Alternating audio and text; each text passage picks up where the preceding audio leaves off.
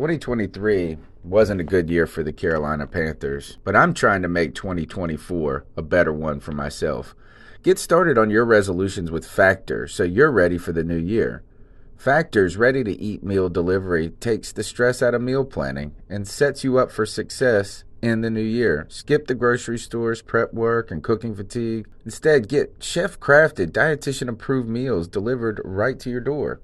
With over 35 meals to choose from per week, including keto options, calorie smart, vegan plus veggie, and more, plus over 55 weekly add-ons, you'll have a ton of nutritious and flavorful options to kickstart your resolutions. Skip that overpriced takeout trap. Factor is cheaper and way more delicious than takeout. Get chef-crafted, restaurant-quality meals delivered right to your door, and they're ready to heat and eat in just 2 minutes, which means more time for you. Head to factormeals.com/C350 and use the promo code C350 to get 50% off. That's code C350 at factormeals.com/C350 to get 50% off. Tony Dunn, ain't nothing to it but to do it, brother. Let's roll. In a world where Carolina Panthers fans have an insatiable thirst for Panthers news and opinions, only one podcast roars ferociously. It's the C3 Panthers Podcast.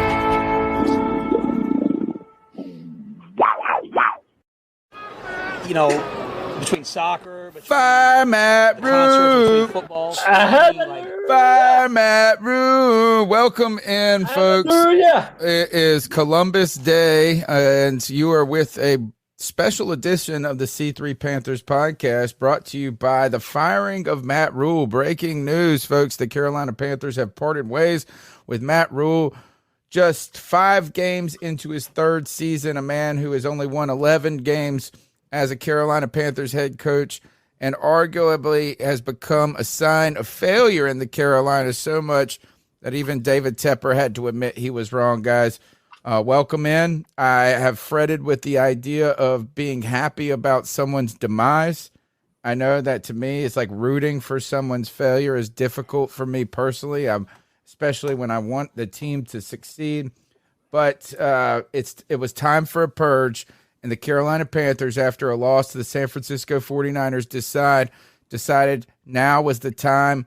I could have argued it was 6 weeks ago, 8 months ago, but hey, here we are.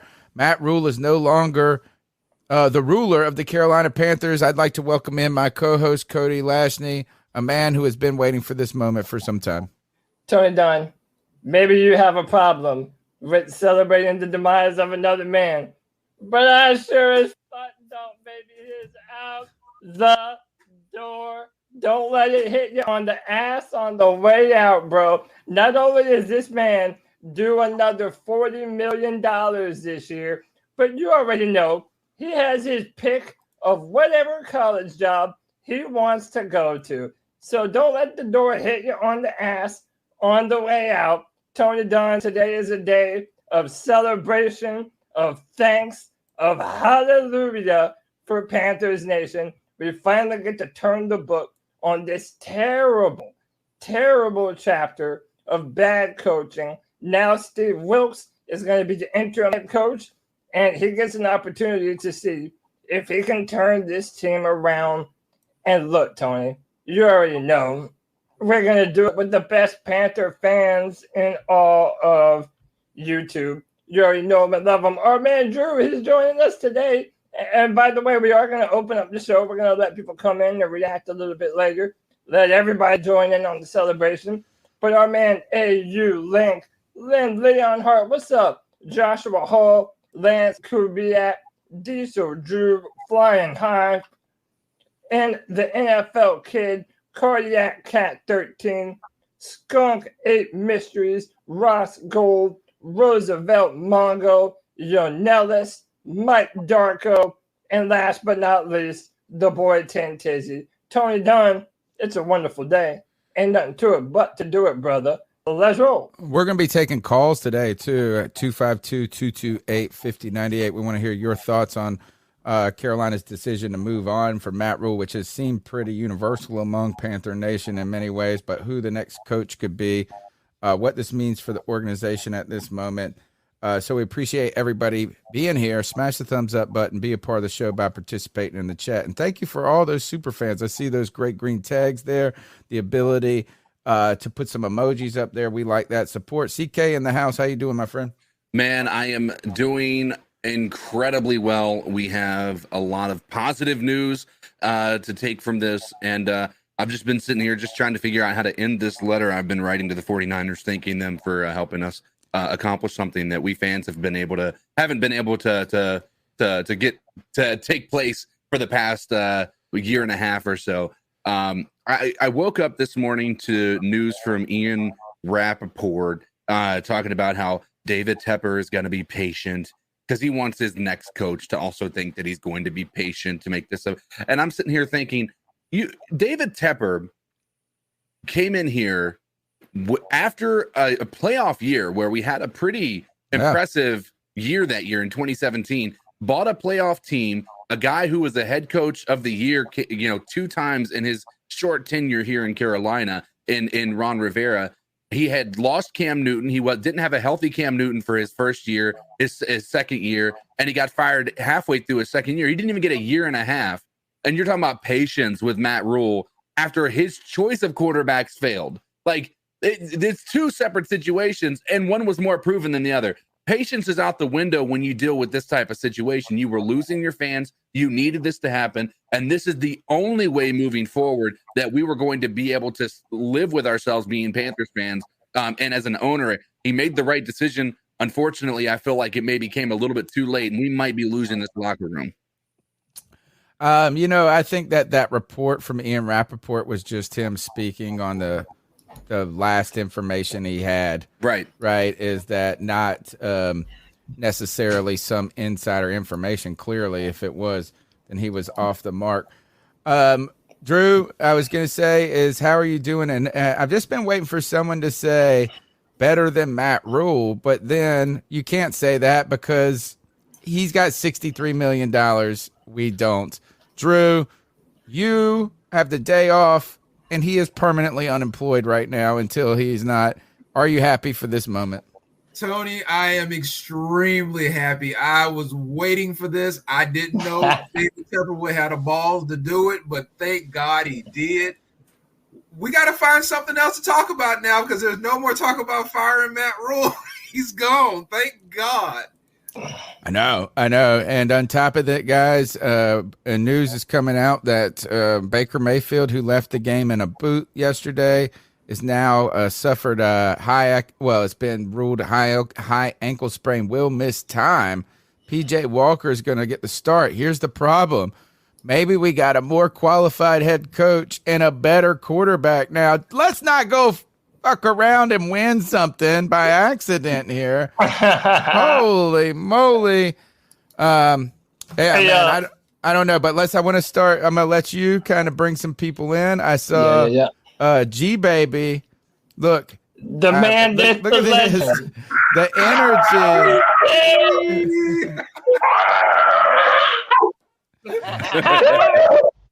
I'm so happy, bro. I'm so happy. I can cry, but I'm not gonna be a bitch. I love it. Look at that energy. How early is it there, G Baby? It's 11:30, G. Okay, so not too early there. I guess you're only 2 hours behind us. Man, makes for a good morning though, huh? Oh, it's a beautiful day, boys. There is light at the end of the tunnel. We just can't fuck this up. We got the number 1 spot secure if we could just lose the rest of these motherfucking games, man. I love it. And I just seen some reports that teams have started calling the Carolina Panthers for our top players like Christian McCaffrey and DJ Moore. I don't want to lose DJ Moore. But if they're going to give us the ammunition and we are doing a complete rebuild the right way, unfortunately, I'm going to have to be okay with it. but I'm so happy.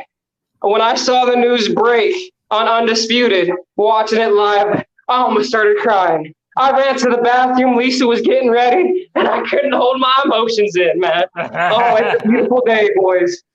Hey, man, that's something we're going to have to talk about today, too. Is there going to be a fire sale on the Carolina Panthers? What players do you not want to be touched? What players are you okay with getting rid of? Today is a wonderful day, man. You already see the excitement going around. Next up, our boy KPM joining the show. KPM, what's up, dude? What's going on, guys? It's been a long time, no talk situation for me and you guys. So, hey, let's just say this. How you feeling? How you feeling? It's a great day. I've been all right. I mean, I've been just very busy on Friday nights covering high school football games, so I just never had the time to join Friday Free for All. Right. Happy to have you here, man. It's a special occasion. You know, CK and Tony, they were in the middle of stuff, but they got their priorities in line because they knew that it was time to be here talking about this great news that we received today. Can I tell you this, and this is what's going to be the most interesting about this move, especially putting Steve Wilkes at the helm, is we're going to see how real not only his coaching abilities are, we're also going to see how real the report was that Steve Wilkes didn't find that many of the players we have starting on this defense deserve to be in the NFL. And we're going to see how real that is by seeing who isn't starting over Miles Hartsfield, you bitch. You guys see that shit, bro? He's the biggest, bro. I can't stand him, bro. I don't know if you guys have seen him mic'd up, bro, on the sidelines, but he talks about everything but fucking football. Joking around with the players, bro. The culture is fucked up in Carolina, bro. And we need a ping pong table. The ping pong table. And the ping pong table, bro. Come on. You guys know that's a pure joke. And Cody, I heard you talking about that last week about the ping pong ball, the table. That you're on point with that shit. I 1,000% agree with you, bro. So one of the things is Miles Hartfield is the guy, and I don't know, I have to watch more. I haven't seen him mic'd up, but he did sweep the leg yesterday. That was I'm pretty sure he was the one that tripped that guy on the kickoff or on the punt return. It didn't get called, thank goodness. No, that was Sam Franklin. Oh, it was Franklin? Yeah, that was Sam Franklin. All right. So is that you're right. We're going to get some insight. I think the one thing, though, CK, that's going to be problematic for us to see just exactly some of those, the depth of that right away, is that there's some injuries facing the Carolina Panthers, particularly Jeremy Chin, that maybe is testing the depth that immediately Steve Wilkes, maybe isn't going to overly put his fingerprints on it. But on top of that, what is the relationship between Phil Snow and Steve Wilkes going to be? That's an interesting one, because if Matt Rhule, which is, has this kind of fatherly relationship, or at least that's what it seems like with Phil Snow, is Steve Wilkes going to go in there and pull the big old out and be I pray to God he does, Tony. I pray to God he does, man. This is his second chance. He knows he's probably not going to get this opportunity again, man. Steve Wilkes got fucked in Arizona, okay? And this is his opportunity to put foots and asses, G. It's time to get this shit correct and get this fucking culture change correct. You got to be careful. You got to be careful. You said let's just cheer for losses. You can't have both. Steve Wilkes has got to come in there and inject life, but lose. Not possible. The problem is that are we somehow going to stumble into success when Sam Darnold comes in here? And those are interesting questions. Who are the players that you're willing to sell? Who will be the next coach? You can call into the C3 Panthers podcast in this special edition at 252-228-5098. That's 252-228-5098. Questions about the relationship between Steve Wilkes, Phil Snow. How will this team move forward? And we're keeping an eye out for that press conference to see exactly why this team maybe took this long to do this, and why this decision came today and not last week, or maybe not next week. Thank you for the person who does care about the C3 Panthers podcast. He just don't care about Matt Rhule. Thank you for your $5 super chat. The patron saint of the C3 Panthers podcast. You can support us by smashing the thumbs up button, being a part of the conversation. Let's go to Cody Lashley on this. Was this the right time, or was it too late or too early? Was next week the week to do this? Where do you see the timing of this issue? We'll start with that. Yeah, so listen, I mean, I would have done this at the end of last season. Me too. So, Me too. So, I mean, and it's the same thing that happened with Ron Rivera. I thought Ron Rivera should have been fired at the end of that season. But I'll say this. If you are going to have any hope of turning this team around this season, how likely or not you believe that is doesn't matter. If you're going to have any hope to do it, it had to happen right now. The Panthers are 1-4. Check the probability of teams that start their season 1-4 and end up going on to make the playoffs. It's only happened 3 times. We went over this last night on the show 3 times, and none of them have happened in the last 15, 16 years. Yeah, so you have absolutely had to do this, and you had to do it now, and you had to get some kind of change in the locker room. And listen, I know Brian Burns and Dante Jackson were doing interviews where, they were talking about how they believed in Matt Rhule. And Christian McCaffrey, too. Yeah, CMC knew what they were, because I felt bad for CMC because it felt like CMC felt like he let down Matt Rhule. And I have no doubt that they probably liked him as a person, as a man. But sometimes the things that you say tell you one thing, and then your actions tell you another. I never saw from the body language, from the energy of any of the players on this football team, that they ever believed that they had the right stuff to be able to go out there and win every game that they were in. I never felt it from them. So in my opinion, Matt Rhule lost the locker room. And I think he lost it a long time ago. If you're going to get it back, you need someone who has coaching experience and who had head coach experience. We all know that Steve Wilkes got the raw end of the deal when he was the head coach for the 49ers. But to end my little rant here, Tony, I'm worried because I don't know if Steve Wilkes is actually going to be able to turn this team around, not because he's not capable of doing it, but because Baker Mayfield is still our quarterback. Baker Mayfield now has a high ankle sprain, so he's not going to be playing versus the Rams. Possibly for 4 more weeks.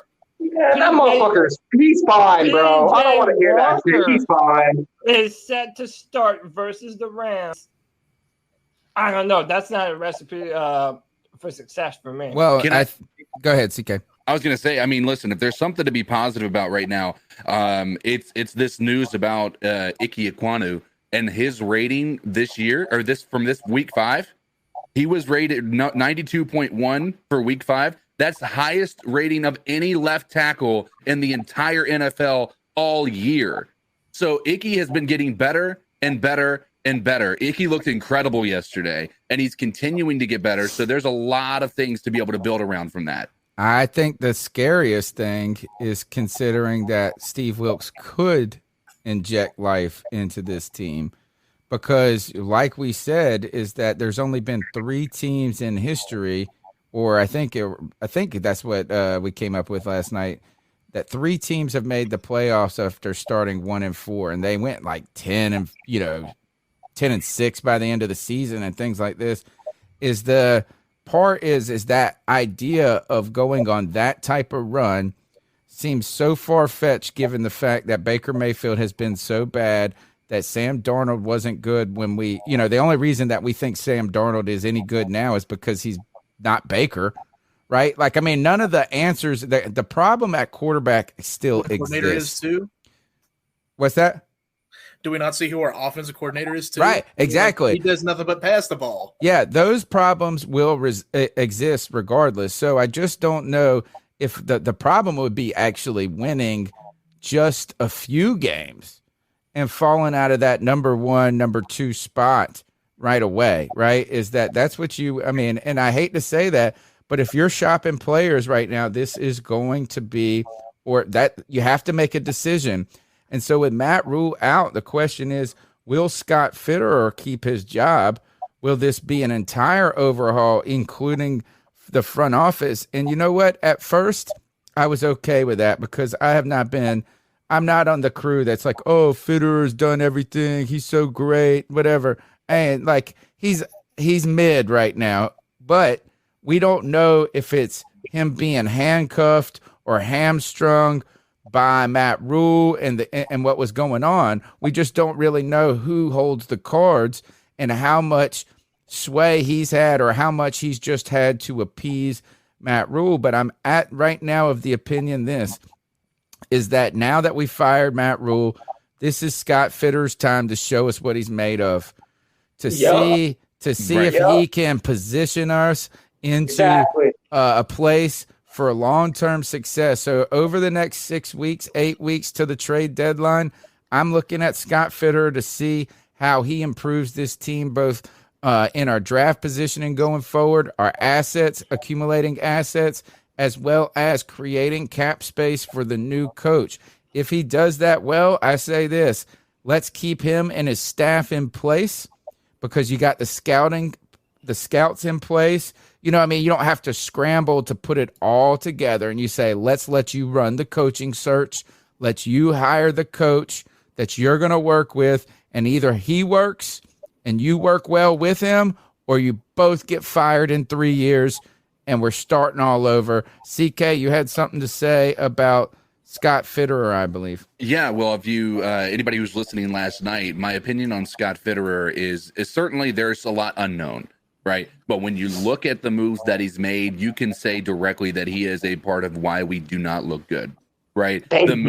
When you look at from his first year on, his first act was to trade for Sam Darnold and sign his 5th-year option. Like that was with no reason to. There was no reason to do that. And there is an argument that you can say, well, that could be X, Y, or Z. Well, listen, that's also, you could use that same argument for Baker Mayfield. He came in here with it, right? You can use that same argument for Sam Darnold. You can use that, like, yes, he might have been handcuffed by that. But right now, every decision that he has signed his name on has turned out to be a bad decision for this Panthers up to this point.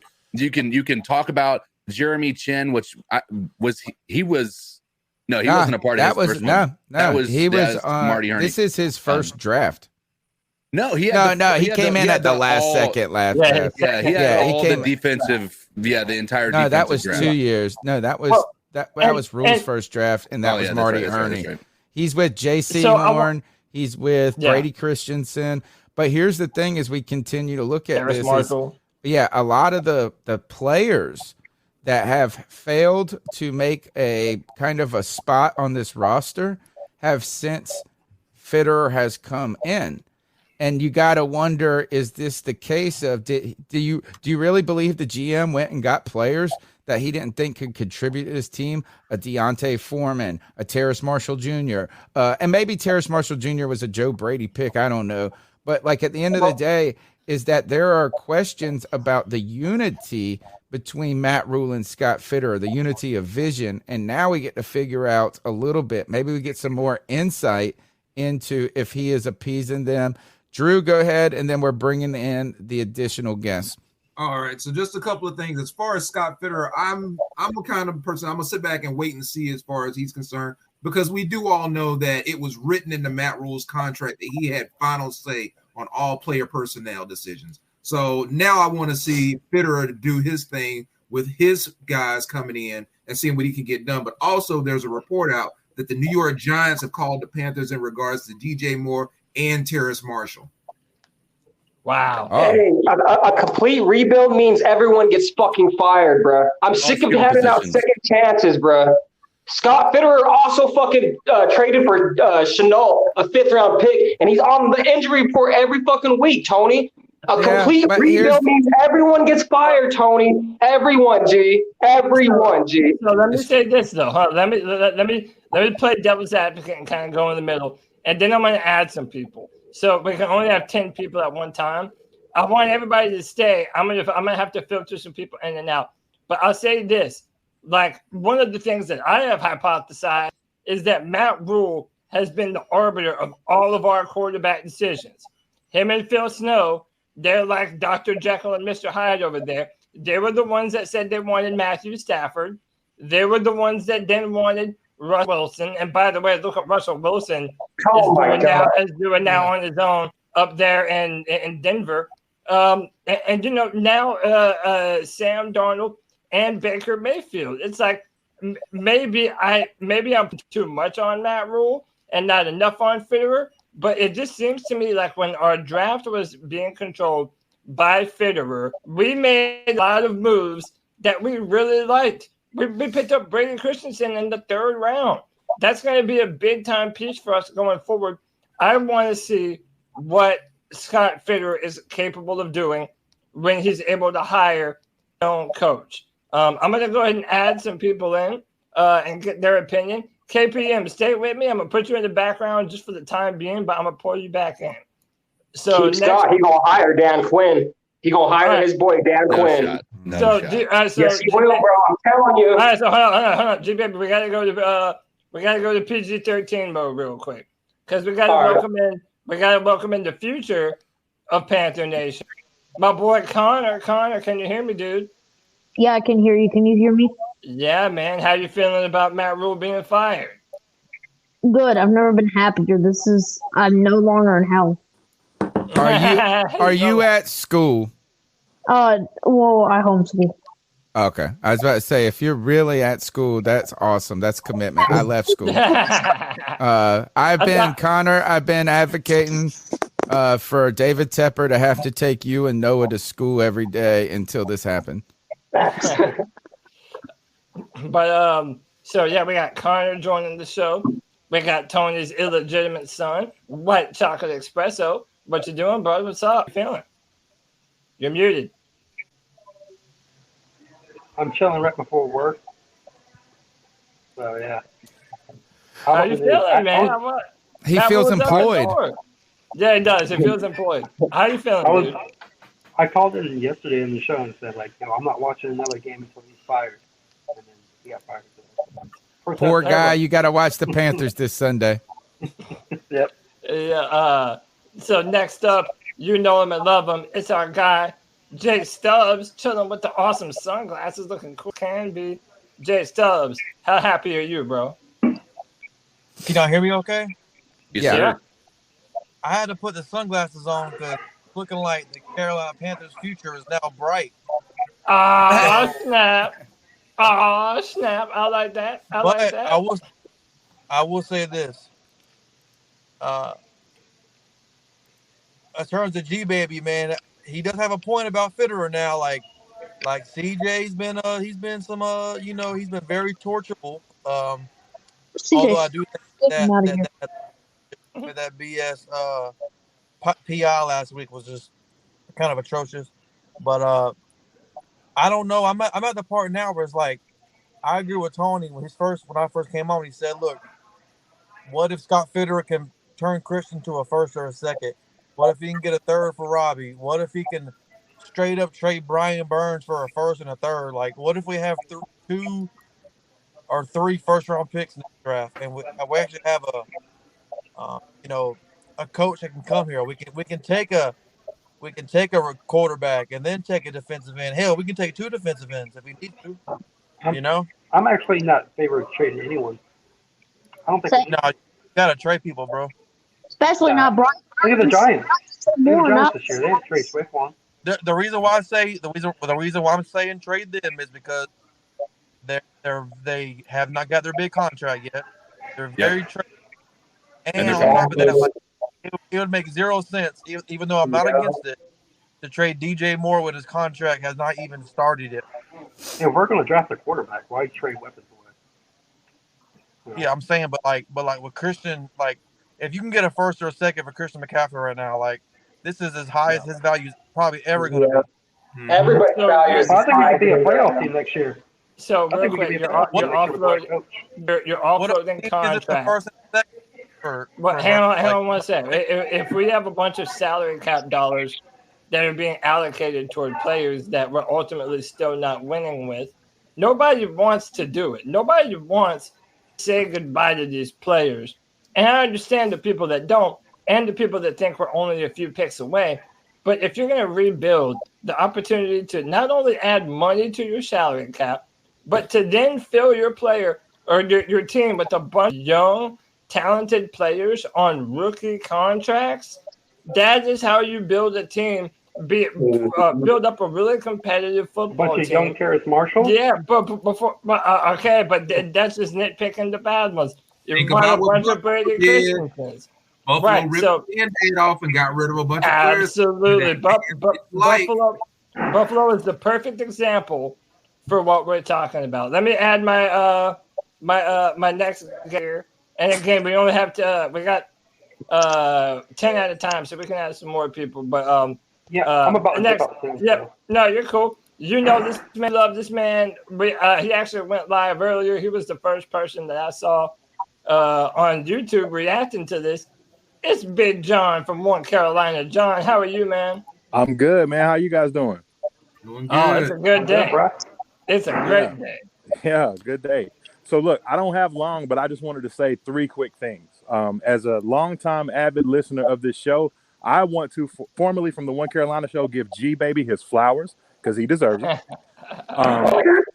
The second thing I want to do is say that Cody, your report looks even more true today than it ever has. From the stuff that you talked about on Twitter that I covered. And third is I heard y'all talking about Steve Wilkes, and I got to thinking about this because I heard a blue check say this on Twitter.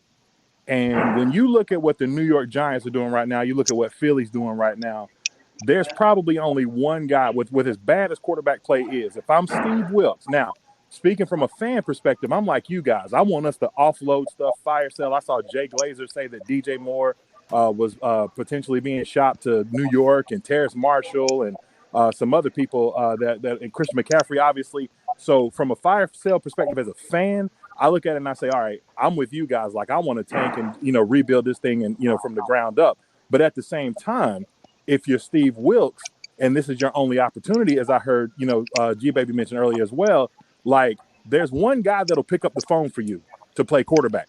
And when you look at what New York is doing with minimal quarterback play, do not tell me that we couldn't do that same thing with who. Even though I'm not saying I want to do it. Hey, don't get me started, G. Hey, don't get me started, G. You know he can't. There's only so much happiness that he can handle at one time. I'm just. That's all I'm saying. I'm saying and I'm not saying I'm for it. I've never seen G Baby so happy. All I'm saying is that blue check said there is a guy that will pick up the phone for him, and it will look very similar to what you see in New York with the Russian attack, and it would be interesting to watch. Interesting stuff. So my only rebuttal to that is I don't. We're gonna do Cam wrong, just like we're gonna do Steve Wilkes wrong. We're gonna do them both wrong, and it's a shame, but it is what it is. That's the business of NFL. Yeah. All right, let's give Let's give my bastard son his last mic because he's got to run. What's your final takeaway and your thoughts for us as you part ways? I'm just gonna say this: like Jeff Fisher got fired from the Rams, 4-12. They kept everybody, brought in McVay, and then next year went 11-5. Sometimes you just need a new coach, and it just changes everything. I don't think this team's worth blowing up at this moment. All right. Okay. We're going to debate that. I like that because if he is the problem, that is the problem. All right. So what we got here is, all right, we got to go. Let's go to Noah real quick. Noah, also, no school today? You're on mute. He's actually not. Hey, say something, Noah. Oh, hey, you might have to come back in and come out. We don't have any audio for you. Come back in and come out, and we'll pull you in. All right, I want to just give this super chat. That's the first time I've seen Noah, bro. Noah, Hey, brother. I see you, my brother. Hey, you know what? We're still trying to get the Noah and Connor podcast started. That needs to happen, dude. I know. Do anything for that. Yeah, man, that would be awesome. Well, Wednesday nights. we got the platform, dude. Let's give a shout out to Dexter Henderson across the pond with the 449. Keep pounding. He said, Christmas has come early, boys. Sell everyone and start over. That's actually the call we're going to give. We're going to give you guys the numbers 252-228-5098. Now that we have fired Matt Rhule, is it trying to win some games this season with Steve Wilkes, or is this trying to prepare for the future? And is that future one that could be here next year, or is this plan more long-term than that? Who we got next up in the hole? We got to get everybody in here and cycle before we take some calls. Man. Yeah, so this next guest is Hold on. Hey, hold on. No, let me stop you one thing. J Stubbs, 89 J Stubbs got some work to do. J Stubbs, your final thoughts, and they'll let you get on out of here. My final thoughts is this is probably the last Victory Monday we're going to have in a while. But keep pounding, everybody. I'll see you on Tuesday. And remember, the future is bright. And if it's not, have your blockers on. Yeah, there you go. All right, Jay Stubbs, we appreciate it. All right, who we got next up in the hole? Let me get in. Yeah, so we'll go to you, Connor. I just want to introduce some more people. You haven't heard from this man in a while, Carl D. This man used to be in the chat every single Tuesday, calling me out from the cat calls line. Carl D, what's up, brother? What's up? What a beautiful day it is, isn't it? It's a great day, man. Everybody's really happy. Hey, I was out in front of this for the last couple of years. Okay. Finally, it happened. Yeah. So I mean, this is one of the reporters put that the entire fan base had turned against Matt Rhule, and I was like, he's right. Like the only people that were defending even Matt Panthers Rhule, drafter hasn't even been talking these last 2 weeks. Yeah. Dang. So hold on, Connor. I'm definitely going back to you. Let me use 2 more people, and then we'll be at capacity. Let's try Noah again. Noah, are you with me? Can we hear you? Oh no, man, Noah. Are you saying if you're saying something, we can't hear you, bro? Noah's having some technical difficulty. Well, we'll get Noah in, and then let me go ahead and I got to work around, I figured. So I want to ask y'all a quick question. What were y'all doing when the news broke? My brother just texted me that he had been fired, and I was like, "What?" And then that's when I went on. I saw John doing a show. But next up, AU Link. I know you're chatting. Hey. How you doing, man? Doing good. Enjoying this day off. And in the backyard, just with the pups. I was watching NFL Network, waiting for this news all morning, just waiting for this news. And as soon as it popped up, I was like, okay, I know what channel I'll be heading on to. Right on, man. We right on. All right. So my question to you, we'll open it up to you. Is this an opportunity for the Carolina Panthers to find some momentum this season, or are you thinking next season and beyond already? Honestly, I'm thinking this season because everyone says, yes, we were going to have a fire sale. I want to be careful with the fire sale. I don't want to become a bargain bin organization where we're giving away talent for next to nothing.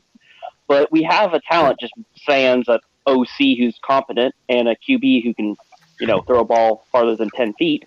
But we have all the other talent that we need. But we'll see. I know Steve Wilkes is going to be trying his hardest to get some wins because he's playing for his job now.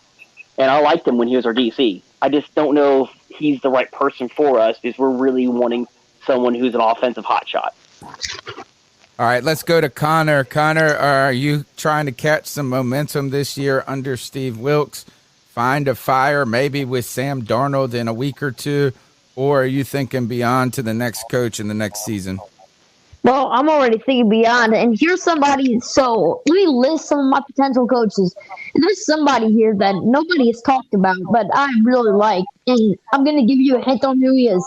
He brought a team back from literal hell last year. That is Rich Bisaccia, the coach of the Las Vegas Raiders last year. I haven't heard defensive guy, right? Defensive guy, right? Yeah, I think so. But at this point, like, I mean, if we just get, I'm not even looking for an offense or defensive coach. I'm just looking for a coach that could get a team onto its feet and do good. Like, to me, offensive and defense, that has never really mattered that much, because I feel like if you're a head coach in the National Football League, then you are hired to be able to do anything, essentially, at that coaching position. Okay. All right. Good stuff. Good stuff. All right. Who have we gotten everybody a chance to get on the mic real quick? I believe so. I'm gonna read this out, and then we'll kind of open it up to more people, or whatever you want. I want to take a couple of calls real quick. Yeah. Okay, so Charles Johnson, former Panther defensive end, former UGA player, says, "Okay, I can finally talk my ish now about Matt Rhule. I'll tell y'all this story later today, but heck yes, today is a good day." So again, this goes back to the stuff that I put out about there being some real dissent amongst the Panther coaches and the players, and everybody wanted to kind of poo-poo it and say, there's no basis of it. But sometimes you got to use your common sense. Big news breaking right now. What's Williams? Big news breaking right now, Cody. What's Ian up? Rappaport. Don't do me dirty, Tony. Don't do me dirty, G. No, please, God, no. Panthers defensive coordinator Phil Snow has been fired, so not just Matt Rhule, but his defensive coordinator as well. All right. Yes. Thank God. Yes. Cody, we were right. No, Sounds about right. We were right. Wilkes, let's go, baby. That was the only way that he was leaving, is getting fired. Yeah, he could. Yeah, I mean, because you got to keep your paycheck. You know what I'm saying? You're going to go in and do your work if you got to, just to get paid. Baby, are you really acting like this is a good thing, bro? Yes. It is a good thing. What you talking about? Connor, there That's was a lot. thing. There was a lot of rumors I was getting tired of that a lot of players, and Steve Wilkes included, were not happy with how Phil Snow was running his defense. And I think No more. Our defense is like number 5 in the league this year.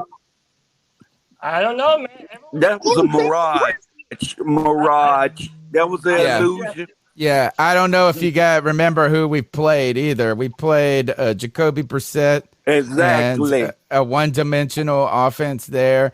We played the New York Giants, who were running the Wildcat yesterday. Can I say Jameis Winston? Enough said. Yes, Jameis Winston. So, look, is that the defense has been the best part of it. The best part. But it's going to the prom with the tallest midget, man. Another coach got fired, Tony.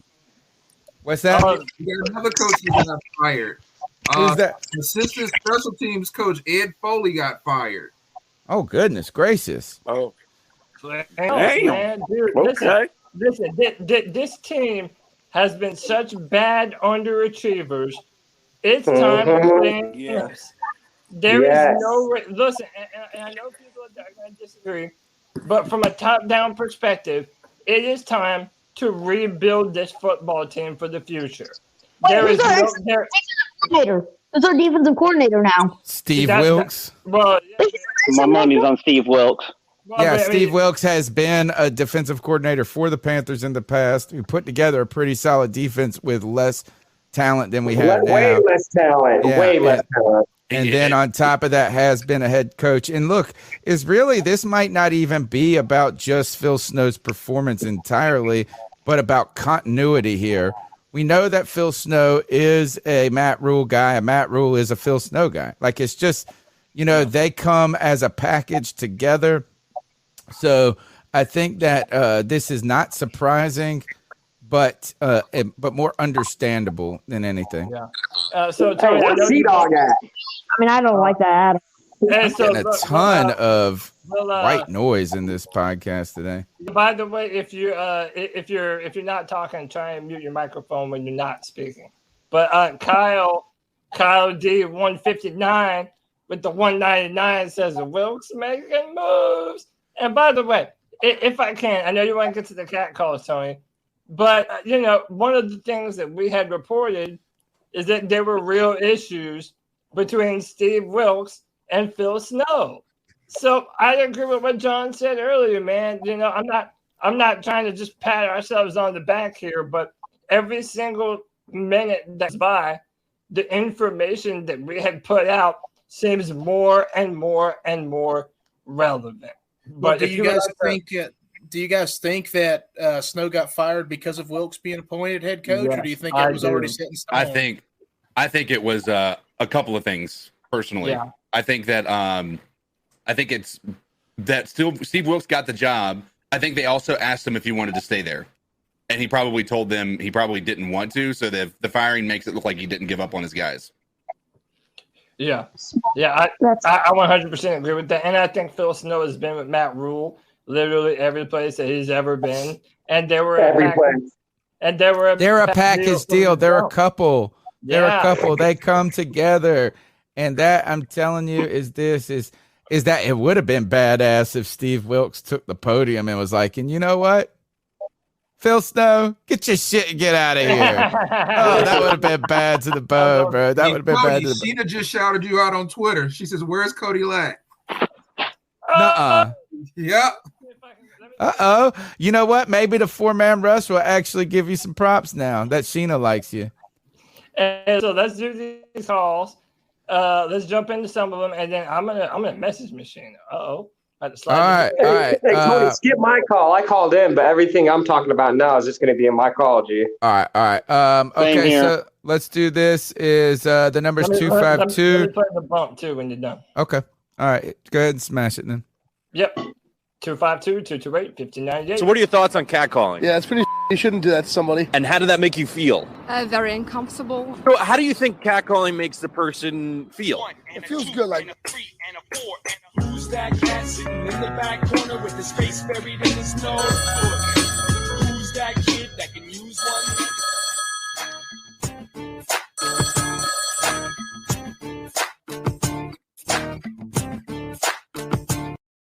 The bleeding has finally stopped. Matt Rhule is gone. I don't know if you guys are going to get this shit because today, Podcast Brothers, how y'all doing? Hey, the bleeding has finally stopped. Matt Rhule is gone. I don't know if you guys are going to get this shit because today is the 10th. Today is Monday. And I know y'all going on Tuesday online and everything. But I looked on Facebook and they say y'all got a show coming up in a couple of minutes, man. But, yeah, it's a G Cavassier. I am so happy David Tepper pulled the trigger, man. I was like, hell yeah, pull the trigger. Steve Wilkes, to see what he gonna do, man. My opinion is Snow safe? You know, there was stories. Cody said it, man. That him and Snow butting heads, man. So I don't know. And McNacadoo, whatever his damn name is, our offensive coordinator. I know Wilkes doesn't have a pull like that, but somebody else is gonna be next, in my opinion. Give me your thoughts on that, y'all. Keep pounding. Yeah, I don't think we got the staff in place to probably move on from McAdoo at this point. Maybe I'm wrong. We'd have to look about it a little more. But this is probably this is just I think he's probably safe, and not safe because he's done a good job either. Let's keep going. Woohoo! Thank God Rule's fired. Now get rid of the puppet master too. This is Skunk Ape Mystery. Oh man. He's talking about Phil Snow. He got his wish. We'll keep pounding through with a couple calls. Just speed this. Hi, guys. I presume none of you work then if you're able to do this in the middle of the day. Oh, no, it's Columbia Day or whatever. Thank fuck for that. Thank fuck he's gone. I never want to hear Matt Rhule's name linked with the Panthers ever again. Oh, just so happy. So happy. Give Wilkes a chance. A bit of pride. Couldn't go for another two. It's been the most painful 5 games ever. Anyway, happy days are here. Happy days are here again. Look at this, man. You even set another country on fire. That's how bad Matt Rhule is. He got the English upset against him. Let's keep going. What's up, C3? Whole happy days, man. It's a happy day for everybody.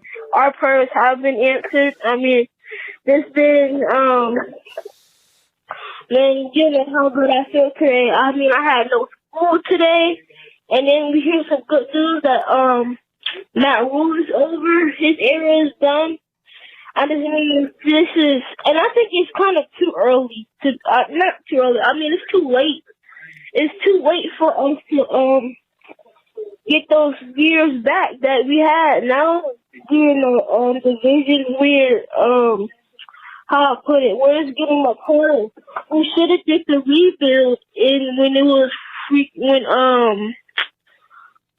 before Tom Brady went to the Bucs. I think that's when we should have started doing the rebuild. And it would have been much easier. And now Baker Mayfield's injured. He has like a high ankle sprain. I'm coming for Ian Rappaport. I mean, this is, I don't know, it's getting crazy. And then we have a new head coach. And then, Phil Snow, Matt Rhule had a good relationship. So we going to see how this going to go. Oh, man, look, Noah's on it. Why, Matt Rhule didn't a seed as he wanted him to was because of David Tepper. I mean, man, you got to good think point, about man. this We way. appreciate it, Noah. The number's 252-228-5098. Let's sneak in one more call, and we'll go back to the panel. Man, what a day. What a day. What's up, C3 fam? This is your friend, Sweet Double J, president of the Witness the Walker Wonder fan club. But I tell you what, I'm going to change my slogan. How about let's witness that Wilkes Wonder? Ooh. Let me hear it, y'all. Witness that Wilkes Wonder. Witness Man, the I am Wilkes so Wonder. happy for Gosh, Steve tongue Wilkes. twister. I mean, he got the raw end of the deal over there in Arizona. And, I mean, can you imagine the, just the story when he can turn this team around and yep. I mean, it's the redemption story. Thank you. I couldn't get my words out. I'm just so excited. It's been a great day. Had a nice part-time day, just a half day of work. My wife decided to take the day off, and she told me, why don't you meet me for lunch? And then, you know what? We're going home to fuck, motherfucker. Oh. And Matt Rhule got fired, too? Hell yeah! Woo, close your ears, little oh, my goodness. Damn. Oh, my goodness. Hey, that is awesome. Lucky 2 times in one day. Well done. Holy cow. Holy cow. To Connor and Noah, you didn't learn any words on this podcast. None. Yeah, none. Oh, Noah's not in here, thank goodness. Poor little Connor's got his earbuds on. I'm surprised his mom lets him hang out with us. Number 2. All right, so let's do this. Look, we got some cool news going around. Obviously, this is the thing is this. If we went around and you said this is like everybody believed that this should have happened. It's just a matter of when it was he was a dead man walking, and arguably he was a dead man walking even at the beginning of the season, unless some miracle happened to where we were going to be really good. And for a moment, we bought into that potential miracle with the addition of maybe a guy like Baker, who has had some success in the league, but that turned out to be just traumatic at that time. Cody gave a good description of how this could have happened, a pathway if Matt Corral could have offered some excitement, but once he suffered that foot injury and once they also made that problematic, that became unrealistic. So I guess the question then going forward is, who is the next head coach? Should Steve Wilkes really be auditioning for that job, or is he a placeholder? Connor, we're going to go to you, and then when you're done, make sure you mute because you got a lot of white noise associated with your mic. Vacuuming. Oh, that's okay. So I've got something also that I thought was pretty interesting. So actually, I've got 2 things real quick. But what week? It's pretty evident that by now Matt Corral would have been starting if he did not have the foot injury. But would he have started? But would he have been given the starting role after this past week or after the Arizona game? Or even at all? I know. I mean, there is no debate in my mind, Cody, that it was going to happen after seeing Baker Mayfield play. But my point is, Connor, is maybe Matt Rhule doesn't let it happen. You know what I mean? Like, maybe Matt Rhule had this idea that, hey, we traded for Sam Darnold last year. that was a bad look for me, and he ultimately got benched. So what is it now if I traded for Baker Mayfield and then bench him after a few bad performances? Like maybe it was more of an ego move on behalf of Matt Rhule in that position. So maybe he would have never gotten that opportunity. But I do hear your point, though. These last few games, like right now, you can make a legitimate case that Baker Mayfield is the worst quarterback in the NFL right now. Like straight up. Like what other quarterback can you really say is playing that much worse than Davis Mills? Cody, did you see who is slated to be the new defensive coordinator? I did not. This Al is it. Holcomb. Yeah, reports here is that Ian Rappaport reported 16 minutes ago defensive coordinator Phil Snow has been fired, so not just Matt Rhule, but his defensive coordinator as well. And then he's also reporting on this is Panthers run game coordinator Al Holcomb is expected to be the new defensive coordinator per me and Mike Garofalo. And also I believe that Al Holcomb was Steve Wilkes' defensive coordinator in Arizona.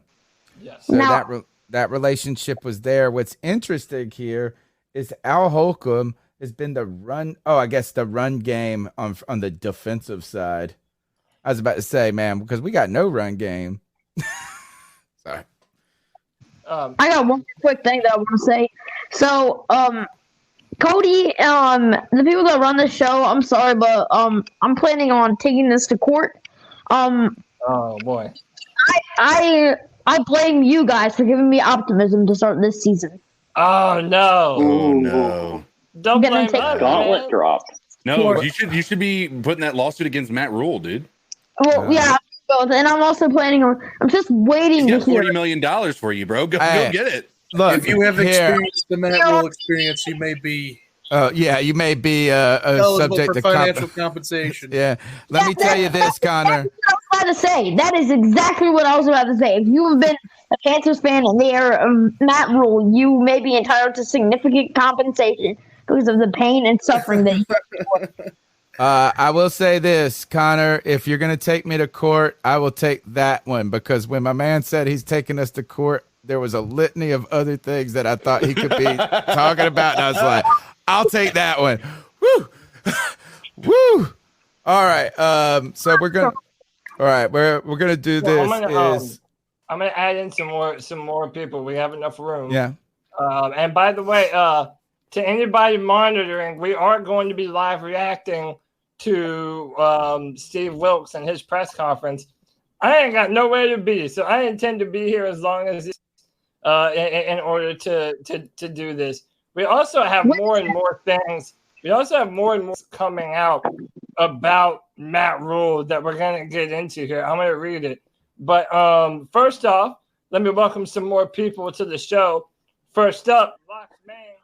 You're muted. I don't know if you know, but are you there, Locksman? Locks always 10 minutes before he hears me talking to him. And then I'm going to go to someone else, and he's going to unmute his microphone and be like, hey, here I am. Or whatever. I'm going to come right back to you, Locks. And then next up, we have our man Blake joining the show. Blake, how are you, man? What's going on, everybody? How are y'all doing today? I'm doing pretty good. Doing good. How you feeling, man? How you feel about all these moves? No more Phil Snow. No more Matt Rhule. Steve Wilkes. So Phil Snow, I'm a little indifferent on.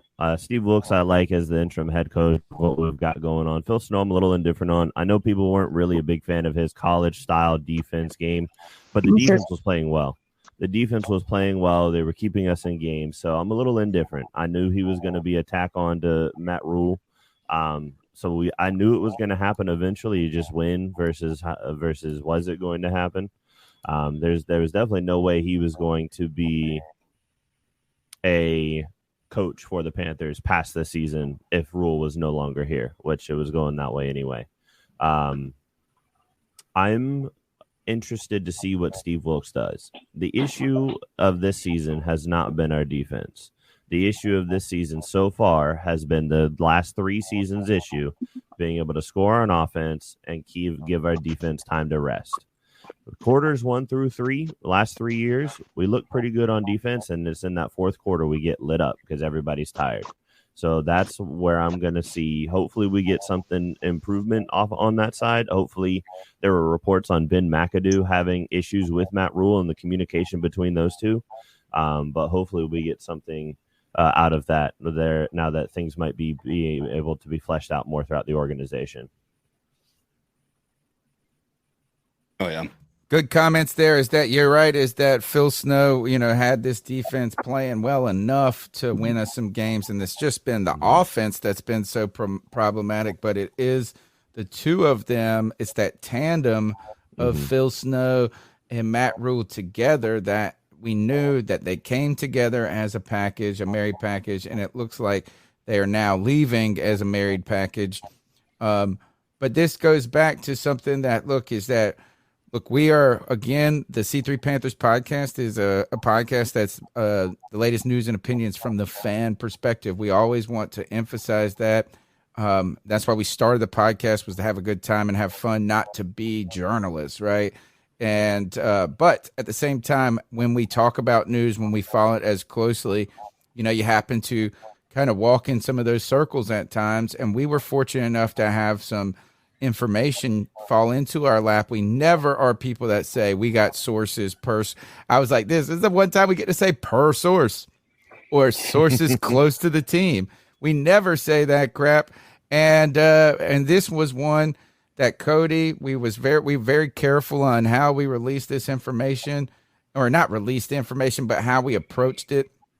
We wanted to be cautious because of our own role and some other things.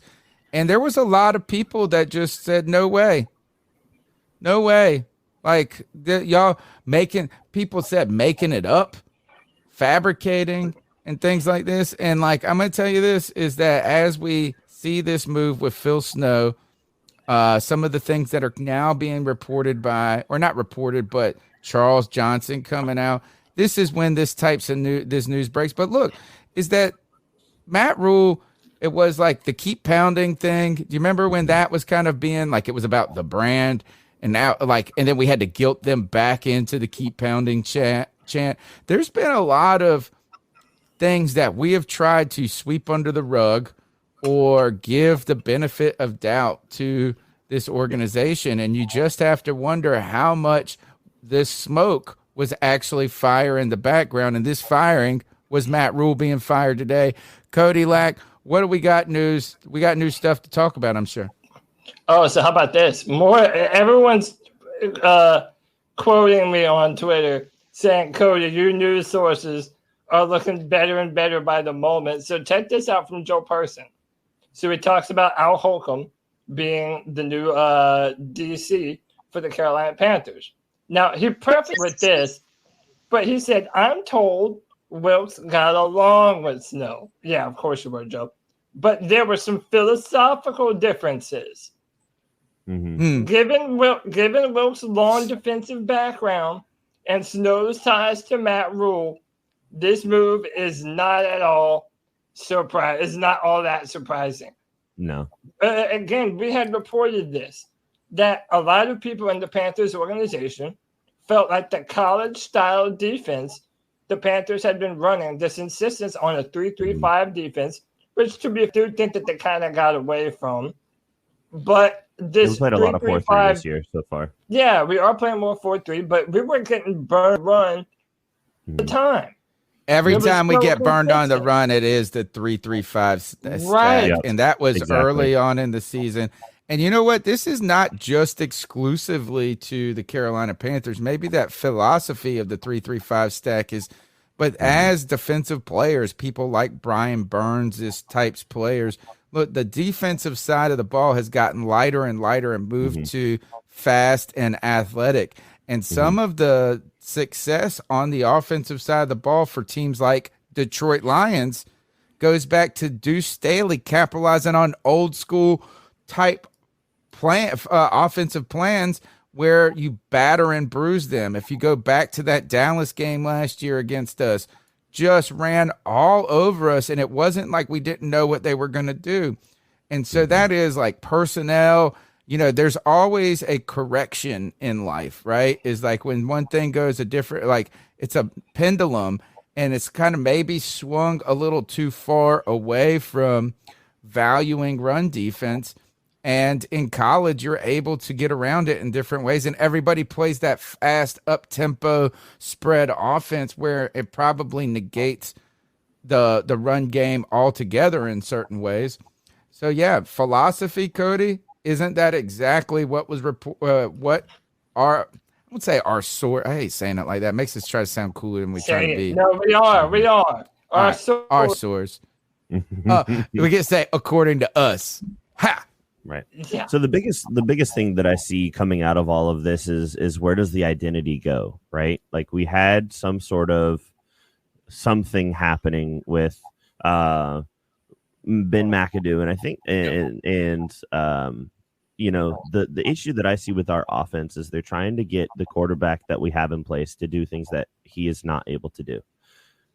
Baker Mayfield is not Eli Manning. And that's the straight fact of it. They're wanting Baker Mayfield to sit in the pocket and deliver passes when he's got happy feet, always has, always will. Yes. Baker Mayfield needs to be on bootlegs. He needs to be running out of the shotgun. And we need to I liked what they did with Christian McCaffrey in this game against the 49ers. I don't know if you guys watched very much of it, but they lined him up in the slot and in the bunch set on multiple different occasions. And that added some dynamics to our offense, which allowed us to convert some of these first downs, but we're going to have to see where that offense continues to go, especially with Baker Mayfield being hurt. Now, I just saw a tweet that came out saying he's wanting to play this weekend. He's getting a second opinion on his ankle. I hope he plays because PJ Walker is a turnover machine, more so than any of the quarterbacks we've ever had. PJ Walker is worse than oh man, I was talking about him all day yesterday. A bunch of my friends were having worst quarterback conversation in the league. Jimmy Clausen, PJ Walker is worse than Jimmy Clausen. I was there for those days. I don't want to go back. And then we'll have to see what happens with the with the defense from here on out. Yeah. Can I tell you that I think our entire coaching situation right now is almost reboot. Like, right, we were excited about at the beginning of the year. We said when you looked at Rhule's first 2 years tenure in the NFL, his entire coaching staff looked like they were just like they had basically no NFL experience whatsoever, right? And so now, when this year we were like praising Matt Rhule for hiring Ben McAdoo, Steve Wilkes, Al Holcomb, these guys who had the experience in the NFL, right? And now they're the leaders of this team. Like it's not it's almost not a surprise, and quite honestly, it's a flip in the right direction of where we wanted to go. We're getting all the people out that seem to be Matt Rhule loyalists, as they call. And we're getting to a position now where this defense, I mean, our entire team very well could change in the blink of an eye. Now, I'm not saying the QBs are going to be that way, but I'm telling you, like, if you can get this team to actually play to their capabilities because you know how to build a team, you know how to get the most out of these guys, I think there's a chance that this team could look a lot better. Does that mean we're going to start winning a bunch of games? No, but I'm telling you what, if we start to look competitive by the end of the year, it's going to make us feel a lot better about the offseason. Hey, guys, Tina just tweeted out that at 3:45 it's going to be David Tepper that's going to be speaking. Yeah. Wow. Oh, boy. Here we go. And look, hey, and so look, you know what? The C3 Panthers podcast, we're going to be live, baby. You know we're going to be talking about it. You know we're going to be covering it. Anybody that wants to jump in and be a part of this conversation, the link is actually in the description. So long as you're patient, I'm going to have to filter some people in and out. And preferably if you can give me some kind of way to show me that you're legit and you're not trying to bomb the stream or whatever, that would be great too, to give me a thumbs up. But I'm going to there's two things on the docket right quick. And first and foremost, I'm going to ask everybody, and I want you to be thinking about this. What is your hopefulness now that Steve Wilkes is our head coach? Do the Panthers that have been looking completely hapless, do they actually have an opportunity to turn it around now?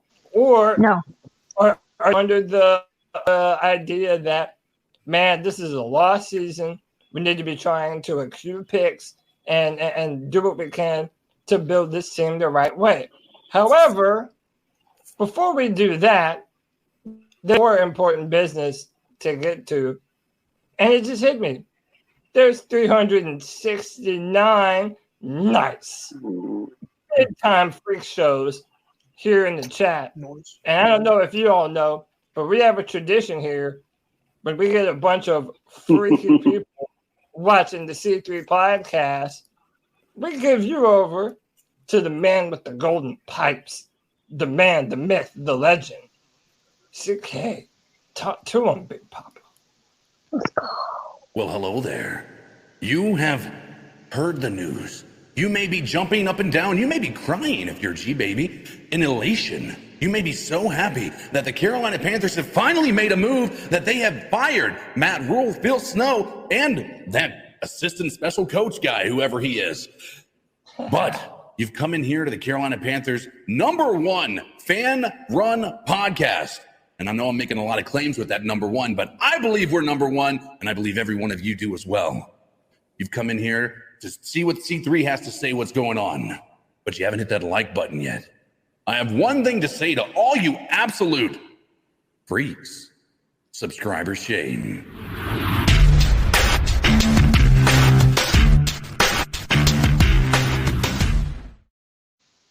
Subscriber. 271 people, 155 likes.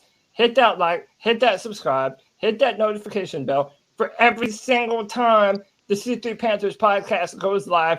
Help us whip up on that YouTube algorithm, put it in a headlock, shove his head in the toilet so that way we can show YouTube who's boss and we can get more Panther fans to be a part of this podcast. I appreciate each and every single one of you. Connor, we're going to go to you next, man. And I'm going to ask you, what do you feel like Steve Wilkes can actually turn this thing around? Can the Panthers do it? Go ahead, Connor. Well, so, of course, I've only been a fan for this team for about 6 years. Ever since Super Bowl 50, I started liking football. So I wasn't a Panthers fan when we were in the Steve Wilkes, like, defensive coordinator days and that kind of stuff. But I would just – I know some of you guys are going to hate me for saying this, but I would just rather tank out this season and try and get the highest possible draft choice, so we could draft one of these good quarterbacks. We could clear the house. We could clear the coaching staff.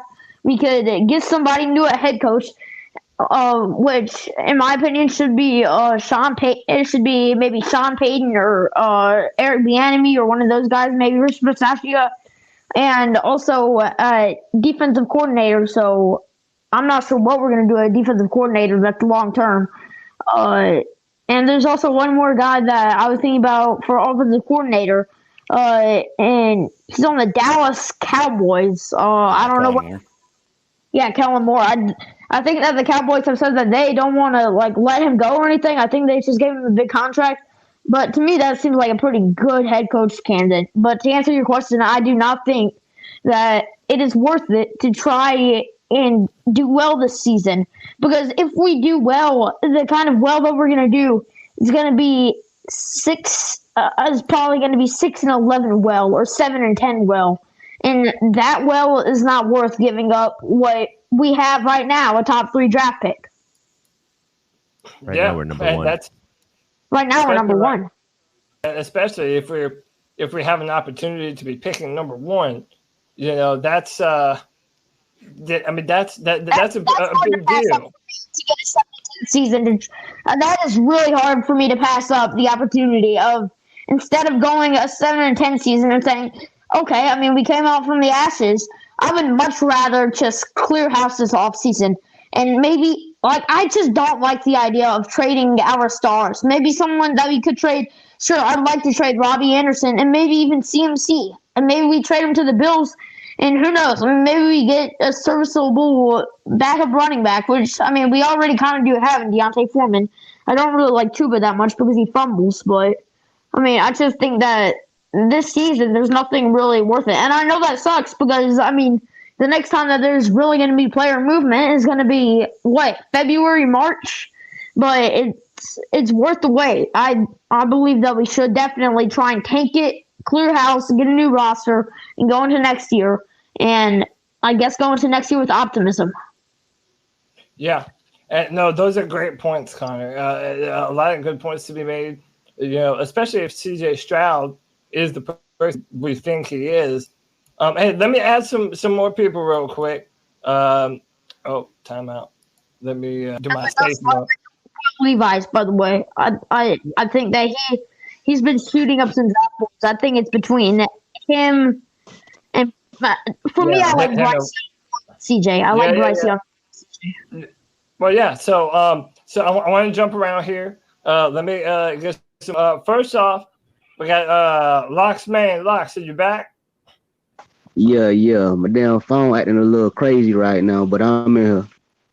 No, you're good, man. What you feeling about Matt Rhule being fired? Phil Snow being fired? What's up? I didn't expect Matt Rhule to get fired right now. I thought he would probably get fired about week 8 or week 9, depending on if he loses like 3 or 4, loses the rest of these games. And I wasn't surprised when Phil Snow left with him because I felt like Matt Rhule came with Phil. No, well, he came up under Phil Snow. So if Matt Rhule was gonna go, I felt like Phil was gonna go, and you seen that with Ed. I don't think Phil Snow was fired. I think he was like, look, if you get fired, I'm going. Yeah.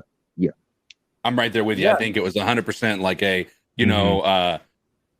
we would like you to stick around if you want. And then Phil Snow said, listen, I don't think he quit, but I think that it was a scenario where he was given the choice of sticking around or we can fire you so it doesn't like you quit on your guys or something like that. I think that's possible.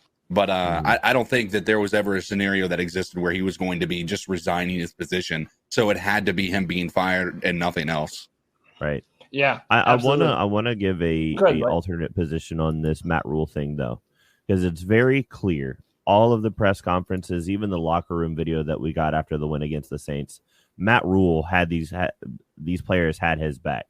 They knew that Matt Rhule was a good coach to them. Matt Rhule wasn't necessarily a bad person or anything like that. It wasn't anything where the players had any less respect for him. Matt Rhule was in a position where he just couldn't win games. I say Matt Rhule was not a good coach. Matt Rhule was a good people person.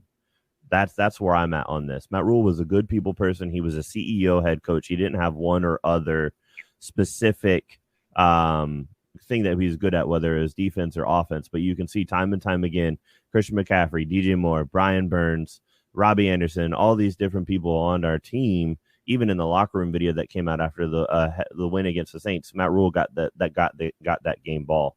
So it's very obvious that the players liked him as a person.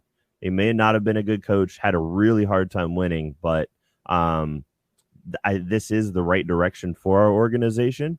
But I think we're going to have to see what the attitudes of the players come out to be, because I do think they did like him as a person as part of this. My bad, I'm muted. No. Yeah, go ahead, Tony. I was just gonna say there's only rare instances I feel like where coaches and players don't like each other at all. Right? I mean, there's probably individual cases where players and a coach don't either see eye to eye or have had some sort of encounter that has rubbed people the wrong way. But, I felt like Ron Rivera kind of was a guy that they would run through walls for. And Matt Rhule was known for being this guy that, and he was coming from schools in bad positions. He had to find players and he had to instill belief in them. he had to do these types of things. And look, we like the things that Matt Rhule said for the beginning. When he was introduced as the head coach of the Carolina Panthers, he had that preacher vibe that got us thinking optimistically about the future and doing things a certain way and the process. And those things all sound good until you see the problems that exist. And it really was that this was after year one, I actually was heartened by his performance. I thought in year one, the one thing I wanted to see from a college coach was what my big concern about hiring Matt Rhule was the track record of college coaches and just a different animal and different beast that the NFL game proves to be. And I thought in year one that this team looked competent and competitive. And it did not look like that they were just in over their heads. But year two kind of showed us there was some rookie success. Maybe the rest of the league struggled with COVID and some of those things, and that the younger coaches who maybe were more nimble at moving through Zoom and stuff like that, maybe that gave Matt Rhule some sort of small competitive advantage that we didn't maybe attribute to it or something. But last year was what I expected, or my fear was his rookie year would look like, where everything was just bizarre and crazy, and then floundering, sitting Darnold, putting him back in, going getting Cam, sitting him, putting Darnold. Like it just was, everything just seemed so like he was like me when I start panicking and I'm swimming. You know what I'm saying? Like, it's like, am I drown? I'm about to drown. And you're like, no, dude, the fucking edge of the pool's right over there. But here, so those are the things is like, I think, I don't know. It's like, it would be weird if they came out and said they didn't like him. And also, we'll kind of reserve a little of the judgment too for that, is that like, give some time for those stories maybe to leak, like really what was going on in there. I don't know if the guys are going to come out and that's good for their trade status to be like, Matt Rhule stunk, or something like this. But I do got some cool news for the show, guys. While we got the 386 viewers who are going to now be subscribers to the C3 Panthers podcast, the longest running Panthers podcast out there. Wednesday night, beat check at 8 p.m. Jonathan Stewart will be joining us, Cody. So we get to catch up with former Panther running back. Yeah. Oh, shit. Yeah. No way. That's impressive. Awesome. I wish that could be like the free for all where everybody can come on. Yeah. We gotta keep we gotta warm them up. We got to get those a little bit more. We got to keep the beat checks a little bit more tight. So we got to do. And plus, we don't want to scare them off, y'all. That's a big deal, boys. That's a big fucking deal, man. Yes. Hey, congrats, bro. Congrats, bro. That's Brad. I got football from him. So we got actually, you know what? That'll be great. I can show him my side. Oh, that's right. I remember that short that you posted. I got one too. The other thing too is tomorrow night at 9:30, we'll have Matt Rhule on to do his conciliatory post firing interview. And when I say Matt Rhule, I mean the cooler Matt Rhule, and that is Dennis Cox from 99.9 The Fan, at the Rookie Fan on Twitter, who's doing those great Matt Rhule impressions. I was about to say, if it was actually Matt Rhule, you're probably going to lose about 300 subscribers. Oh no, we would probably have a bunch of people that would tune in to say, we'd have to like block the whole, no comments coming up on screen if that was the case. So yeah. This is an honest question for you, okay? If he was on here, what would you say to him? Would you be nice to him, or would you be like, man, you coaching? I'm not like angry at him as an individual. What I would probably ask him is I have one question for Matt Rhule. I mean, maybe it's not like one question. It's one storyline, and that is at the end of last season, this past season when I thought that he and Connor, could you mute your mic for us just because of that kind of fuzz noise? At the end of this past season, I was advocating for it's just time to cut bait with Matt Rhule. I just said I had it like it just didn't look like it was heading in the right direction. I didn't like the quarterback stuff. I said let's bring in somebody, let him pick his quarterback. Let's get a quarterback in this draft and go. But he came on the radio. He went on 99 or he went on the Charlotte radio, WFNZ, and he had a real kind of honest conversation where he sucked it up. People were upset with him. They asked him some kind of tough questions. Not tough, but he had to face the music. And what Matt Rhule did is laid out a 3-year plan that he had come in, that he thought that they were going to try to do, is bring in Teddy Bridgewater, build this defense up, and find an opportunity to draft that quarterback of the future. And then, like, the plan he laid out was perfect. It would have been, I just want to know why he didn't execute. Why did he stray from the plan? What made him, after year one, so gun shy or whatever that he then said, you know what, we got to move away from Teddy. We're not looking for a quarterback. We're trying to win now. And like, I just want to know what in the background was going on that made him question his original intention, or if that was an honest intent, or if that's looking backwards. That would be my question. I think bounce it around here. Go ahead. I think it was that 3-0 start last year when they traded for Sam, and we got off to that 3-0 start, and the defense was looking great. The offense was okay. The defense was looking great.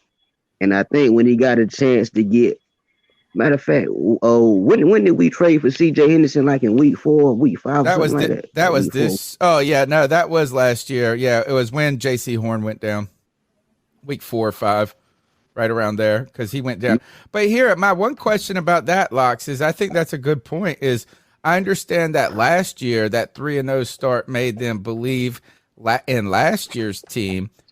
But what made them? I think that I want to know what kind of pressure he got from David Tepper potentially, because the pursuit of Deshaun Watson, the pursuit of Matthew Stafford, the pursuit of, and it seems like what we got were the scraps of those conversations, of those pursuits, from Sam Darnold being the scraps of Stafford, Baker Mayfield to being the scraps of Deshaun Watson, and Russell Wilson. Yeah. Was that institutional pressure, or was that self-created pressure?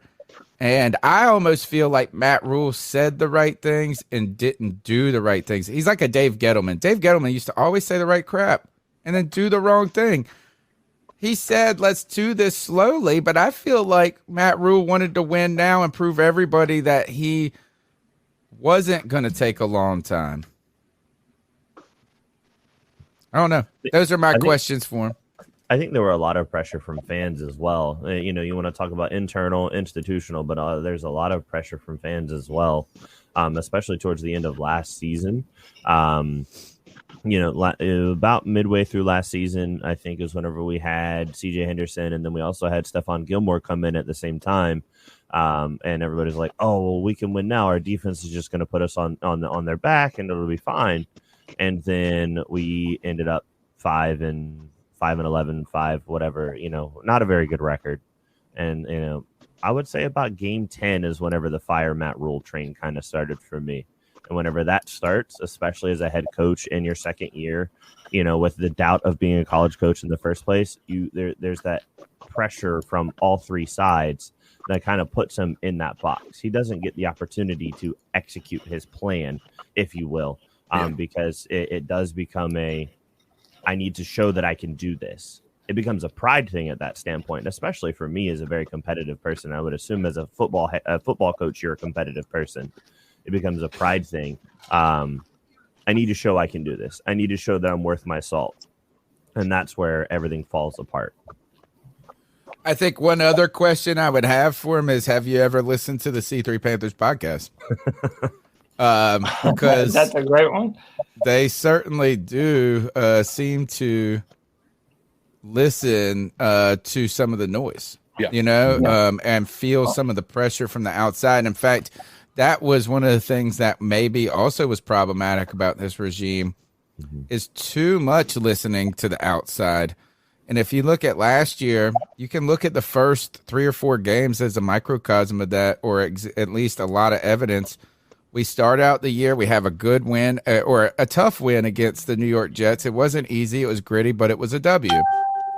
And all of a sudden, Christian McCaffrey got 30 touches, and the people, the noise right afterwards was, oh, how are we going to be? Are you worried about Christian McCaffrey's durability? How are you going to manage him? And then the next week we come out and it's like a completely different game plan. They try to shelf Christian McCaffrey in a certain way and do that. And then the next week it's about, and then you saw it with the Giants game too, where it's like, oh, well, we didn't run the ball enough and we would have won if we would have just run the ball more or been more competitive. And it's like, well, we want to run the ball. Bill Parcells says if you don't run the ball 33 times, it's like wherever the wind blew. Matt Rhule, I felt, read the newspaper headlines too much. Well, hold on. Yeah. Hold on. I guess. Well, let's say, hold on, time out. Let me stop you real quick. I want to first, we always got to do it here. White chocolate espresso with the 199. Says congratulations on the Jay Stu interview. For those of you that just missed what Tony said, Jonathan Stewart. We will be interviewing him this Wednesday on the C3 Beat Check. That's going to be one of the biggest interviews that we've ever done on this channel. Congrats to Tony and for making that happen. That's going to be real fun. So hit the like and subscribe for more C3 Panthers content. And then I also I wanted to kind of continue to get everyone involved and also let people know that I got more people that want to come in and talk. Have to kind of move Cody, people around. Cody, I got 2 more questions, and I'm gonna go ahead and head out because I got my damn phone acting crazy. It's about to die in a minute. Okay, cool. But go ahead with it. Yeah. But about the pressure, do y'all think that's the reason that they fired Joe Brady, and do y'all think that's the reason that they put Steve Wilkes as the interim head coach? Because you heard last year, you heard a lot of people calling for Joe Brady's head. And then you heard a lot of people this year saying, yo, we need to fire Matt Rhule and put Steve Wilkes in as the head coach. Do y'all think David Tepper heard the noise and made that move? Or do y'all think those were the obvious moves? And I'm in that, but I'm about to go to head out. Yeah, I appreciate you, Loxana. Thank you for joining today. So I'll kind of start with my answer. Every day that went by that David Tepper hired Matt Rhule, he was turning the fan base against him, and it was another stain on his own legacy, which is already in a very short amount of time had a lot of bad controversy surrounding it. So I really think that he had to do this not for his own image, but look at the fan base. I mean, we were overrun by 49ers fans this past Sunday. That is unacceptable. And by the way, I'm not down with this. Oh, that's who the Panther fans are. They always let their stadium get overrun. Nah. If Panther fans had a legitimate team to be pulling for right now, there is no way that it's that lopsided in Bank of America Stadium. I'm sorry. I just don't believe it.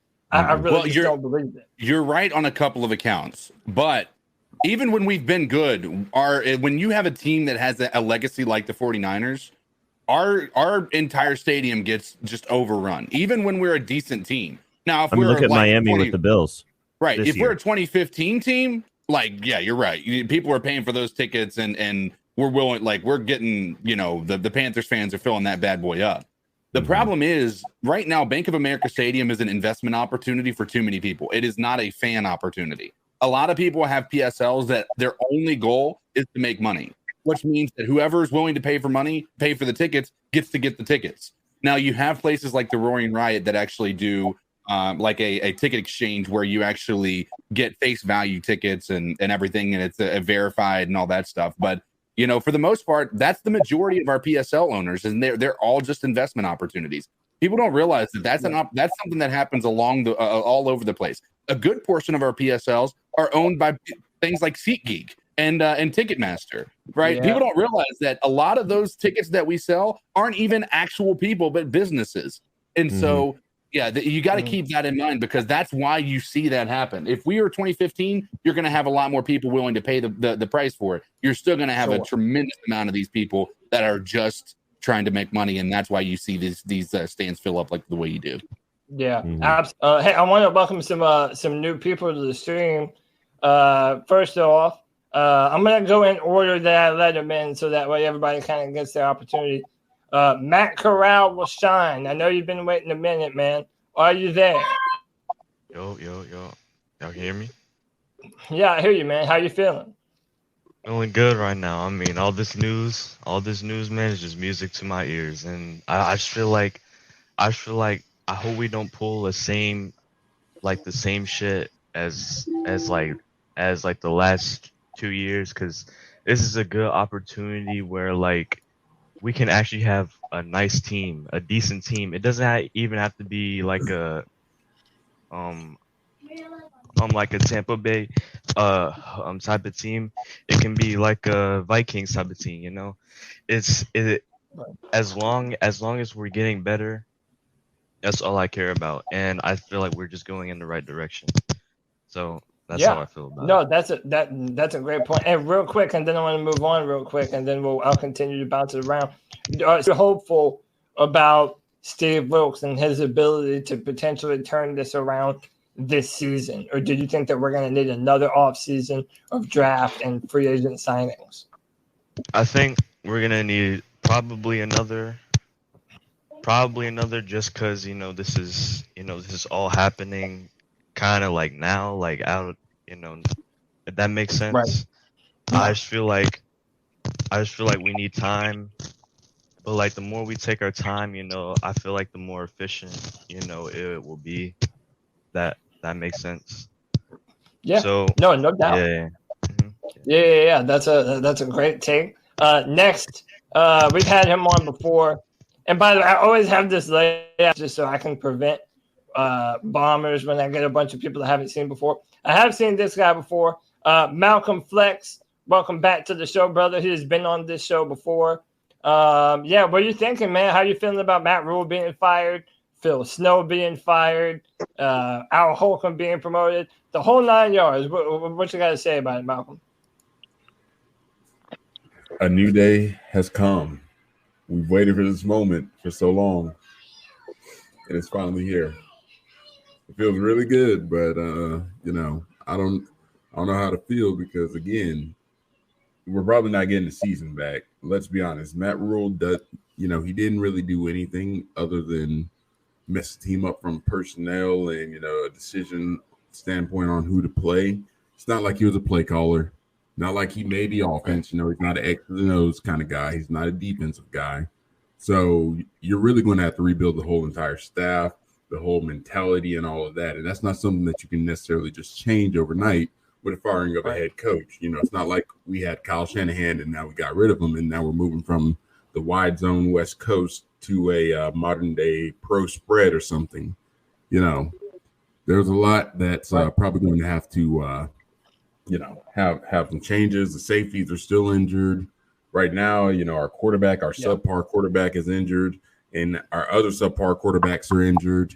And the only quarterback that we really have is PJ Walker. So, Yeah, we're in desperate need. I would expect, whether we like it or not, I think Jacob Eason is probably going to be promoted from the practice squad since Baker and.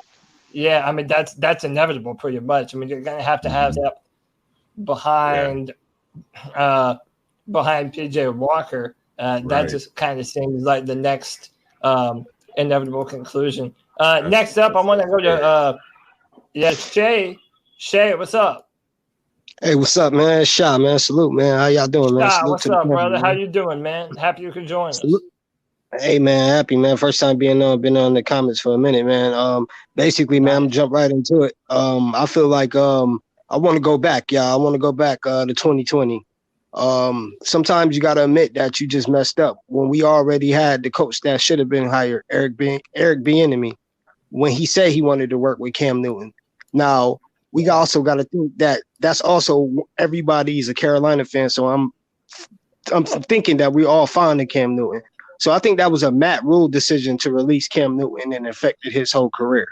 I don't think that was a David Tepper decision. I don't know why he gave him so much power, but that also, to me, affect Cam's psyche. Now, to me, I want to go with an offensive coordinator mind coach like Eric Bieniemy. Now, you see how they destroy Tampa. Now, he know how to play teams. He know how to play, you know what I mean, and adjust. And that's something that we could have built on, and we messed up by going with a non-experienced coach. And at the end of the day, I don't think Carolina get enough credit for, you know what I mean? At the end of the day, I am African-American. For them going in, giving African-Americans chances, and I commend them on that, you know what I'm saying? But at the end of the day, I don't think Steve is ready because he's like just the way the team is set up, you know, like it should have been done in the offseason. And at the end of the day, I think David Tepper just messed up. I think Matt Rhule messed up Cam Newton's career. He was a bad decision. And at the end of the day, we should have went with Eric Bieniemy from the jump. Because I also never took out of context that he said he wanted to work with Cam. Like that's amazing, man. Like, and that's something that should be taken out of context. Yeah. It really seems like a missed opportunity. Like we had an opportunity, you know, to see what Cam had left to off season. But no, and you know, you can really even make the argument, kind of like you did, that the downfall of Matt Rhule when they decided to move on from Cam Newton in the way that they did. So I mean, it was truly kind of embarrassing that way. You bring up another point too that I wanted to key in on. Steve Wilkes, he is a part of that class action lawsuit with Brian Flores, basically about you know, the NFL owners is following the Rooney Rule, and you know, kind of faking like they're going to give these black coaches a chance, only in name, and then they never do. So you know, it is going to be interesting to see how that goes forward, and that's honestly why I'm worried for Steve Wilkes. Like, I want him to be successful. I would view this as, if I'm the owner, I would want this to be for Steve Wilkes to interview for the head coaching job. Here's my only. He might actually be the guy for the job. Here's my only issue with that, and this is where I'm really afraid for Steve Wilkes, is if he comes out and just shows that he's a great coach, the NFL is fucked. Exactly.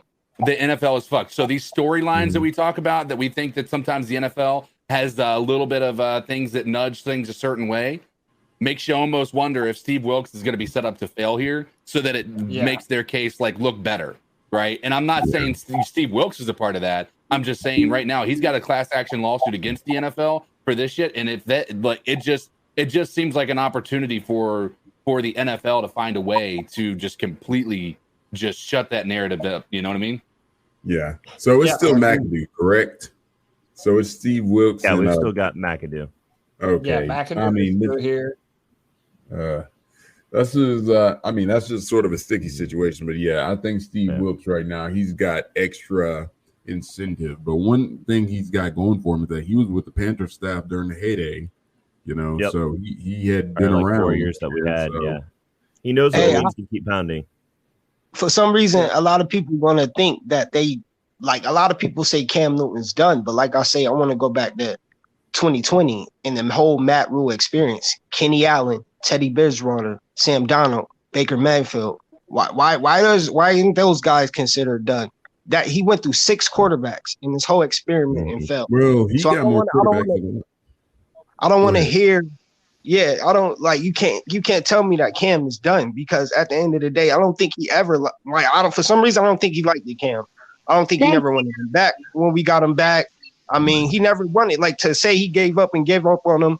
I mean, at the end of the day, the Patriots suck. I mean, at the end of the day, so I believe, like, for some reason, man, like an offensive coach, like, for some reason, I just believe the setup in it, like, to trade, people saying trade CMC, like, I believe Eric Bieniemy like can turn this thing around, man. For some reason, like I just believe like we have the defense. It's not great. We don't bend, but we don't break. You know what I'm saying? Like so, with that we don't need to clear house with players and right. stuff like that. I don't Absolutely think we need to do that. Of course, even if we bring Cam back, the obvious reason we need a quarterback, that's obvious. Like, we obviously need a future quarterback. That's obvious. But as far as this team, you can't tell me that the Falcons and the Saints are better than the Carolina team with an Eric Bieniemy. I'm sorry. I don't believe that. And then the team is about 40%. Go ahead. I would say it's about 40 to 60% complete. It's enough to win, maybe get to a wild card spot if you know exactly what the heck you're doing. Now, my whole idea last year, when we were in the offseason, was to actually bring Cam back and then draft a quarterback and just do a predominantly run-based offense. Yeah. And basically bring in that wide zone kind of system that everybody is running in the league. Because, again, you have all the pieces. You got offensive linemen that aren't necessarily people movers, but they can get in the way a little bit. So if you get the defense moving left to right, you got that. You got a tight end in Ian Thomas, who's not the best one-on-one blocker, but he can leak out and get you some yak, as well as also get in the way of some linebackers, that are kind of scraping up the top. Mm-hmm. Now you got what Kyle Shanahan really wanted in Trey Lance, which is a running quarterback and a good run game. Turn CMC into kind of a Deebo Samuel, a slot back, basically, if you will, and draft a heavy running back. Right. A lot of people say, that 1-year contract on Foreman really made me happy in what we were hoping to do. The 1-year contract on Foreman is a bridge to a just heavy power back. Throw CMC in there for the wide sets where we want to spread the field and let him sit in the slot and make people guess. That's what I thought we were doing. We're going to have a 2-back set, run Foreman up the gut, let him get some good yards, give CMC the opportunity to just make people guess. And it just didn't happen. Yeah. Yeah. So hey, I want to bounce the microphone around a little bit. We haven't heard from AU Link in a minute. And by the way, to Josh, Cookie Monster, and Season, I see y'all in the background. I'm at capacity. I'm gonna have to filter some people in and out. But just as long as you're patient with me, I'll make sure I get everybody in and a part of the show. Around 30, by the way. So to answer some of the questions I've been hearing, go ahead, Connor. Go ahead. You first. No, I'm just saying that I'm leaving around 3:30, so you guys could also get somebody in then. Oh, okay, cool. All right, go ahead, you. So, quite a few people brought up the point. I want to give Jacob Eason kick the tires around with him. I saw him in college, so I'm an Auburn grad. Got to see Cam Newton walk the halls as after he left and joined the Panthers. But I saw Jacob Eason in college, and I actually liked him a lot. He has a Trey Lance kind of attitude to him, which I liked. And then I also, CK, you had a great point on the whole Wilkes situation. I like Wilkes immensely, but I like Eric Bieniemy as well. And I do think the NFL is probably setting him up for failure, and I don't like it at all. And dream scenario for me is Eric Bieniemy gets head coach, but he keeps Steve Wilkes as DC. That would be the dream scenario, but I don't think that'll happen. I'm a little concerned about Eric Bieniemy, though. Like, he's had so many opportunities, and they've had such a good offense. He should have been one of the first people to be hired as a head coach. There's got to be a reason why he has not in that role yet. It makes me worry about him, and especially with again, reports, sources, saying that he's not really a big part of that offense and the success that they have there. I don't know whether that's the case or not, but that does scare me a little bit, because I just don't know what's real and what's not. And the one thing I know that is real is he's been in the cards for getting the head coaching position for 3-4 years by this point, and he hasn't had anybody pull the trigger on him. I agree. I mean, only thing I can say, like, that's fair. You know what I'm saying? Only thing I can say to that point is just like they say half of the plays. I disagree with that. I believe he run half of the snaps, because I was watching the Tampa game, and offensively, like, Andy Reid set up the screens, but it's somebody making the calls, and I believe Eric Bieniemy making a lot of those calls on the calls. And then even before, like, when they lost to the Colts, in the Colts game, him and Patrick Mahomes had a little like disagreement or something, and because obviously he's making the calls, so that's how I know he's making the calls. But when my thing is, like, I agree with you, there's something there that I don't get, like why it's not closing the deal for a coach that's under Andy Reid. He got a Super Bowl, so it's like it is a little head scratching. So I do agree with you on that stand. Yeah. I've got a couple of points I want to make on that. Is, it's kind of, we just don't know enough, sadly, to make a really informed kind of conclusion about it. On one hand, we know the historical inequities and things and challenges that are facing minority coaches and, infiltrating the upper echelon of football for a league that's 85% black, right, or minority a player, right, at the same time. So, like, we could see how he's going to face more hoops or more adversity potentially to jump through. I mean, look, if you go back to when they hired Matt Rhule, one of the things is David Tepper said he identified with him personally as this we both came up and we were both short order cooks and stuff like that. So maybe, that bridge is harder for Bieniemy to cross with some of these owners, potentially like a David Tepper. There are questions too, though, is that, hey, you're coming off of this hot offense. You've been primed for the position. Why isn't it? But so I'm not going to be over like, why haven't you gotten it? For me, though, the biggest concern I have is that whether or not he's calling the plays, is Andy Reid's the mastermind. He has, Andy Reid's the only coach that has had 3 consecutive championship games in a row. I think even hosted them like at home for 2 different teams. He's done it in the AFC and the NFC. So this guy he's got to play for every damn scenario, every day, every instance. And then my third concern is with any of these offensive guys like a Leftwich, and I hate that they're both black, that I'm going to name them both, but Leftwich and Bieniemy, or pick somebody else for me that when you've got, how about this? The dude from the 49er guy, D'Amico Ryans. Yeah. That's a defensive guy. I don't care. I don't want no defensive guy. But I'm telling you this is, how about this? Let's turn our attention to the struggles in Denver, right? Is you got a head coach, is how much of some of these people's success is associated with the fact that they just have a fantastic quarterback. Is that, I mean, and I'm not trying to take away that they don't know football and this and that, but look, Bill Belichick was the most successful coach in the world when he had Tom Brady. So I think this, you got Patrick Mahomes, you got Andy Reid. Those are all things in his corner. Now, what we probably should go back and look at is how many people have come from the Andy Reid tree and had success. Maybe he has, because I know the Bill Belichick tree is not good. Hey, our old coach, not to cut you off, Ron Rivera. Was he Andy Reid? He was an Andy Reid. Yeah, nice. Yeah, came from Andy Reid. So that lends towards Bieniemy potentially being a good hire. Yeah. So he was right. Sean McDermott was also a part of that as well. A part of that too. Yeah, go ahead, Blake.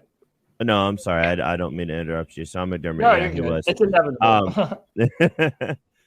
Something I want to just point out. Joe Person, one of my favorite beat writers that is on the Panthers. The Athletic just pointed out the Athletic. Something worth keep an eye on, and a topic I want to bring up. Luke Kuechly is close with both Steve Wilkes and Al Holcomb. Those 2 people are one of the only reasons why he continues to come back around, and now they're in charge. What can we possibly see out of that? Blake, that is such a good point. I'm happy you brought that up. That was a part of my thread as well.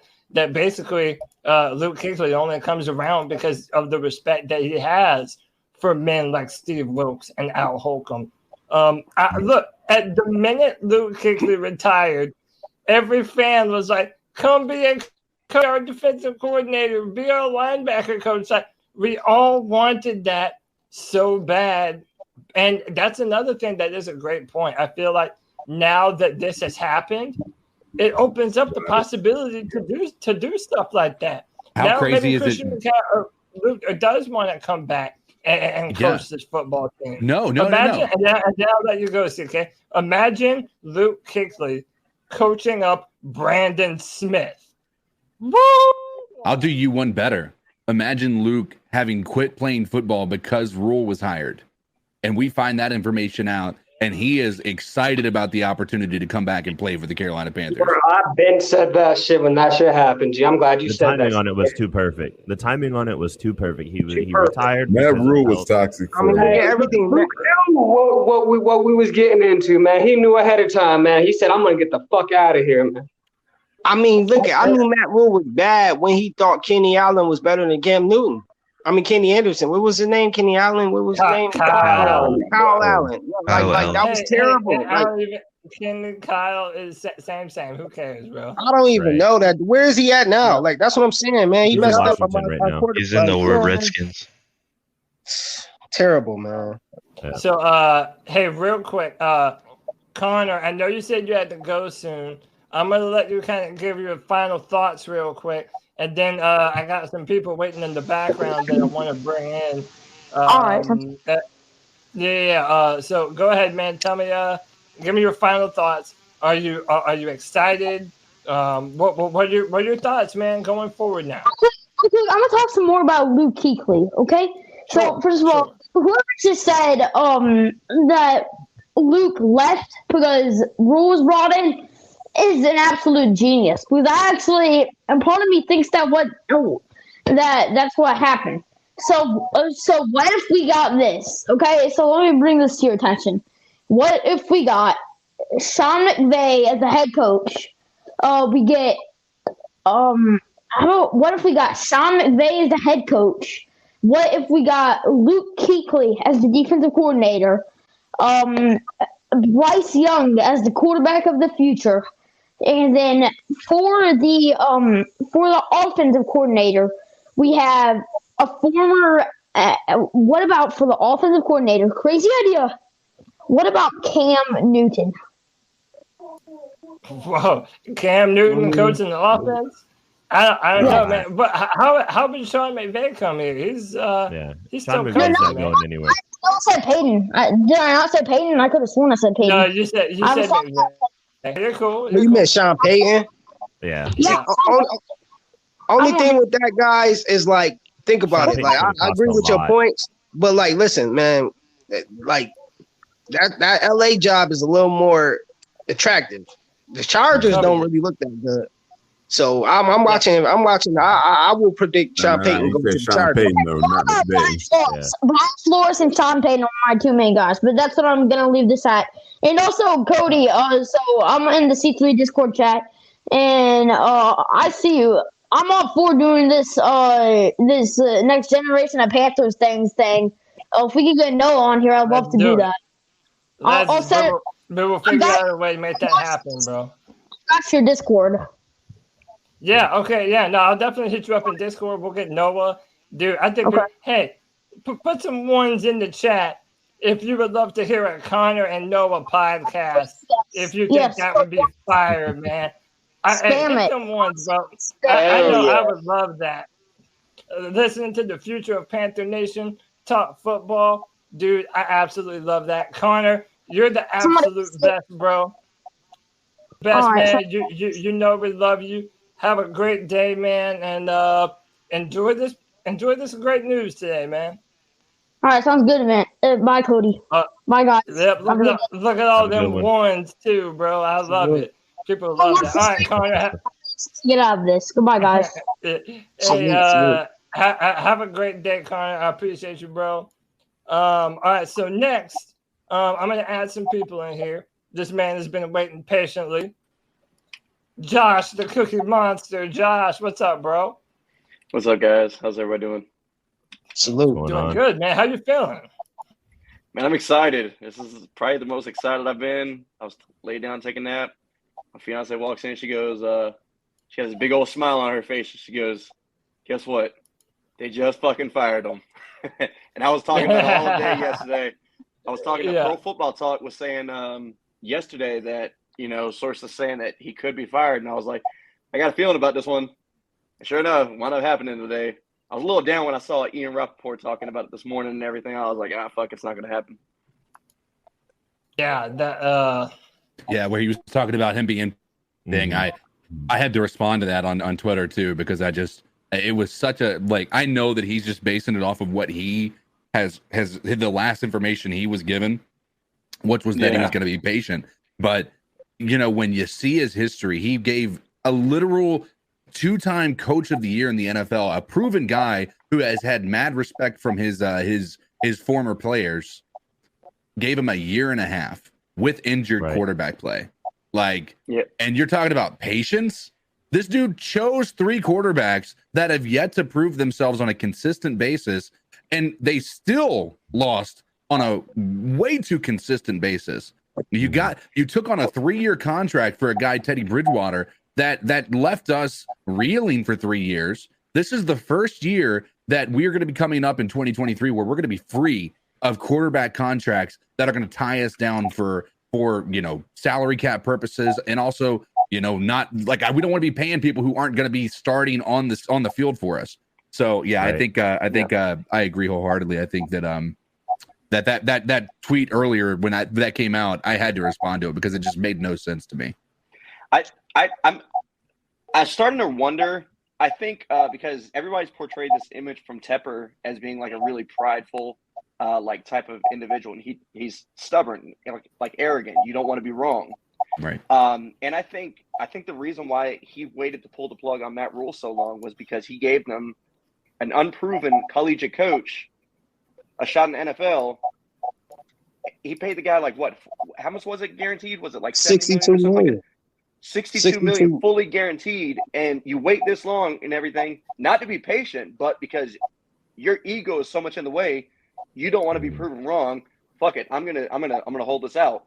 Yeah, right. Right. Look at what he did. Look at what he did with the Charlotte FC head coach. 14 games, and this close to playoff relegation, gone. Absolutely, it doesn't make any sense. It didn't make any sense whatsoever. I'm like, what? Should have fired him at the beginning of last year. He waited way too long, let the season get out of hand. And I think we're seeing Bank of America Stadium so depressed at that point. Like I said, he was tanking the investment at that point. So it's like, we got to do something because there's no excitement around the team, no energy, no potential, no nothing. And, that makes me think that, something drastic is going to happen because, we are going in next week with a dilapidated D, PJ Walker at QB. And, I don't see Steve Wilkes, for as long as he's been there, kind of letting himself, kind of go in undergunned right now. Mm-hmm. So I don't see much changing with our offense over the rest of the season. Yeah, that's why if we're gonna be serious, we gotta really go after coaches that we want to get now. Because at the end of the day, if we wait for the off season, what I'm saying, the team, like you say, it's not moving forward. No, we're not moving progress. And unfortunately, that's what I hate for Steve, because it's it puts him in a tough position. Because at the end of the day, who's to say he wanted Baker Mayfield, PJ, or even Sam? Who says that's even his type of quarterback? So. It's he got to work with them type of guys, and it's that automatically set him up for failure. And who knows if he could even bring in his guys or not, because he's just the interim coach. So that don't necessarily mean he's the permanent coach. So he can't even bring his guys in. So he really got to work with what he got, and that's a tough assignment for anybody. But what I would never understand why Tepper gave Matt Rhule so much power, that. Why did he let him drag our franchise down into the dumps? I will never understand. He's a program builder, quote unquote. Yeah. Hey, so a few orders of business real quick. My man Anthony Piccarello with the 199 says Matt Rhule is gone. CJ Stroud, Sean Payton time. I'm so sick of the Sean Payton shit, G. I'm so sick of that Sean Payton shit, bro. Sean why would we Payton trade is away not happening. Listen, why would we trade away assets to go get Sean Payton, bro? Anything that has anything to do with New Orleans, fuck him, bro. I don't want anything that has to do with New Orleans. Thank you. Why? First of all, why would the Saints trade him to a division rival and fuck him? Exactly. He's the Saints. I'm so sick of hearing that shit. That's the main issue right here. There's been one precedented thing. This has happened one time in the past. The Jets traded Bill Belichick to the Patriots, which was a division rival. But look at what happened there. The Jets fell into shambles. The Patriots did well. There's no way the Saints want to trade Sean Payton, period. But if they are, like if it's not going to be to Carolina unless they fleece us, right? Like for something ridiculous to where they try to destroy our franchise. And then even you wouldn't even expect that Sean Payton would be excited to go do that anyway. So Dallas would be the landing spot for Sean Payton more than anywhere. Or maybe now Denver after the Chargers. I don't think they. I think he's an AFC. That's why I picked the Chargers. I think Saints is smart. He's an excellent Super Bowl winning coach. You trade him to a whole different conference, the AFC. You don't trade him to the why? Like that's stupid. You trying to compete for a championship. Why would you trade him to Dallas and potentially cut yourself out from winning the Super Bowl? You know what I'm saying? Or at least representing the NFC in the Super Bowl championship. So you trade him to the Chargers or you trade him to AFC team. Yeah, no, I definitely agree with that. And then White Chocolate Espresso with the 199 says, I heard some issues with Ron before Carolina. So again, once a coach is on their final few days, that's when you start to hear the rumor leaks. The rumors that I put out and heard. Everybody is starting to stuff on Matt Rhule. And then I want to let you guys know David Tepper is going live at 3:45. 3:45. That sounds good. It's about damn time we hear from that bitch ass motherfucker. Let's hear what he got to fucking say. We're going to be streaming. Hey man, we're going to be live reacting. Hold up. We're going to be streaming and live reacting to David Tepper in real time. So hit that like, hit that thumbs up, and then Tone like to do some more cat calls. Mm-hmm. We ready? Not to derail, by the way, but yeah, I put something in the little private chat just for all the boys to say the Cam can't throw more than 20 yards or shoulder shot. Again, this is hey, right thank you, brother. Thank you. Right off the bench. I don't think Cam's the answer, but he's not done. Don't do that. Don't do that. Hey, when we seen Baker hit a seam shot, and I'm talking about one that's not busted. Mm-hmm. This is go ahead. Ian Thomas, he had that Ian Thomas one in week 1. But look, is that nobody's really here to defend Baker. I think more than anything, we just don't want to be the reason that Cam. Look, I didn't want him to come back last year. I was happy when he did, but I didn't want us to be the stink that got on him. So I respect Cam too much to just try to ruin him. That's my thing. And then when he doesn't come in and save the day, he becomes a scapegoat to the entire NFL community, not to the community, but the whole NFL analysts. So that was the thing is like last year. And I think he really even said this a lot in some of the honest conversations afterwards, is that he always thinks he can do those things. And he's always had that Superman persona or a belief in himself, and that's what's made him so great in so many cases. So he thought, man, I could come in here and make a difference. I can do this. And then he walks in and he sees the burning building that it is and goes, man, I can't even save this sucker. So that's just my thing about Cam. It's like I want all of my memories of Cam to be those fond, loving ones. I just don't want him as a shell of himself here. And for him, I just love Cam and what he did for us so much. But if he can come in here with Steve Wilkes and have a positive last hurrah, okay. But it's also kind of a long shot. I don't want him to come in here with Ben McAdoo at the helm. Oh, I know. Yeah. And he's never had a running quarterback either, I don't think, Ben McAdoo. No. Right. You know, it's Ben McAdoo's claim to fame is Eli Manning for what, 3 years? And really just 2 of them. Right. Because he benched him in the 3rd year. Right. Yeah, true. My thing is Cam is not the answer. As much as Cam is our franchise for the last since 2011, Cam is not the answer right now. Right now, we really need to build for the future. If Cam were to come back, I wouldn't want him to come back in the middle of a season. He needs an entire offseason for preparation and actually getting things the way it needs to be. Give him a fair shot. Yeah. I mean, especially with the way Ben McAdoo's offense is so complicated, with the way all the reports we've gotten out of it and the different language and everything else. I just don't see it, right? But that's why. Not a mid-season. He wouldn't be a mid-season start. I would not do that. But I'm just saying. Yeah, I agree with you. Yeah, there's a lot of this that is Matt Rhule's fault. I mean, some of it's Bill Belichick's fault. Bill Belichick's dealing with the after effect because, again, Mac Jones kind of showing up to be a little bit of fool's gold right now, and so they're dealing with that. That's why I say, go ahead. That's why I say, guys, I don't mean to cut you off, my boy. That's why I said, guys, let's go back to 2020. I think Matt Rhule killed Cam Newton's psyche, man. He killed Cam Newton at the end of the day, man. To tell a franchise team you led to a Super Bowl, a team that you had success for, to tell you just released it, like you're gone, for no explanation, bro.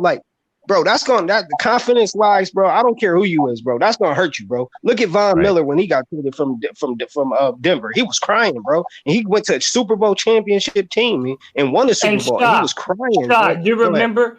You remember at the end of that season, they had tried to make it seem like, we have given Cam the permission to seek a trade. Anytime they do that, lying. Right. Matt Rhule, they were trying to make it sound like Cam Newton wanted a trade, and that prompted Cam to come out and be like, "Nah, I never want." Cam would never do that, bro. Cam would never do that to us, bro. Matt Rhule.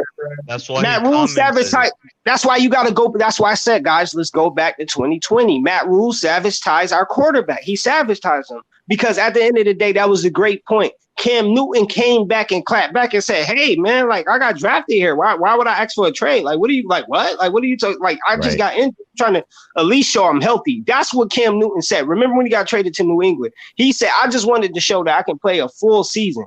Never got that opportunity, bro. He just got released it, bro. And at the end of the day, was it worth it, guys? No. Look at Matt Rhule threw 6 quarterbacks, guys. 6 quarterbacks. Cam had a year left on his contract when we cut him, bro. There's 2 things. 2 points I'm going to make, and then we're going to go to a couple cat calls. The first is that some of this might have been with David Tepper being part of this, and David Tepper having 2 years where Cam Newton was hurt in a row, I believe. And, just saying, maybe we don't want another year of a hurt quarterback with a rookie head coach. The second point is that every team that says we've given this permission, the guy had permission to seek a trade, has already decided at that point. You know what I'm saying? They just did. So we knew once they said that it was bull. It's like you ain't doing him no favors. I always think that that's the most ridiculous. They did that to Jimmy G. And then they made Jimmy G go practice on the other side of the field with no playbook by himself. How ridiculous was that scene? And I always think it's wild that I would be so mad if I was a player and they were like, you can go find your own trade. I'd be like, mug, bitch, you're the GM. You go find the trade. Right. Why don't you? Tony, what if I handed you the football and said, why don't you go throw it? Tony, you got to pull up Albert Breer's new tweet about what our total investment in quarterbacks has been since Cam Newton. All right. We'll find it. All right, we're going to take a couple of calls. The number's 252-228-5098. That's 252-228-5098. Finally, glad we get this shit show out of Carolina and get some winning ways here, hopefully. I do like the moves for Steve Wilkes. With Baker going down, I could see him bringing number 1 back for the season, just to see how that would go. We could be a run-heavy team with that under Steve Wilkes, and we really haven't had a fair shot to see what Steve Wilkes has as a coach. Only 1 season in Arizona, and his quarterback was Josh Rosen, which is an awful, comparison. To see if he's a good coach, you can't really judge off that. And I think he could be a good coach. I just don't know if he's going to have the opportunity to do what he wants to do. But this is great for Carolina, just seeing Matt Rhule go. I hate it didn't work out, not for him, but for us. Cody, do you still mean to have your screen share? Let's see what we can do. Hopefully, we still get a good draft pick to go get a quarterback. All right, man. We appreciate the call. The numbers, hopefully the comment was covering that. But here is what you were talking about, CK, is the Panthers' total investment at quarterback, 4 holdover QBs, waiting to go all in on one in the first 3 post-Cam Newton years, 6th-round pick in 2021, a second-rounder and 2 fourths in 2022, a third-round pick in 2023, 4th or 5th, depending on how much Baker plays in 2024, and $60 million in cash have been spent to get us nobody. The thing about that's interesting about this quarterback situation, or what I was thinking is wouldn't this be prime time if Matt Corral would have been healthy to see what you got in the young guy, to give him some reps and get him playing? Then you can continue. Absolutely. Then you could probably not win games and really see if that number 1 pick should be used on a quarterback. So let's go to the next call. Kenny Pickett. Hey, it's Alex Ennis, man. It's a good day in Panther Nation. Got rid of the coach. Now we can start from the ground up, man. Carolina, keep pounding, baby. Good news. Awesome. Next Wonderful. call. Hi, what's up? What's up, fellas? I know I'm on the panel, was trying to get on the panel. It's a subject I want to talk about. I hear a lot of people saying no fire sale, no fire sale, no fire sale. Well, I think the reason you want to do some fire sale, listen to this, guys, the key. We only have 4, count them, 1, 2, 3, 4 draft picks. Do we really want to leave our new head coach with just 4 draft picks? Think about it. No. Yeah. So we have to do some form of fire sale with players that we attach to or love. We got to do it. Let's get some first-round picks out of it so we can rebuild this team. We can't rebuild a team and start new, fresh with just 4 draft picks. Not going to work. Are we going to end up like we is this year? All right, that's all I had to say. Let's discuss. Shout out to Call of Duty. Again, we're having to fumble around, making sure we get everybody in the chat room to be able to react. So sorry if I didn't get to everyone promptly. By the way, if you would like to join, you still can. Description. I'm cycling some people in and out, but I wanted to welcome our man, our boy. You know him and love him. It's Panther Pickle. Kenneth, how you doing, man? What's up, guys? I'm in the middle of the plant. Got my earbuds under a mask I wear just to hide my earbuds. Hear this news on WFNZ and scream, yeah! And everybody in the whole plant look at me like I'm stupid.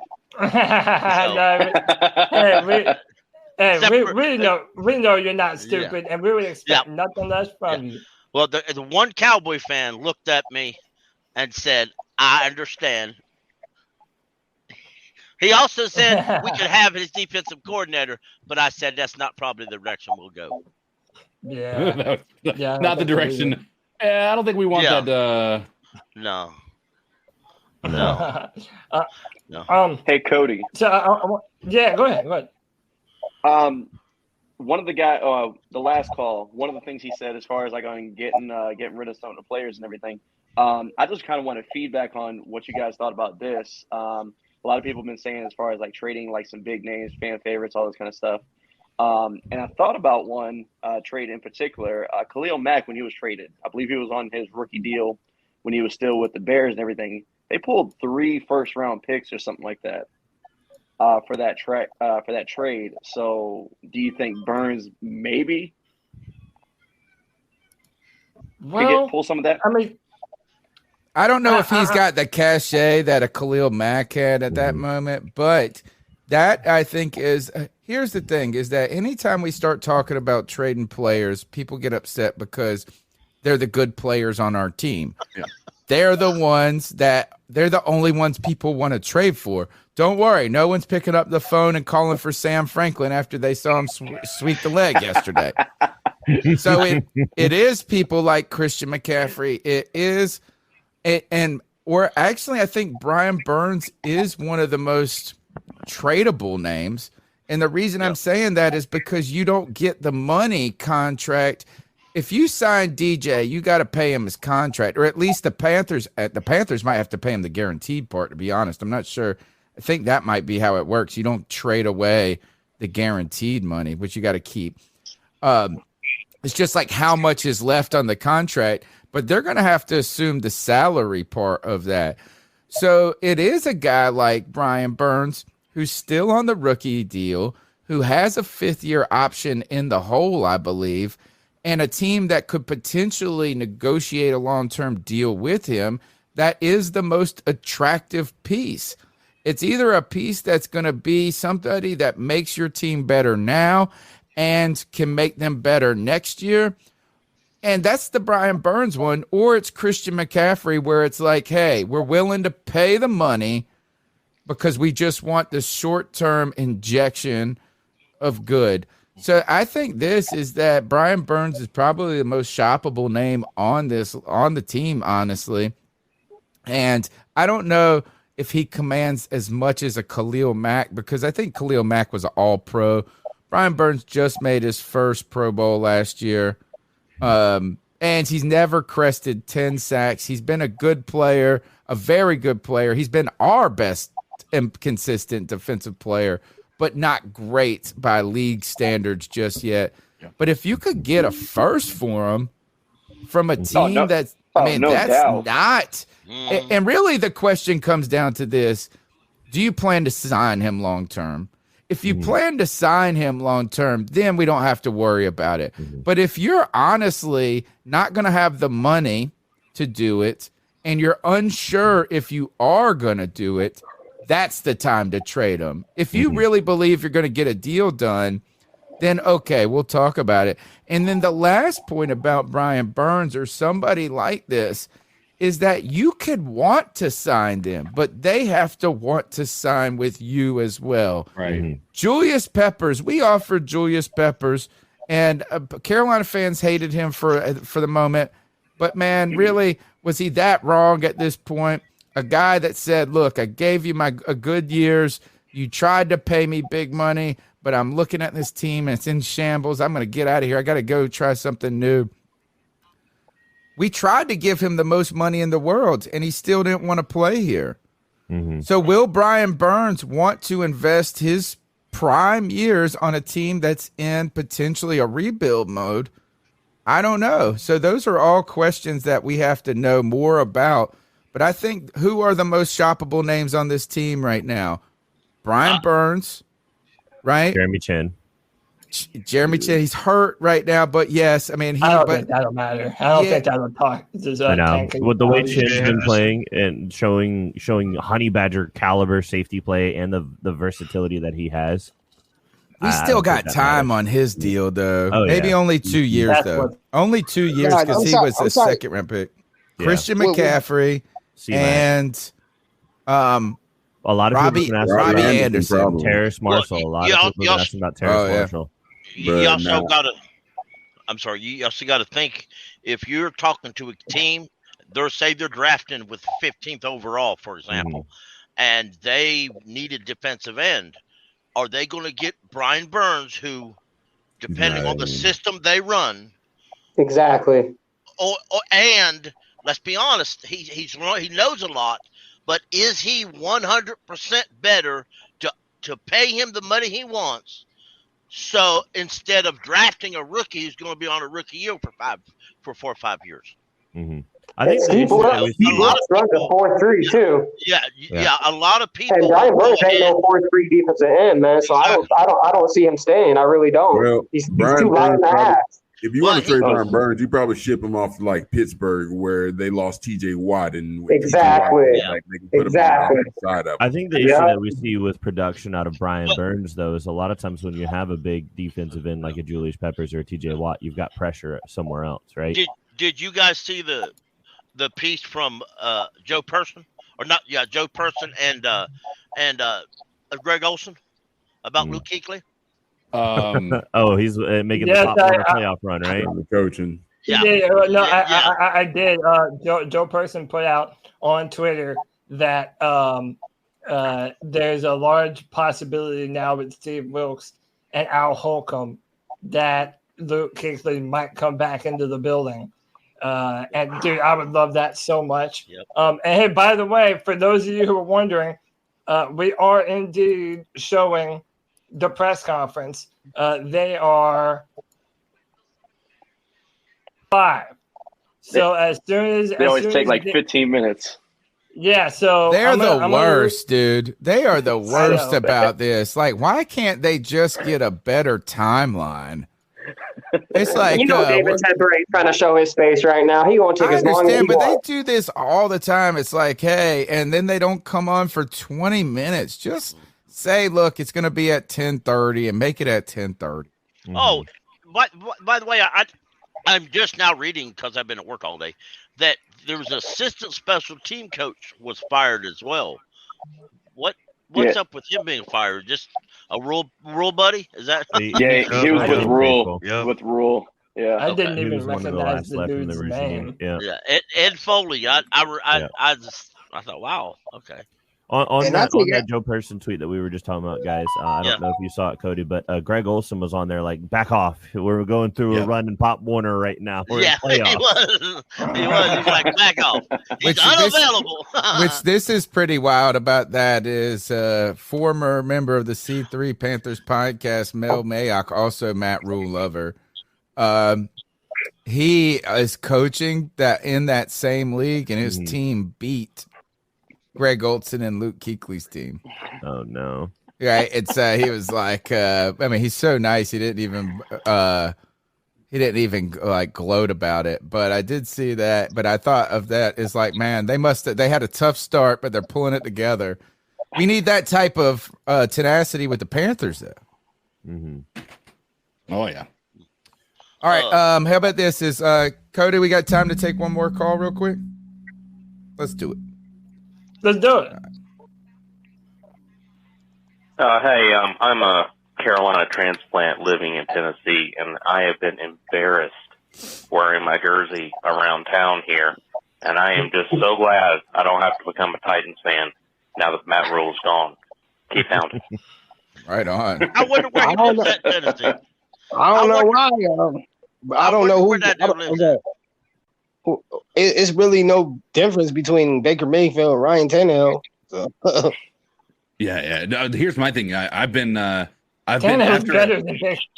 Right. I have been wearing way better. I've been wearing my garb every single Monday after every loss. It's my punishment for being a Panthers fan.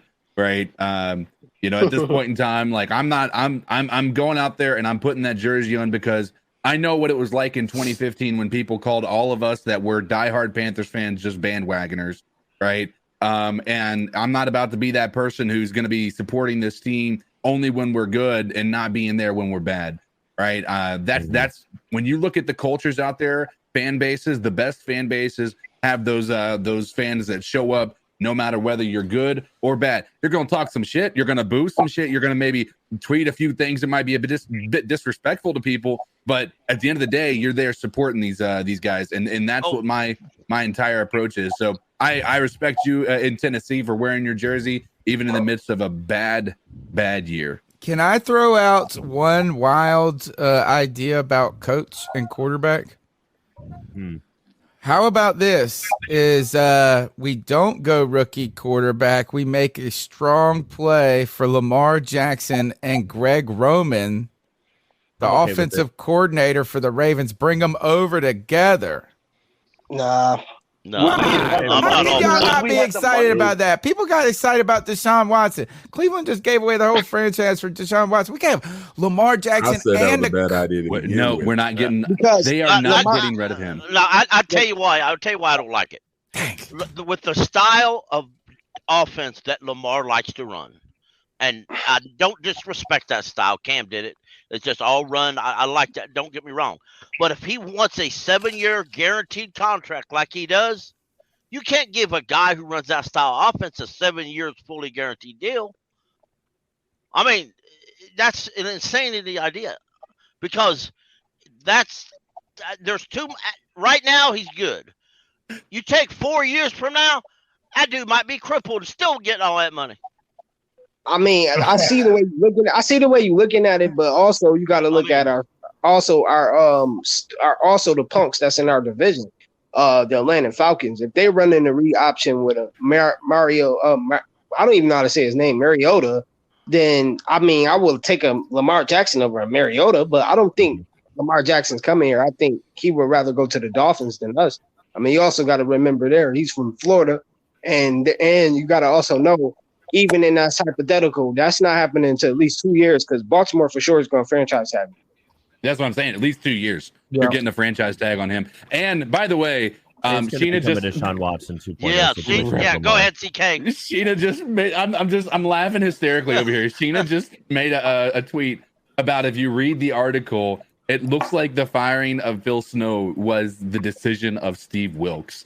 And that think about that. Think about that for a moment. We prophetic, baby. Okay. We prophetic. No. Forget about the report. Forget about the report. Think about this in your real life. You fucking hate your boss. All of a sudden, you are your boss's boss, and you just fire his ass first day on the job, bro. Yeah, because listen, I'm pretty sure now. I love that because I believe Steve Wilkes negotiating and say, "Hey, man, I want to do it my way. If I can't bring my people in, I want to do it my way." So I got a feeling number one is coming back, and also you got to think this was a hypothetical I was going to put out for the pen.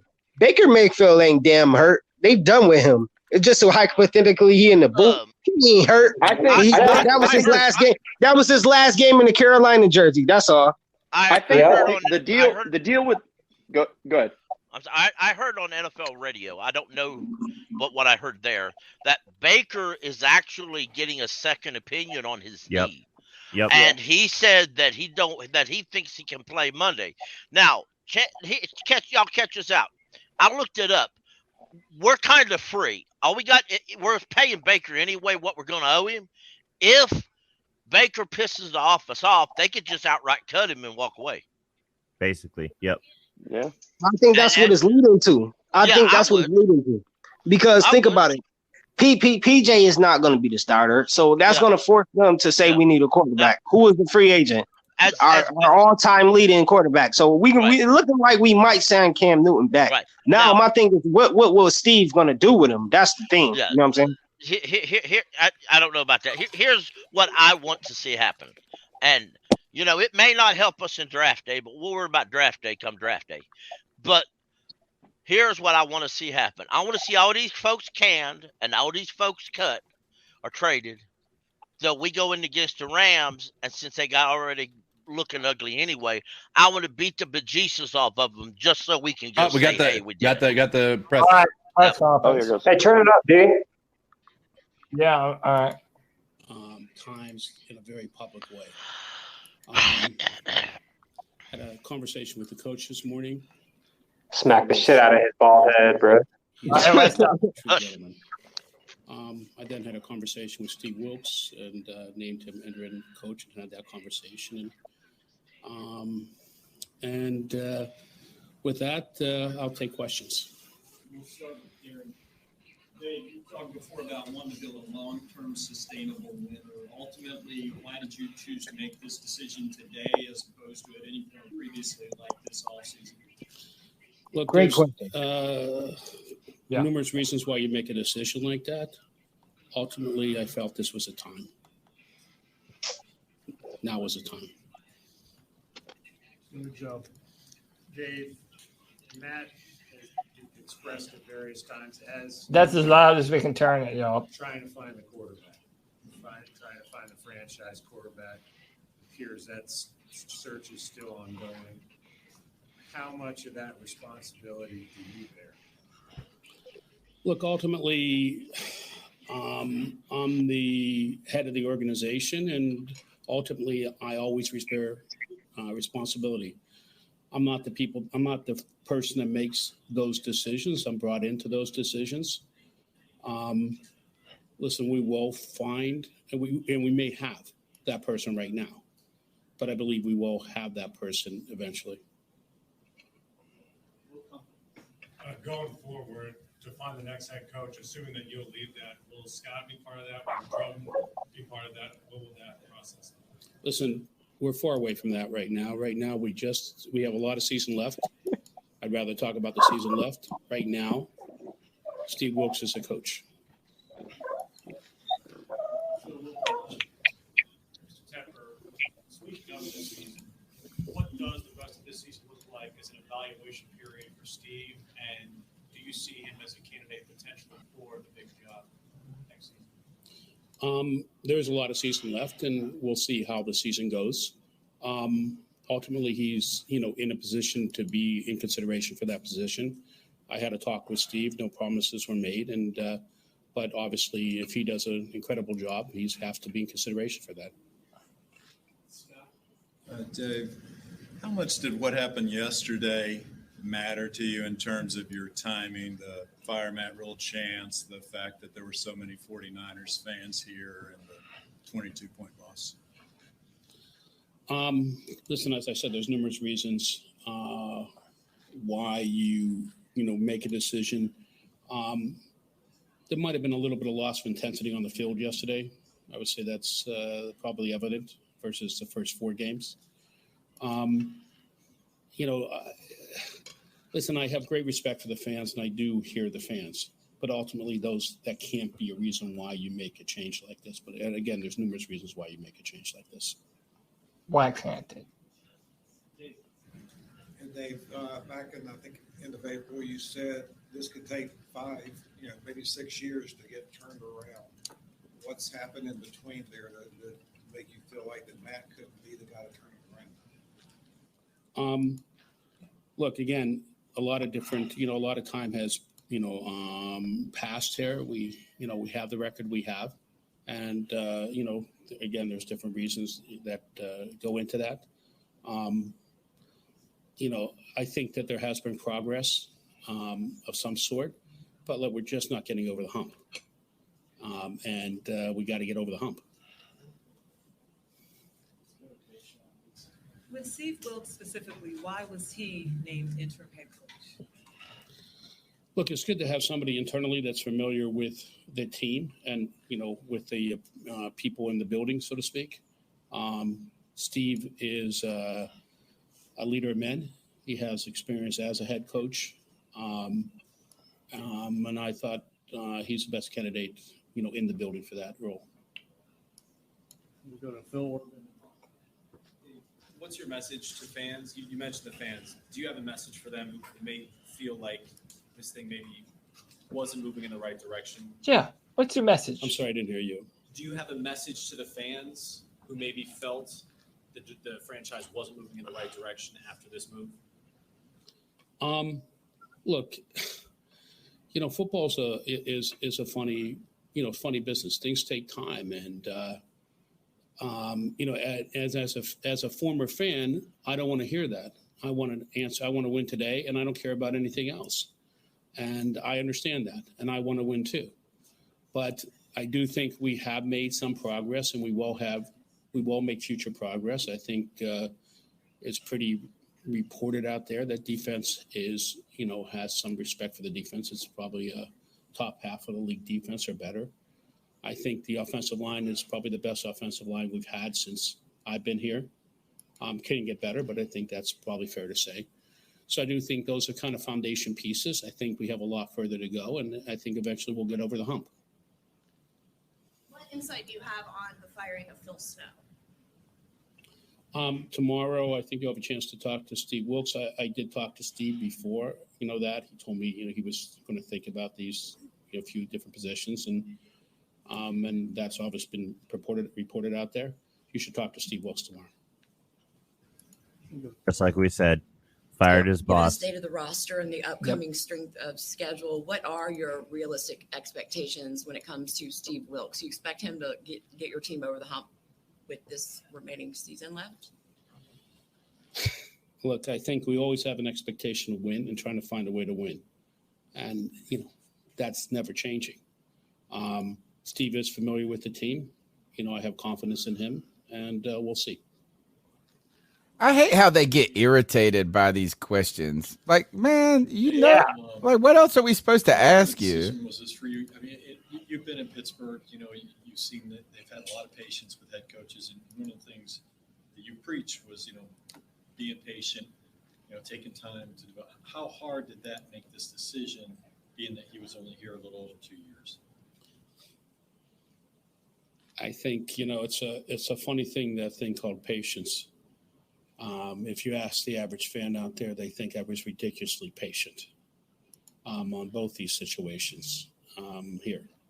I think you have to show the right amount of patience and see the progress that's made. Amen to that. Are we winning? Too patient. Are we? He reads Twitter. And I think come to C3, dude. We'll set you right. Just spoke of, there has been that, and I think unfortunately we haven't, like I said, got over that hump to win, and I think that's that's what it is.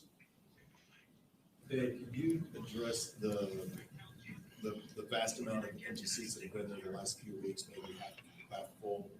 And just to clarify, are you saying it was Steve Wilkes that decided to fire Phil Snow and not you guys? Just listen, it's an interesting thing you say that, but because we have 63,000 people butts in seats. Now, unfortunately, there was too many red butts in seats this week. That was not, again, the reason, a reason for that. As I said, we just can't get over the hump. He didn't answer the question. Nope. Was it Wilkes that decided to let Phil Snow go? He asked him again. Decided to let Phil Snow go, or was that you and Federer? How did that come about? That was basically usually a head coach gets to choose his coaching staff. That's exactly what happened. I was informed that he might want to make these changes. Basically, Wilkes told him, if I'm going to do this, I'm going to do it my way. And he did it, so you should talk to him tomorrow again. Yep. The majority of a GM's job is done during the off season. What direction do you want Scott to take as you focus on the rest of the season? Look, we have to be very careful about how we use our limited resources. We have 200 plus million salary cap. We have how many draft choices we have. So we, including me, to the extent I'm involved at all, have to be more diligent in how we do that. That said, given where the team is right now, is there a thought process to maybe get ahead of next year and make some moves? Listen, we're always thinking about what moves should be made, and at this point in time, it's a little premature to answer that question. I think we talked to you in the offseason. You had the full support of Matt in the offseason, understandably, at that time.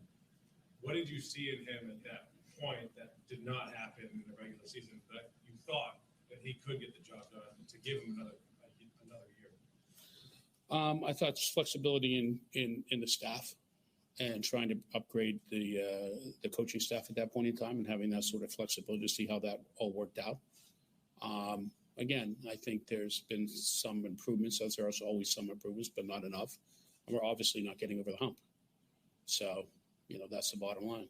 And then, real quick, he had a final say, I believe, in quite a bit of the roster. Will that philosophy for you change going forward? Will you not give that to the head coach, or is that something you believe in? I think a balance is probably more appropriate between the head coach and the GM. A better balance. Wow. Hi. You've mentioned the phrase "getting over the hump" several times. What does that look like to you? And it's winning. Winning. Can you quantify that as far as the number of wins? Is it a Super Bowl appearance? Is it going to the playoffs? Winning more this year than you did last year. Having the appearance of winning more than you did last year. looking like you're going to win more than you did last year. By that definition, I don't think we're over the hump. We started off 1-4 this year. We had 5 wins the last 2 seasons. We had a different lack of success at other seasons. So we have to somehow change that culture, see how we can change that culture and try to win. And whatever that takes, we're going to try to find that. 2 questions. One, is your plan currently to move forward with Scott as GM into 2023? And 2, do you think there's something advantageous about having a GM and a head coach both come in at the same time together? It's a little bit premature to ask those questions. Scott is our GM. There's no thought of mine right now. Right now, my focus is Wilkes and helping him have success in the new role. He doesn't want to answer it. Dave, you hired. I like Scott as our GM. 3 months ago. What have you learned? Yeah, same here. Building a winning and sustainable product in that time period from then to now. Listen, I think that as an organization, we have to maintain patience in roster building and different positions. And just a little bit more patience would be good. And remembering all the time that we are in a limited resource business. We have the same amount of money to spend as the next team. Nobody has more. Nobody has less. We have the same amount of draft picks as the next team. Nobody has more. Nobody has less. We have to make sure we use that as best we can and really, really consider that and strategically think about it.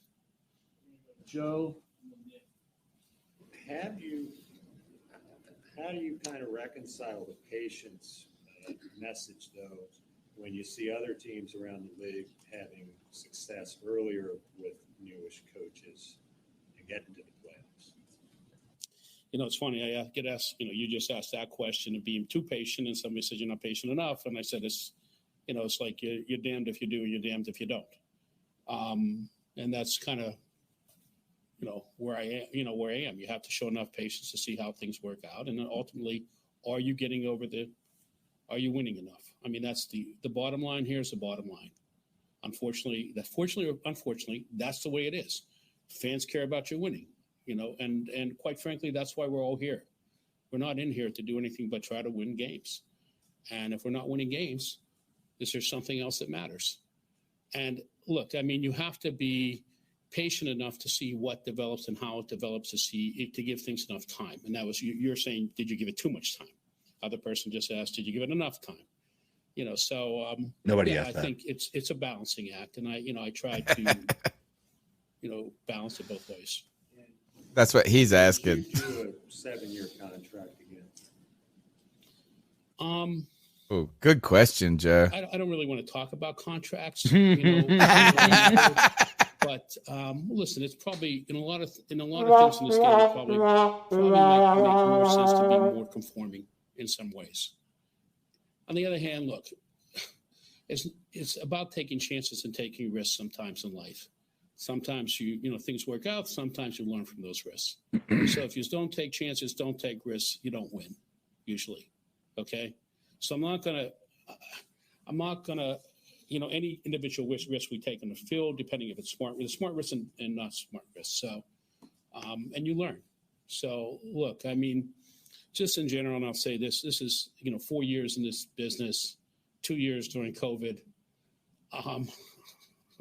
I'm still learning, quite frankly. We had dinner with some owner. Their family's been in the business for 40 years.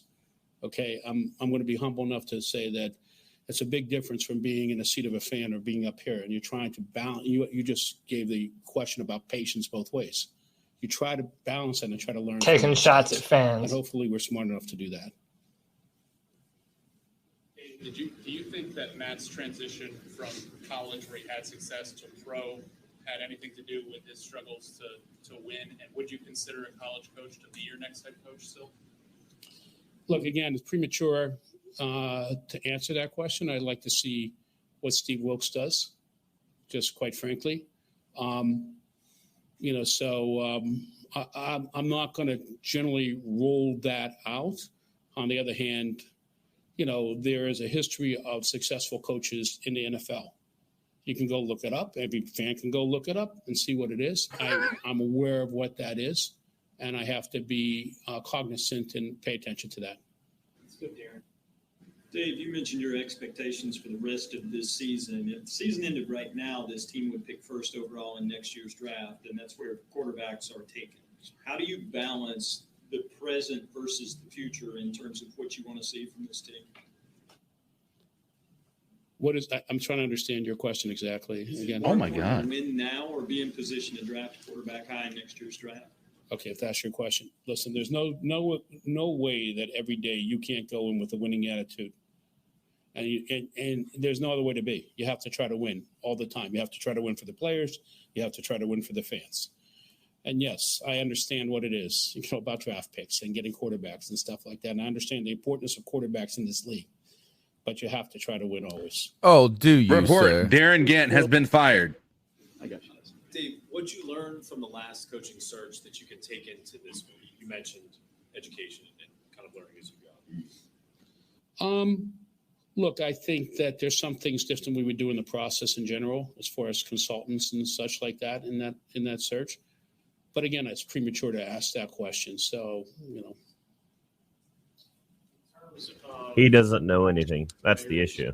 He's skirting around anything because he has no answers right now, other than the fact that Matt Rhule wasn't it. In what regard? Not really.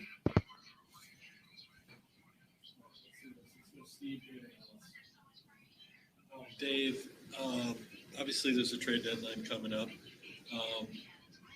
I guess my question to you is, do you feel like this team needs to be rebuilt? I mean, would it be possible? Do you feel like you guys need to maybe, try to trade some of the veteran guys, get in draft picks, and build for the future? Do you feel like this thing needs to be rebuilt, or do you feel like you're just still a few pieces away? I think that we have to figure out how to get a culture of winning here, okay, which we haven't had in a long time in this place. And as I said at some point, we never have won. This team has never had 2 winning seasons. So I don't really think it ever had a real culture of winning. So how do you develop that culture of winning, between players, coaches, and the rest? And look, like I said, you have to understand the resources you have and try to get the best resources you have. So that's a question of looking over the roster you have right now, trying to figure out how you can have the best roster in the future.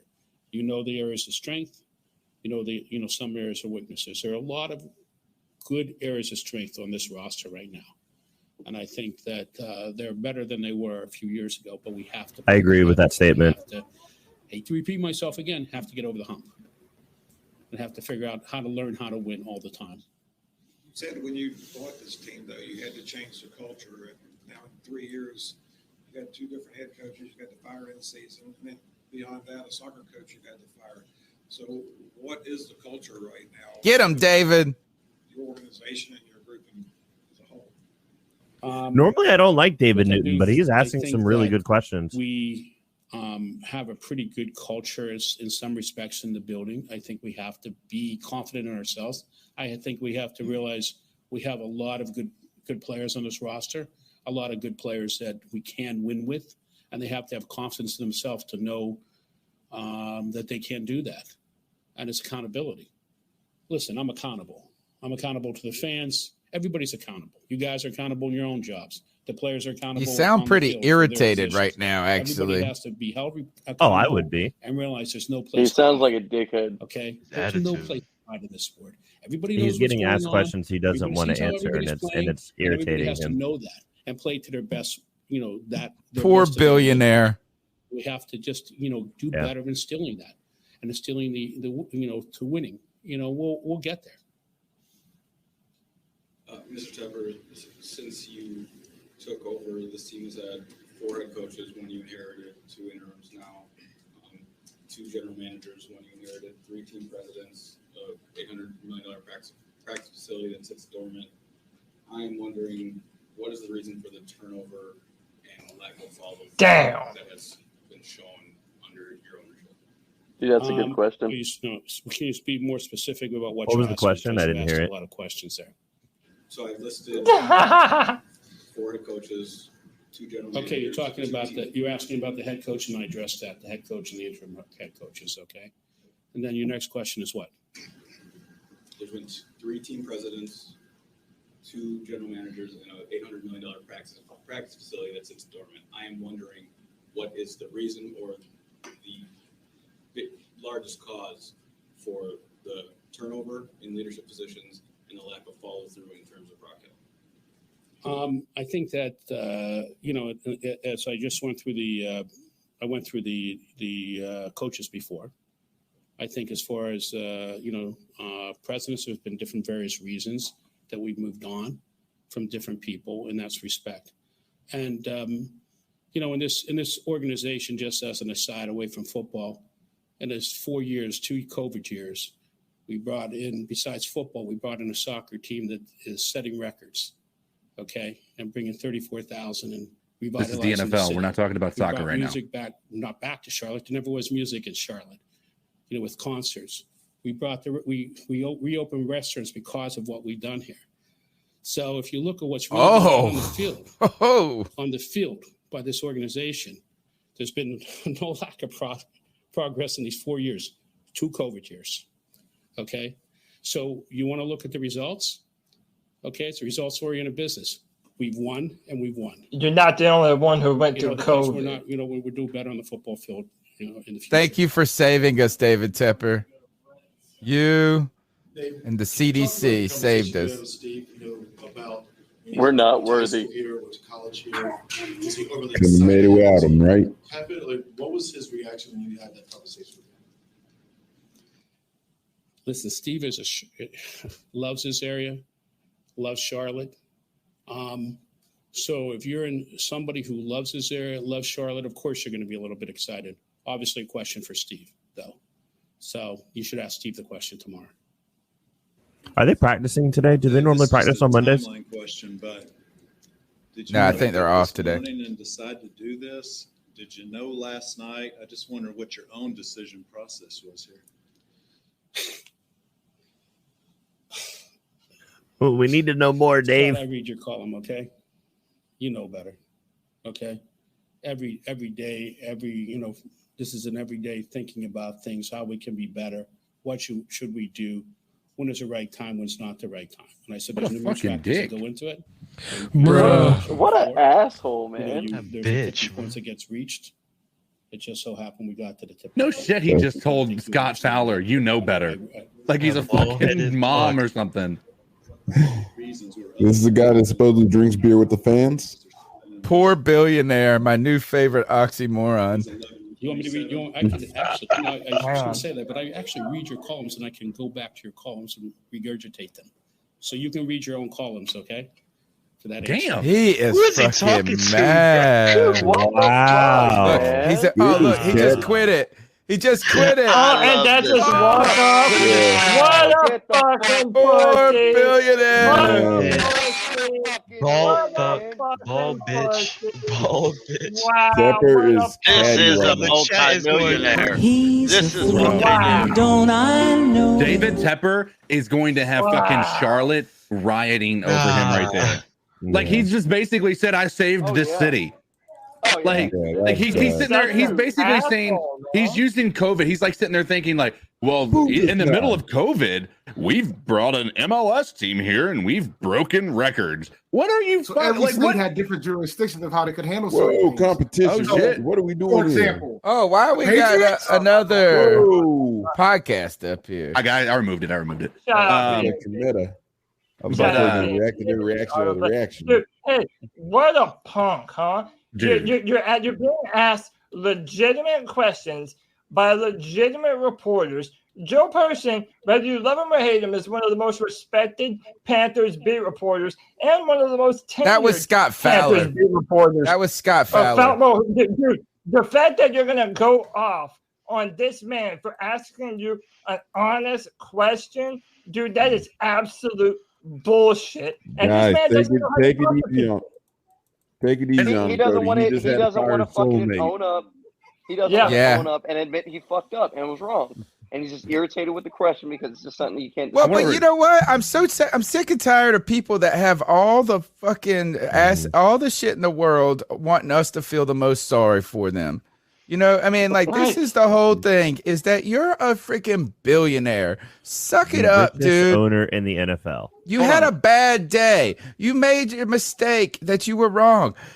Eat it. How many of us on regular, normal people in this world have to make mistakes that actually sit with us? Like Matt Rhule is getting fired today, and he's still a 63 millionaire. I am not, right? And on top of that, how about this, CK? This is, you inspired this tweet. The savior of Charlotte just walked off in a temper tantrum. Here's what I want to talk about. There was one point that he talked about how, you know, I've been doing this for 4 years and I'm still learning, right? Well, let's also keep in mind he was a partial owner in the Steelers before, right? So let's also take that into consideration. And when have you ever given a fucking player that benefit of the doubt? You know what?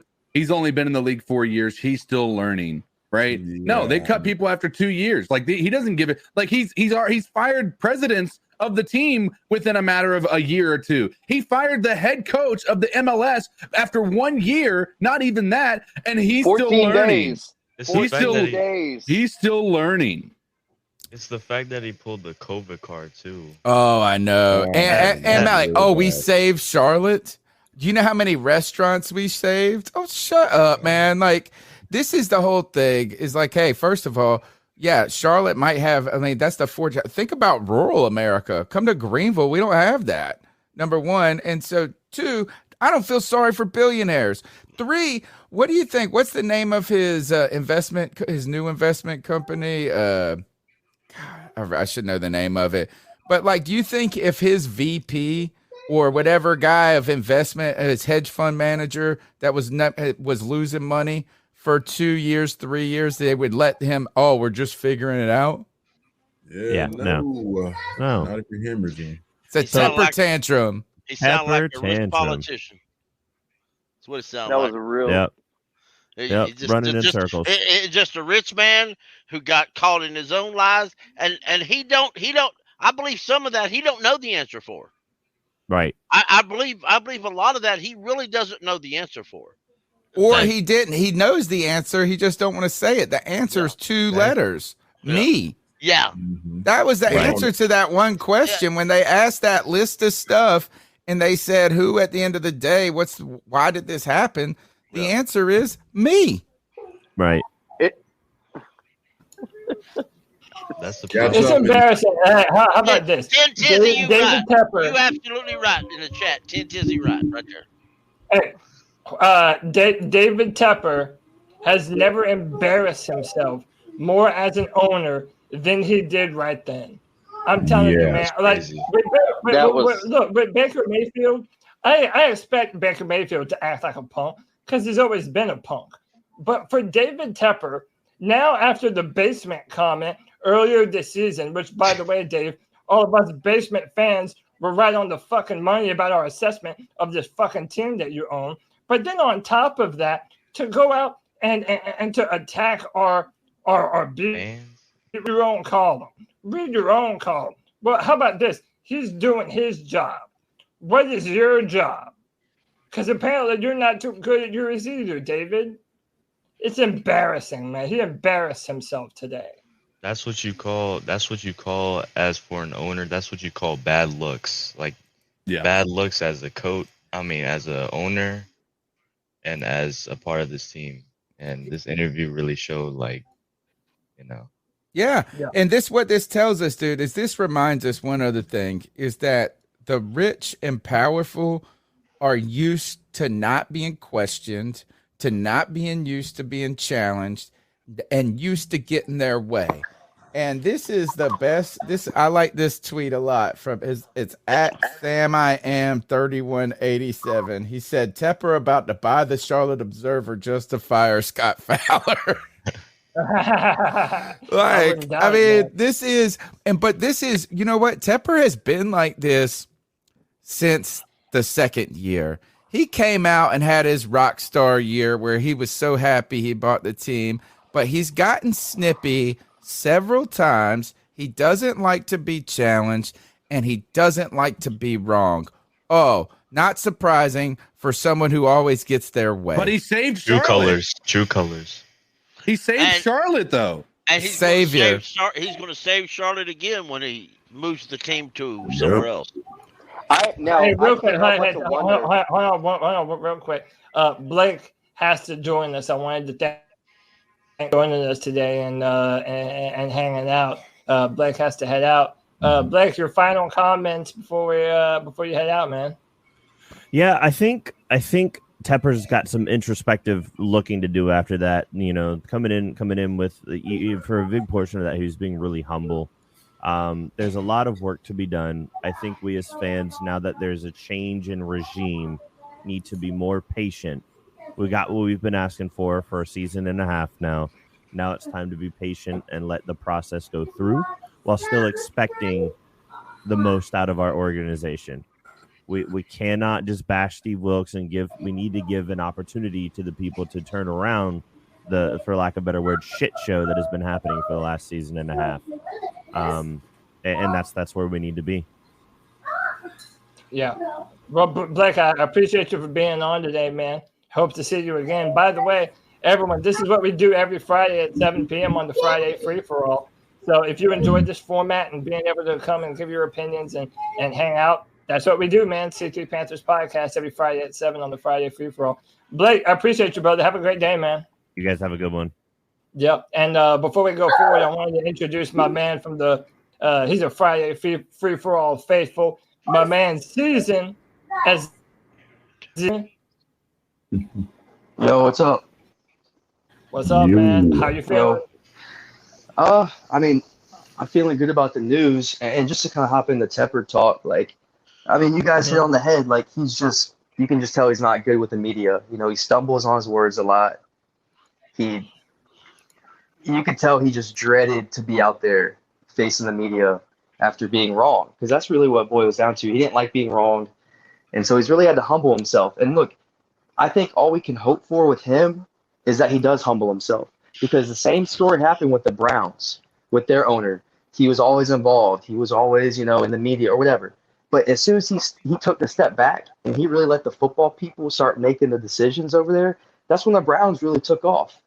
And so I just think we're just going to have to bank on Tepper learning from experience and just kind of being like, he might not get his first couple hires right.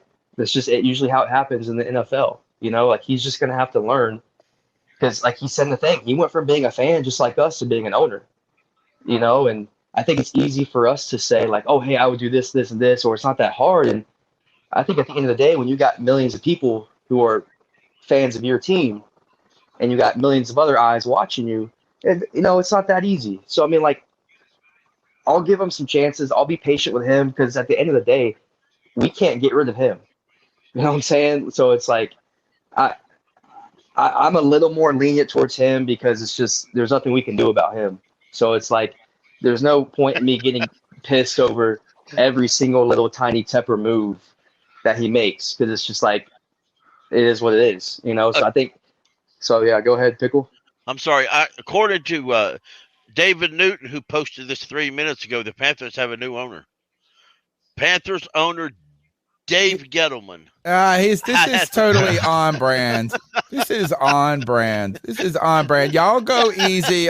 Y'all go easy on David Newton. As someone who always does stuff like this, juxtaposes people's names, I've been calling Jacoby Brissett Jacoby Forsett for like 2 years, man.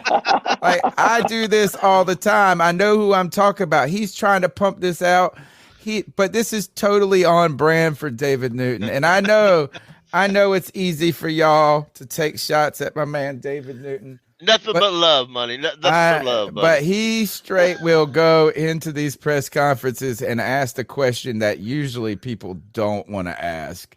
The ones that they were asking today. Scott Fowler was that guy today.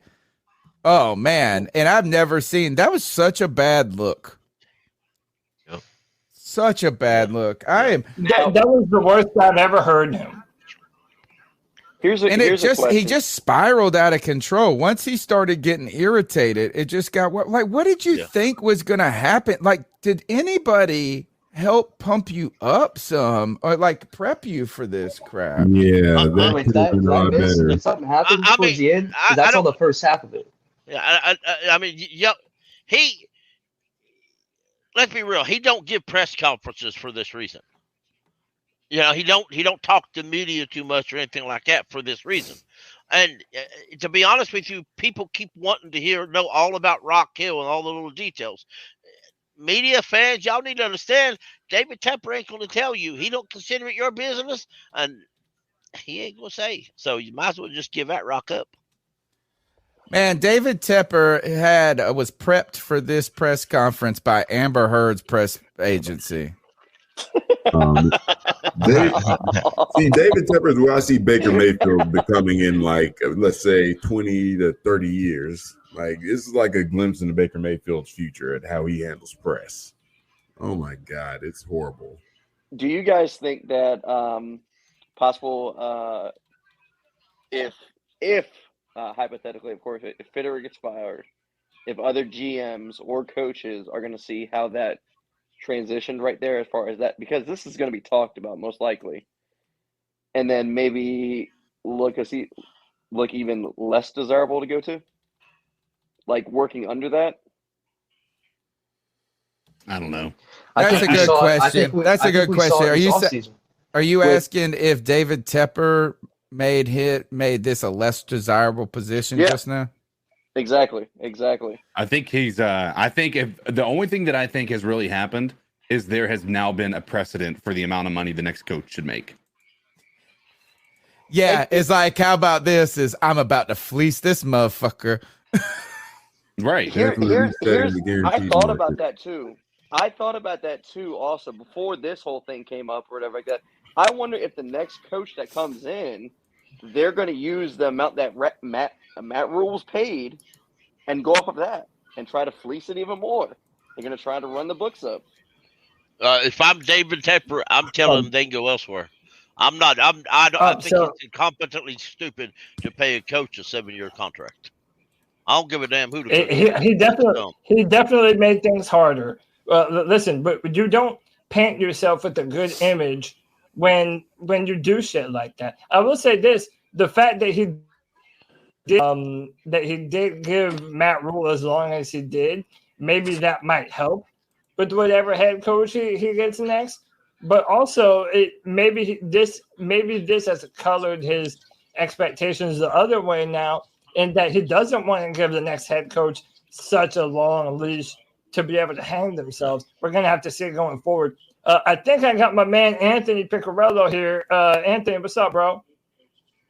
What's up, Cody? What's up, boys? What's up, man? Chilling, man. How you doing, man? How you feeling? Good. I'm good. I saw CK and Catman at the game yesterday. That was pretty cool.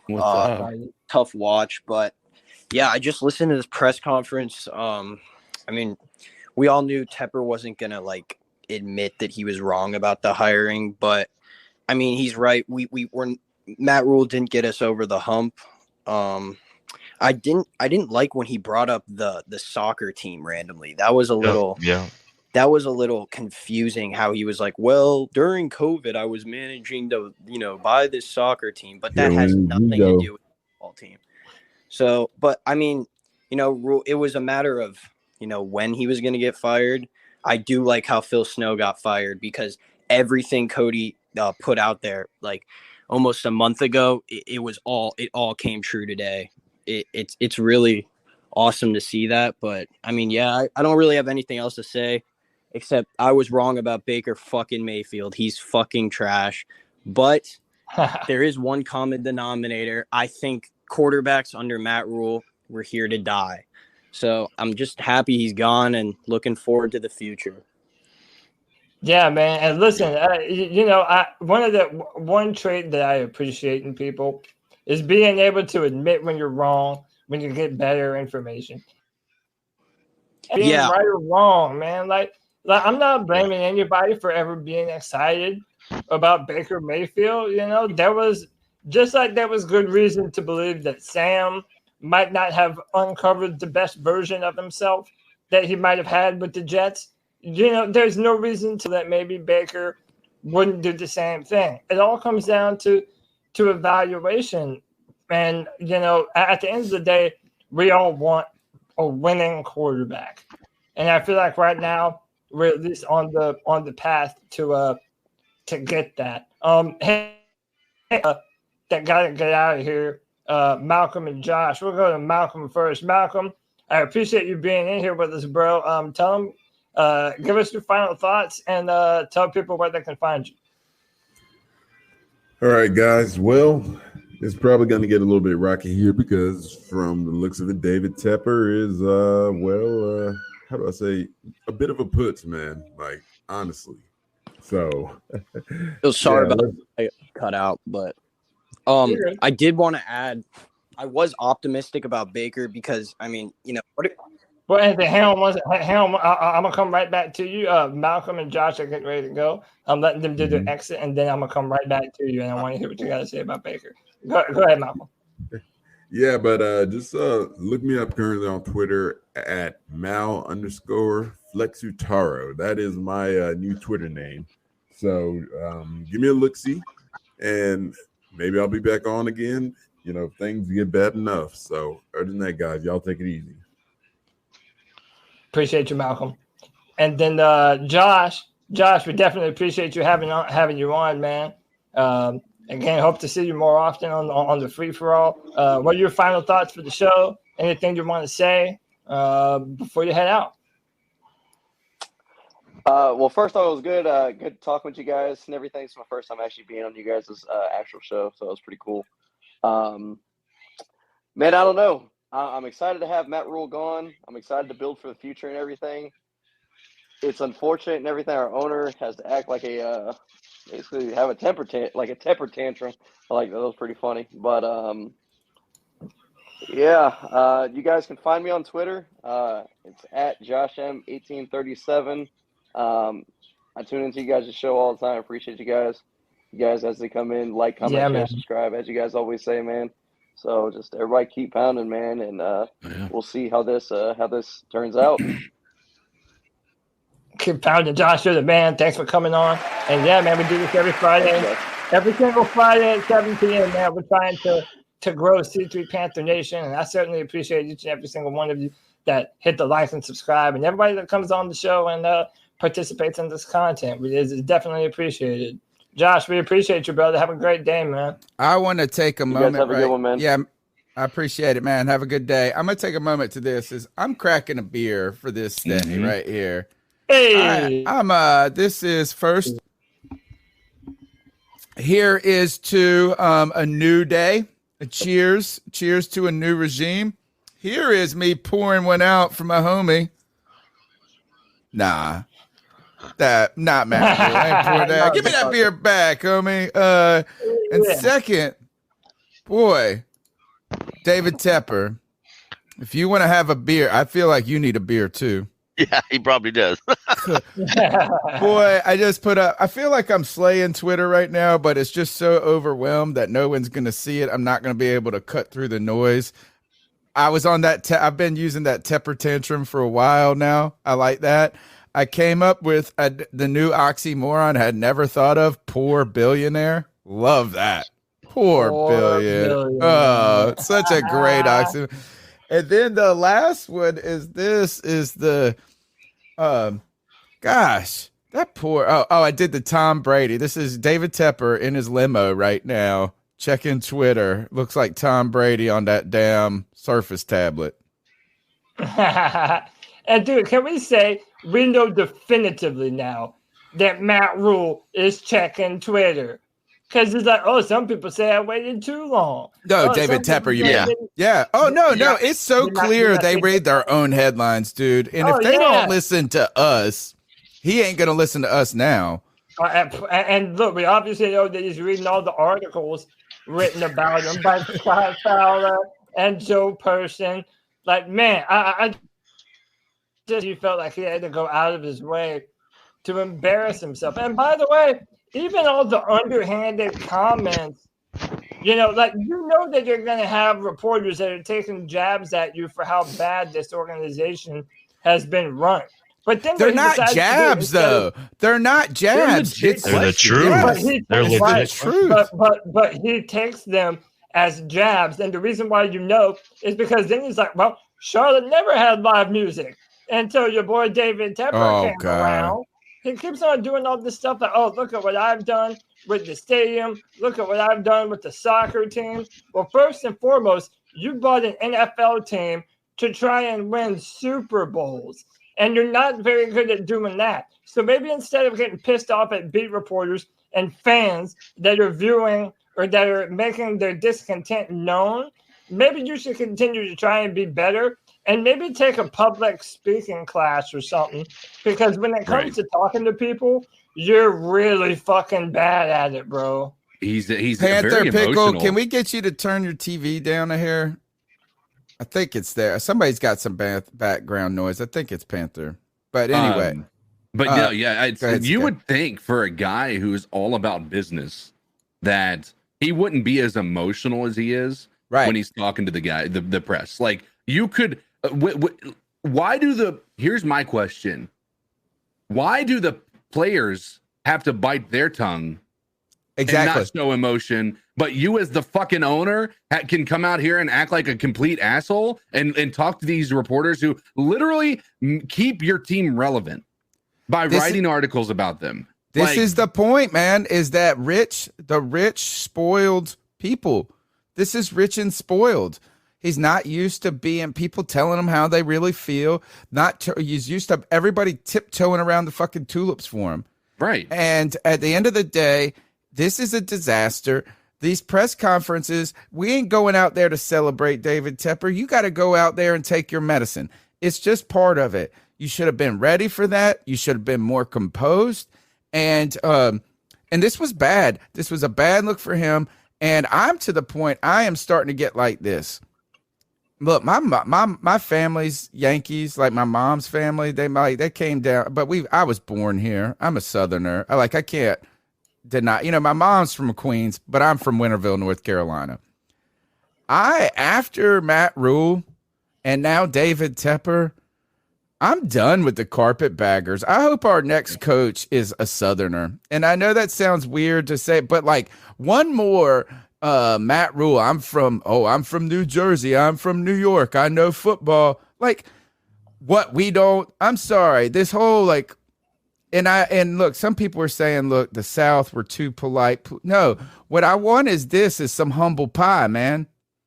That's what I want. If we came on here and fucked up and did something, excuse my language, if we did something ridiculous and made a bunch of mistakes, the whole internet would get up on our small little podcast and tell us how stupid we were, how wrong we were, how a bunch of idiots we were. And you would expect us to come up here and admit it. And you know what? That's fine.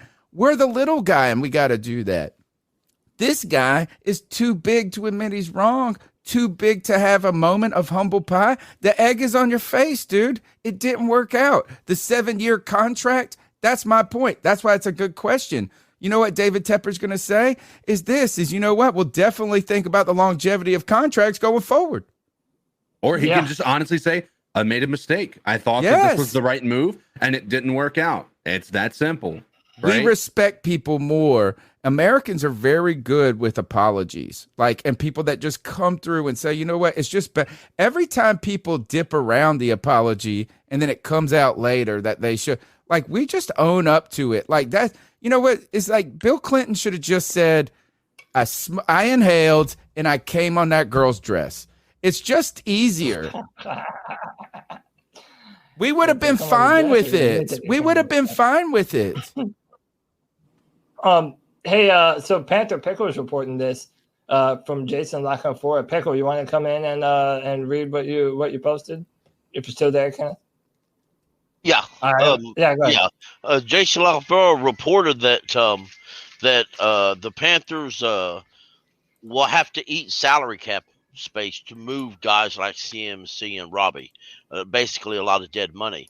But he's reporting that as around the league, experts he's talked with said that they that as it's previously been posted in the Washington Post, they're willing to do just that. Now, also, Sean Payton was on the Herd today, I guess, and he said that the Panthers. There was a video online by John Ellis. He said that the Panthers are a very attractive job right now to him. They're a very attractive job. But then, of course, like Tony said earlier, you have to give up compensation, and before that, you've got to get New Orleans to agree to it. So, if you try to go that route, it's not going to be cheap. It's going to be near impossible. It's going to be near impossible. And again, the entire everybody that looks at Carolina as a head coaching destination is seeing that Matt Rhule contract, and they're like salivating over that bad boy. Yeah. Right? They're like, all right, I'm going to fleece this fucking billionaire right now. Right? Like Sean Payton, if he comes here, you don't think everybody was talking about how John Gruden got his money when he went to Oakland or went to Las Vegas, I guess. Yeah. And he got 10 years, $100 million or something like that. It was a ridiculous contract and it was fully guaranteed. Right. Well, if you think that's crazy, wait till you see what Sean Payton asked asked David Tepper about. Right. I really don't. I'm not a Sean Payton fan anyway. He can actually coach ball, but all his other demands, I mean, let's just be honest. He put New Orleans in real bad cap space. And then in the middle of it, when Breeze retired and he realized he's going to have to go train another quarterback, he said, nope, I'm out. Good luck. And so that's. Yeah. I will say that Tepper treats the fans as if we're criticizing him, but us fans and beat reporters have been here before Tepper's been here. So the fact that he doesn't see it as we care so much, he sees it as, we just want him to admit that he was. Well, I think here's what I think about that. I understand that, and I kind of agree to it. But at the same time, Tepper is used to having a fan base in Pittsburgh that's been there for decades. They're all ultra loyal. They've never had a remotely struggling season until this year, and they've always had a good direction because somebody else has been in charge doing all this. He comes down here, he's the boss. Like his first year was the golden year, and after that, it's been the shit. And everything he's done so far has been screwed up. He knows that. He's just too pride to look at on the press conference and say, "Folks, this is me. I screwed up. Let's move on." Hey, so by the way, I'm not going to be able to play the clip, but Sean Payton was on Colin Cowherd. Yes, literally just 20 minutes ago, and he was talking about the Carolina Panthers. Obviously, I can't play it because they'll fucking slap us. But I definitely recommend everybody go check that out. And what was that? No picks to get. You're cutting in and out a lot. Cutting out. Oh, okay, hang on. I'm gonna fix my microphone. I think it's an internet thing. Go ahead. Is it? Is it my it keeps on going. Yeah, am I good now? Yeah, it sounds good now. Where did you say it was? Okay. It's Cowherd, the Herd. He just put up an interview. Not 10. I can't even play just the audio. I'd have to download the audio and then rip it. Hey Tony. Yeah, but I will let everybody just go and look that up. It's on John Ellis of One Panther Plays shared it. So Sean Payton was on Colin Cowherd just now, and Payton point blank asked him about the Panthers coaching job and basically what is it an appealing place to go? And he talks for like 4 minutes about. Use the link of it in the chat. Yeah, about it. It's if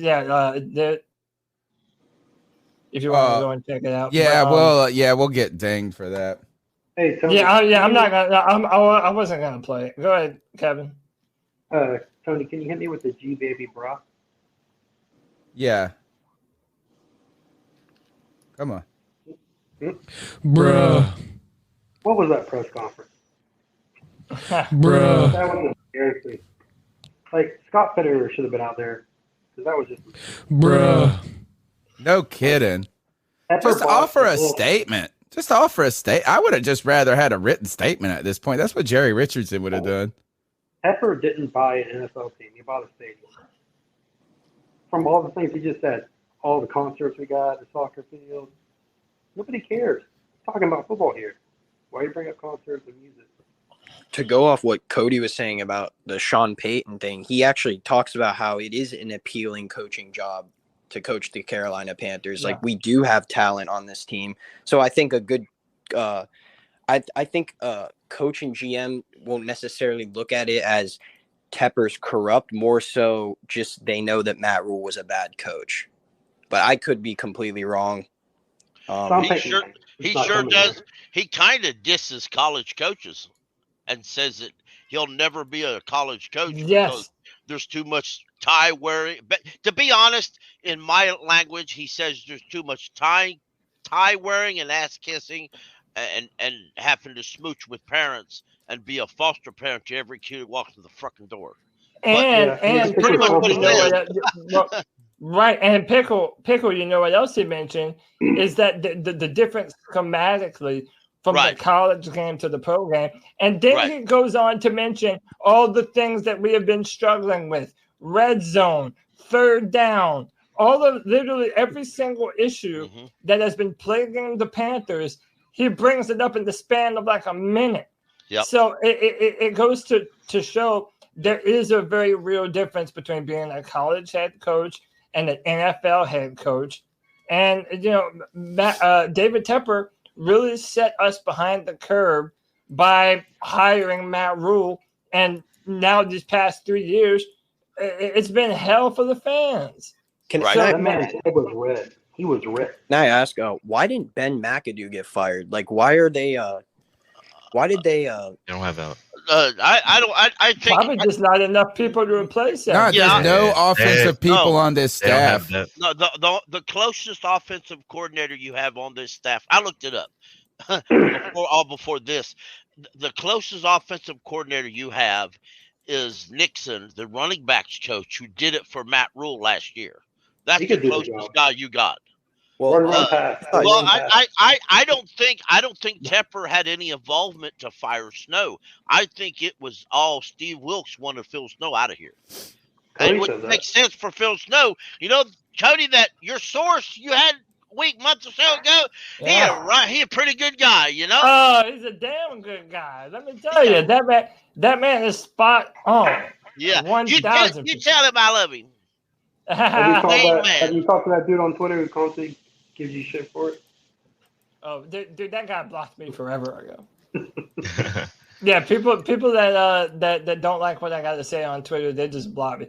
And dude, you know what? I'm telling you this is like that. There's so many people when it came to all of those things that we talked about on that Friday free for all, things that were brought to, again, I want to put this out, is at no point has this podcast ever tried to tout being journalists. We've always been from the fan perspective, but we follow this team closely. We never name drop. We never do anything like that. And when we came out and put that out there, it was carefully thought about in a way, right? It wasn't just like, oh, we heard like we're going to make it like this. But there's a group of people who are upset that either they weren't the people that brought it to everybody's attention or that they just don't like it was us. And here's the end of the day is that those people are still just going, oh, it's just common sense now. It's just common sense. So it went from being made up to now common sense, and to every connection that has come to light is just happenstance. Sorry. Yeah, exactly. You call that haters, bro. And you know what? That's a sign that the Secret Panthers podcast is going places whenever you're able to acquire some haters in that way. Right. I kind of want to steer the conversation back to Steve Wilkes if we can. Yeah. Let's look forward to the future. Right. And again, I want to continue to go back over what are your expectations now that Matt Rhule and Phil Snow are out the door? There are no more now. I'll go to you first.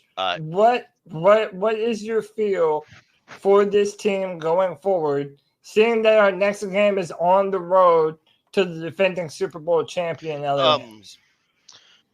Well, if you've watched the Rams, you know they struggle with pressure. They struggle quite because their offensive line, to be honest, is very bad. They're as bad as we was last year, I think.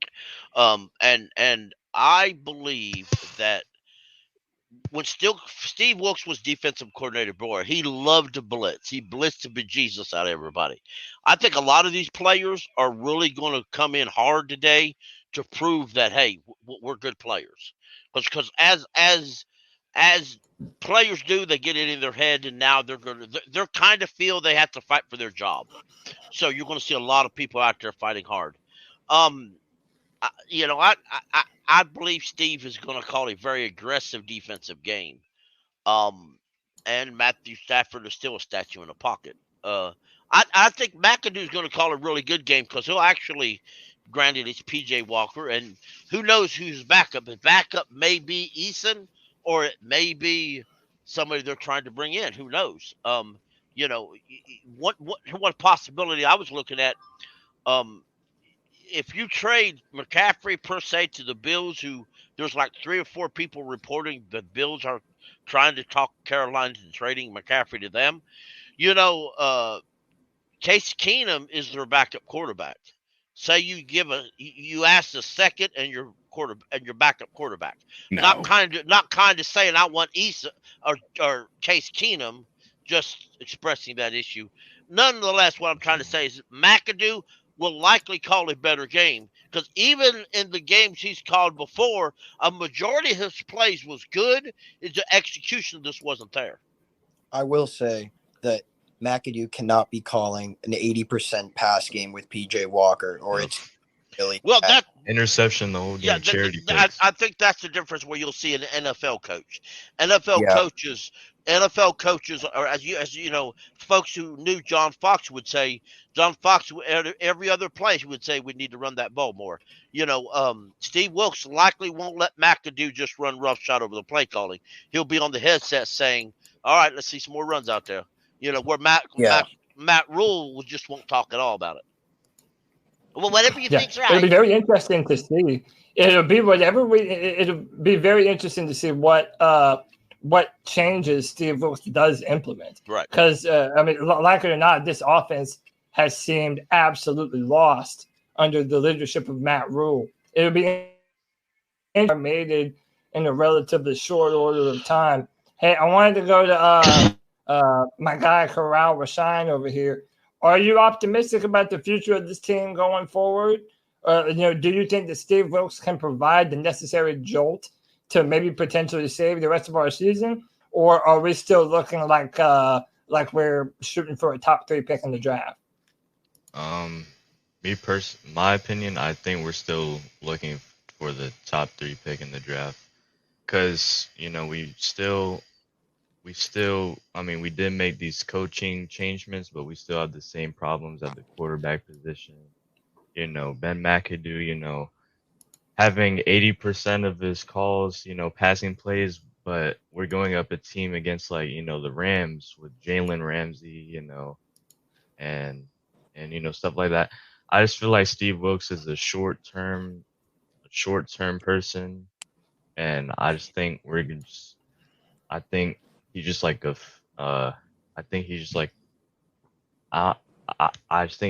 fill-in, kind of, just for the offseason. That makes sense. Here's an interesting tweet put out by Will Kunkel who said, I'm told Matt Rhule was an extremely hands-on head coach with the Panthers. He even got involved in the creative side of things in regards to what he did and did not want on social media and et cetera. Sounds like a college coach. Yes, that's exactly what I wrote. It does sound like a college coach. In fact, a lot of I live in a college town, work with the radio that covers this football team, the ECU Pirates. And one of the things that's interesting is a lot of the coaches, now that you have the name, image, likeness, they don't like the kids going out there and doing the radio conferences, because they say, it gives them bulletin board material, stuff like this. And really, I just feel like at the end of the day, it just comes on to this is that like they can't control everything at that point.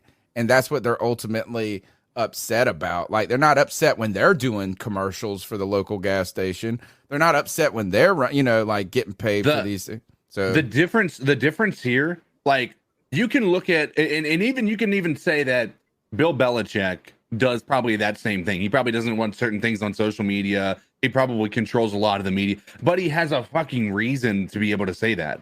Like he's got a proven track record. You cannot, like, here's the thing that I have an issue with. It's like a lot of people want to carbon copy the type of coach that Bill Belichick is and try to just copy and paste it over to their own coaching style. And you can't do that. Like he had to earn the ability to be that type of guy.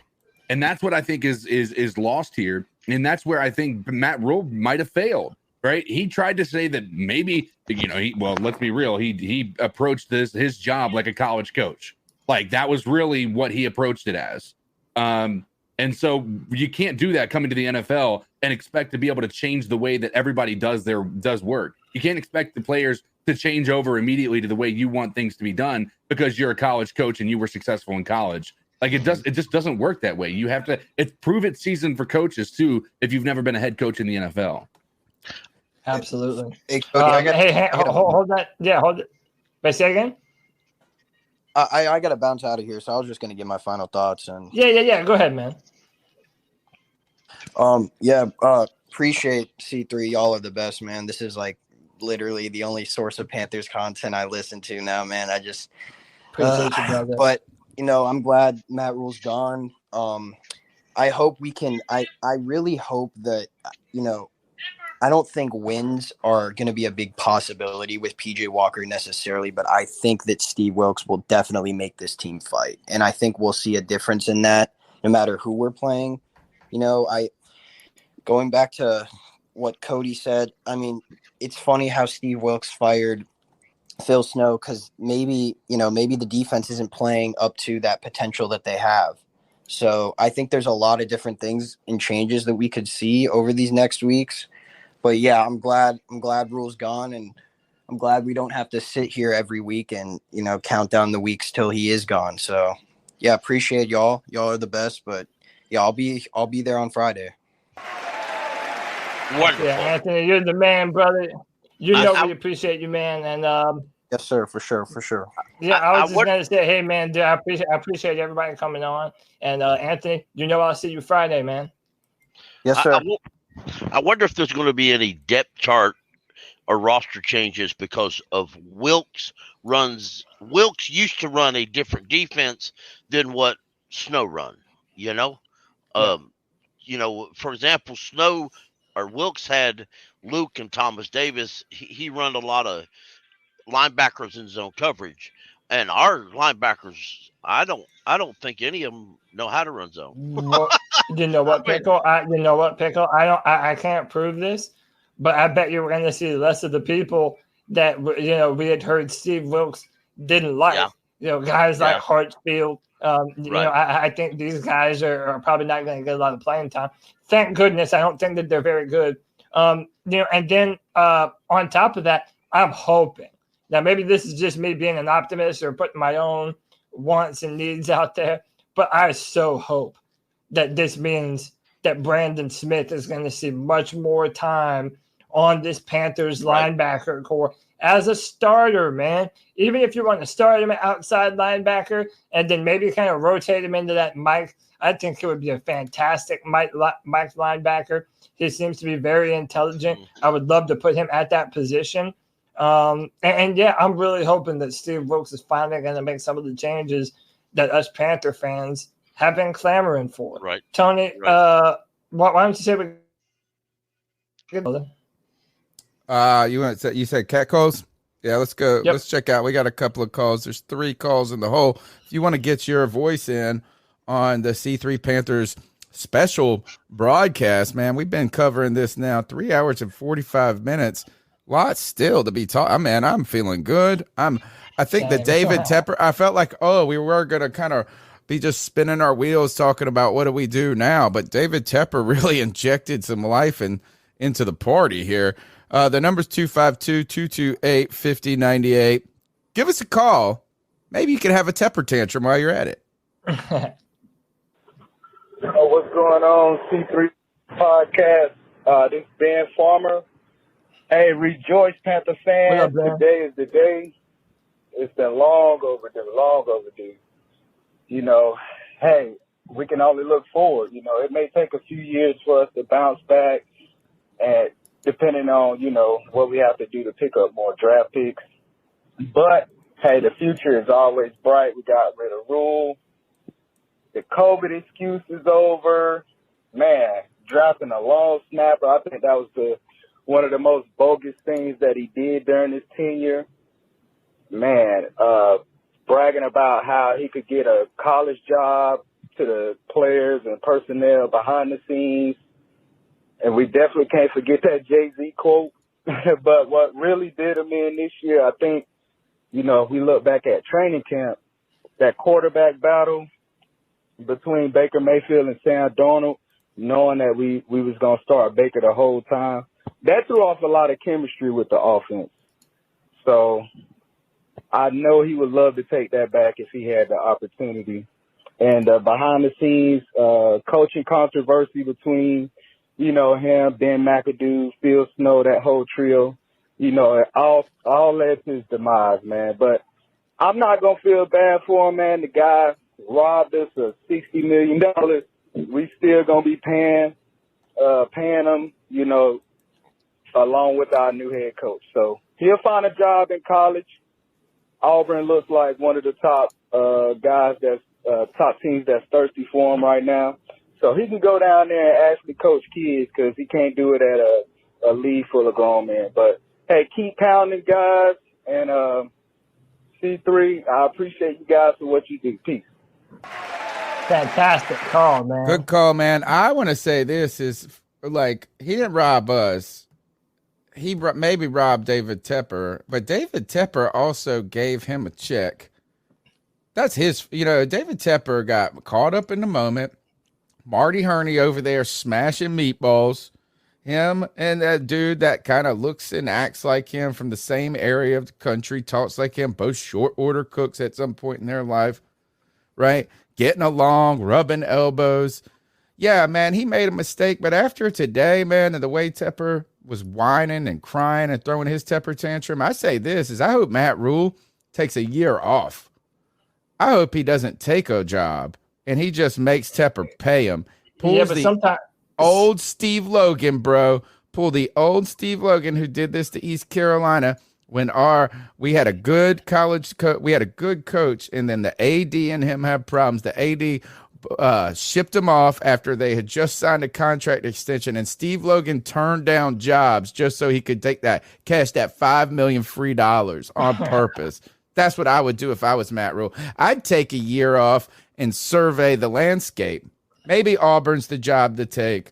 I'd be worried about that Nebraska job. That's a tough place. So, but that's another thing.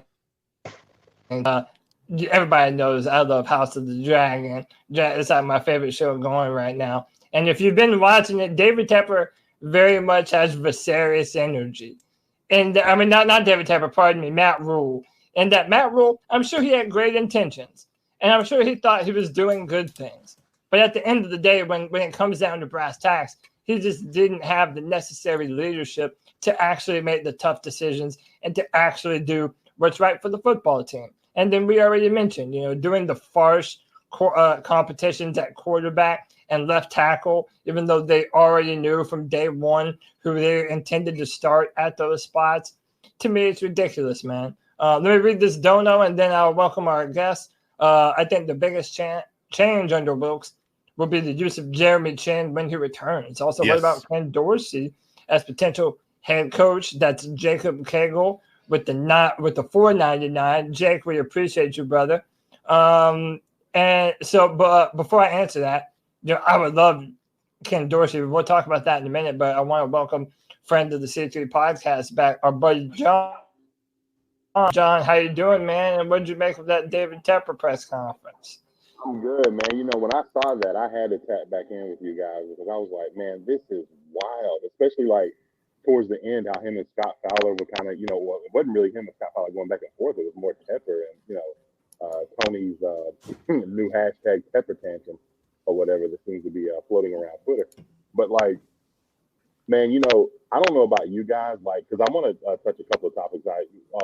Panther Pickle mentioned something I wanted to ask about in a minute, but just on the Tepper situation, like, does this not kind of scare you guys a little bit? Like, because to me, it's like, is it possible in some alternate universe that this guy gets upset and like tries to move this team?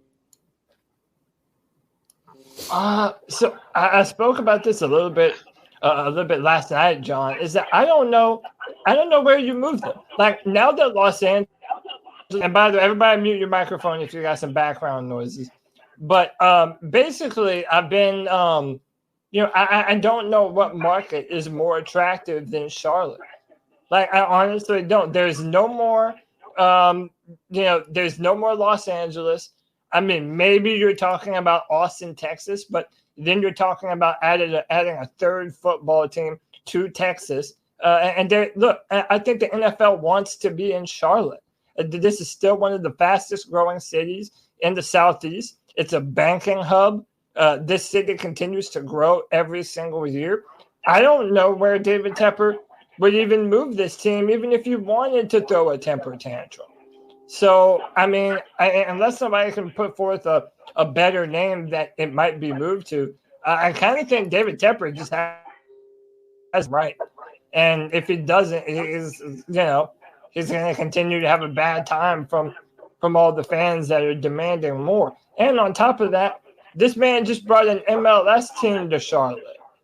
So it would be really hard to say, nah, we're good on Charlotte and wanting to go somewhere else. I just personally don't see that happening, John. I think, I think that's the funny part because it seems like everybody in this area, they always scared. Like you always hear people, the Hornets might relocate, the Panthers might relocate. They always scared of that. I don't think it's as easy as people are afraid. It's a little harder than that. You have to have at least 23 or 25 other owners, and then you have to find a better market. It's just a lot of stuff to go with it. It's just a lot of stuff that go with it. Yeah, I think this is now I've been with Cody on this. Is like the Charlotte market is just such a growing place and such a stable region, right? Is like North Carolina's attractive destination for snowbirds who are moving from the northern cities, and higher taxes are attracting people. People are fleeing California for you know what I'm saying? This is like people are leaving, coming. North Carolina's an attractive place. Charlotte's one of the greatest growing places, even just Raleigh. I mean, the North Carolina in general. So the market is there. It used to be were we a big enough, attractive enough market, but I think the stability and the money is there. But I think John brings up a good point, is David Tepper just such a crybaby that he would throw it, could do something. That does concern me, that he just is so angry, at criticism. But then you got to go, where are you going? I think that's one thing. But I want to say this, is you guys think that David Tepper lost money with Matt Rhule? No, he didn't. You know where he really lost the money? He negotiated hard with Rhule. They made a bad deal. He signed a bad deal with them, trying to get them to pay, to foot the bill. But we know that David Tepper has just wanted a new stadium so bad.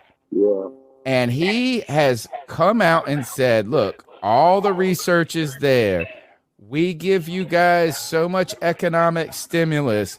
I'm not going to do this on my own. We're going to have to do this as a partnership.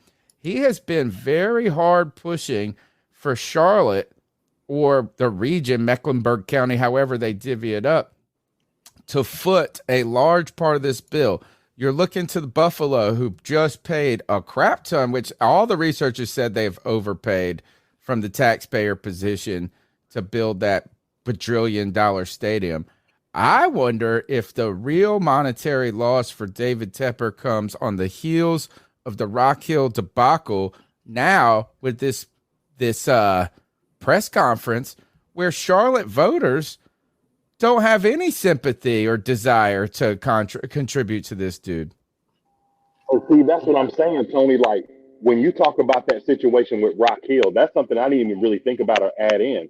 He's never going to live that down. Like, what are they going to do with that space and that area?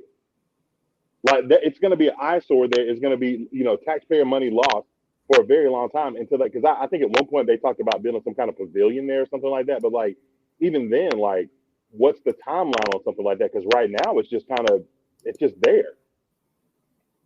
It's going to be a Halloween Express. Cody, can you pull up PD Wheatstraw's comment? Wait, is he saying? Wait, who is it? Who's the? Pull up whoever's the New Orleans Saints fan. Who is it? Do we know who it is? Nola. We got Pelicans Nola in the chat. Every day you get I even saved it earlier. One of the 49ers fans came in here and he was like, "We did y'all a favor." True. Yeah, so this is for the Saints fan out there. Fuck you, Saints. Okay. All right, sorry. All right, I got that one queued up every time. I love that one. Thanks, Tim. Thanks, Tim's daughter. See, Tony, that's a big question, John. Is that now we're starting to see there's Tepper. He had this moment where he injected some excitement with the fan base because we had such a removed owner, one who was just fine with going in there, never having any press conferences, sitting up there watching the game, doing the same thing every year, keeping the shield on the field. And then all of a sudden you get David Tepper here, younger, exciting, rich as shit. Oh, we're going to put the Panther logo on because that's what people want. I'm going to dance around. I even got a picture. Thank you, CK, is the one who spotted it. We're walking around on the way to a game one day. He goes, "That's David Tepper. I got him to take a picture with me." And he was showing up. He showed up at the Roaring Riot tailgate, this and that. And it turns out he's a fraud, man. And you know what? I probably shouldn't say that. Given him, I hope he buys the C3 Panthers podcast just to close it down. Do it, dude. What would be the asking price for something like that? 7-year contract, $640,000. No, can I be real? There isn't y'all might not believe me. I wouldn't accept a single dollar amount to quit this podcast. The only thing that I would then I'd make it. I don't give a damn. No, how about this? I love the C3 fan base too much. I love y'all. I need y'all every single Sunday. And you may not admit it, but y'all need our ass too. I wouldn't give this up for the world. The only thing that would even tempt me to get away from doing this podcast is if David Tepper said, "All right, Cody, I got a place for you inside the front office. Quit that podcast and come be a part of help building the Panthers." I'd be like, "Boy, you better build a ramp in that bitch because my crippled ass will be there tomorrow, baby. Let's go." That's the stupidest thing I ever heard. I got another question. I was about to say, Tony and CK gonna sell your ass out. They would be going. I would sell all y'all out. I would be on my way. Cody, you got more people on Twitter apologizing to you. I know. Oh, there's a group of people who won't ever say no. Oh, I know. I'm still my mad. Twitter's blowing up, bro. My Twitter's blowing up. It's it's going crazy, man. Yeah. So you was right. Let me respond to some of those people. There was people commenting on that video that I had did, reporting on what you had said like today as well, like saying the same thing, like, "Dang, man, Cody was right." I'm like, hey, when a guy I don't even see the video. Who was did we hear from Nick Cannon last? Is that who the caller was? Tell me if this is the call we just listened to. Nick Cannon, oh shit. What's up, C3 Podcast? Did we hear this one? This is Nick Cannon. I don't back believe to the, I guess the airways, so to speak, bringing the Panthers Den podcast. Just search us by name, put my name in it as well, and it should come up. Please subscribe, as I have of course, y'all's channel. We'll cross-collaborate, things of that nature, because it's all Panther Nation. But anyway, on to this particular joyous day. I'm really about to throw a monk party. If y'all don't know what that is, go check Ace Ventura with Nature Calls. That's the party I'm about to throw. Everybody's invited. Seriously. As far as the whole, I've heard a lot of things about bringing Cam back potentially. There's a way to do this. You bring him back and just let him study, let him learn. Tell him that we're not putting anything on you. That you have to save. But whenever he's ready, you give him the shot. You re-sign him. But on top of that, it's not just about Cam. You go ahead, get your first round pick in here next year, whoever that new coach is. So you got Cam, the new first round pick, and Matt Corral.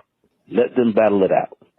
Let's see who's on top. And you let Cam know, okay, Cam, you are an MVP. You need to win this spot.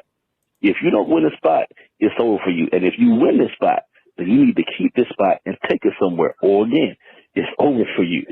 And if it's over, then, we'll give you, we'll let you dress out on the last day. We'll let you, give you a last series or whatever. But, this is it. You know what I'm saying? And that's how you kind of right the wrong. I am so glad that the change has been made. I believe that Wilkes has a lot more opportunity now than Perry Sewell did to actually adequately audition for the head coaching position. The only thing that kind of gives me trouble now is the fact that Ben McAdoo is still in the room. His plays are still being called. So I'm not quite sure how that works out. I would make a switch and put Jeff Nixon as the OC. Since Jeff Nixon is still in the building as the assistant head coach, I'd put him as the OC and see what he got, because he never received the opportunity to adequately audition for the OC position last year because they waited so late to fire Brady. Y'all keep pounding. God bless. Awesome call, man. Fantastic. That was a good call. Tony, you've got me feeling all tingly inside with what you've got going on the screen right there. And look, I have been saying that if we were to trade Christian McCaffrey, there's no better place than Buffalo. And it's not just because of their team, but we love these players, man. We don't take Christian McCaffrey for granted. All the players that have been busting their behinds for the Carolina Panthers during this incompetent coaching era, I want what's best for them. I want Christian McCaffrey to go to a team that is under someone that's actually going to compete for a legitimate championship. And then even if you have a late first-round pick, you have a bunch of teams in the top 20 that are always looking to move down.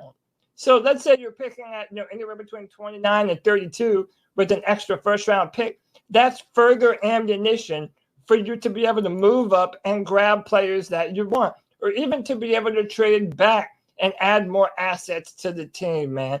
I hope it happens. If we move Christian McCaffrey, the Bills are my number one destination that I want to see him go to. Yeah, I think it's one of those things that's going to be bittersweet, right? We don't want to get rid of our top, one of our best players that we've had in probably the past decade, right? However, for his sake, I don't want him to go through another regime change, right? I don't want him to have to sit there and wait for another quarterback to find his groove when we draft a guy who's, inevitably going to have growing pains in the NFL, right? I think he deserves to have a competent coaching staff that's going to put him in the most advantageous position to succeed.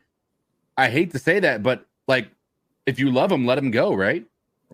Yeah, I felt this way. I know it's a strange feeling, Panther fans, is that, and look, my bastard son, White Chocolate Espresso, says, look, we don't need to sell the farm yet. We just man, if this is a coach, we have a lot of talent. You get a coach and a quarterback, but that's the problem, is it's a bunch of ifs, and wins and wins and wins.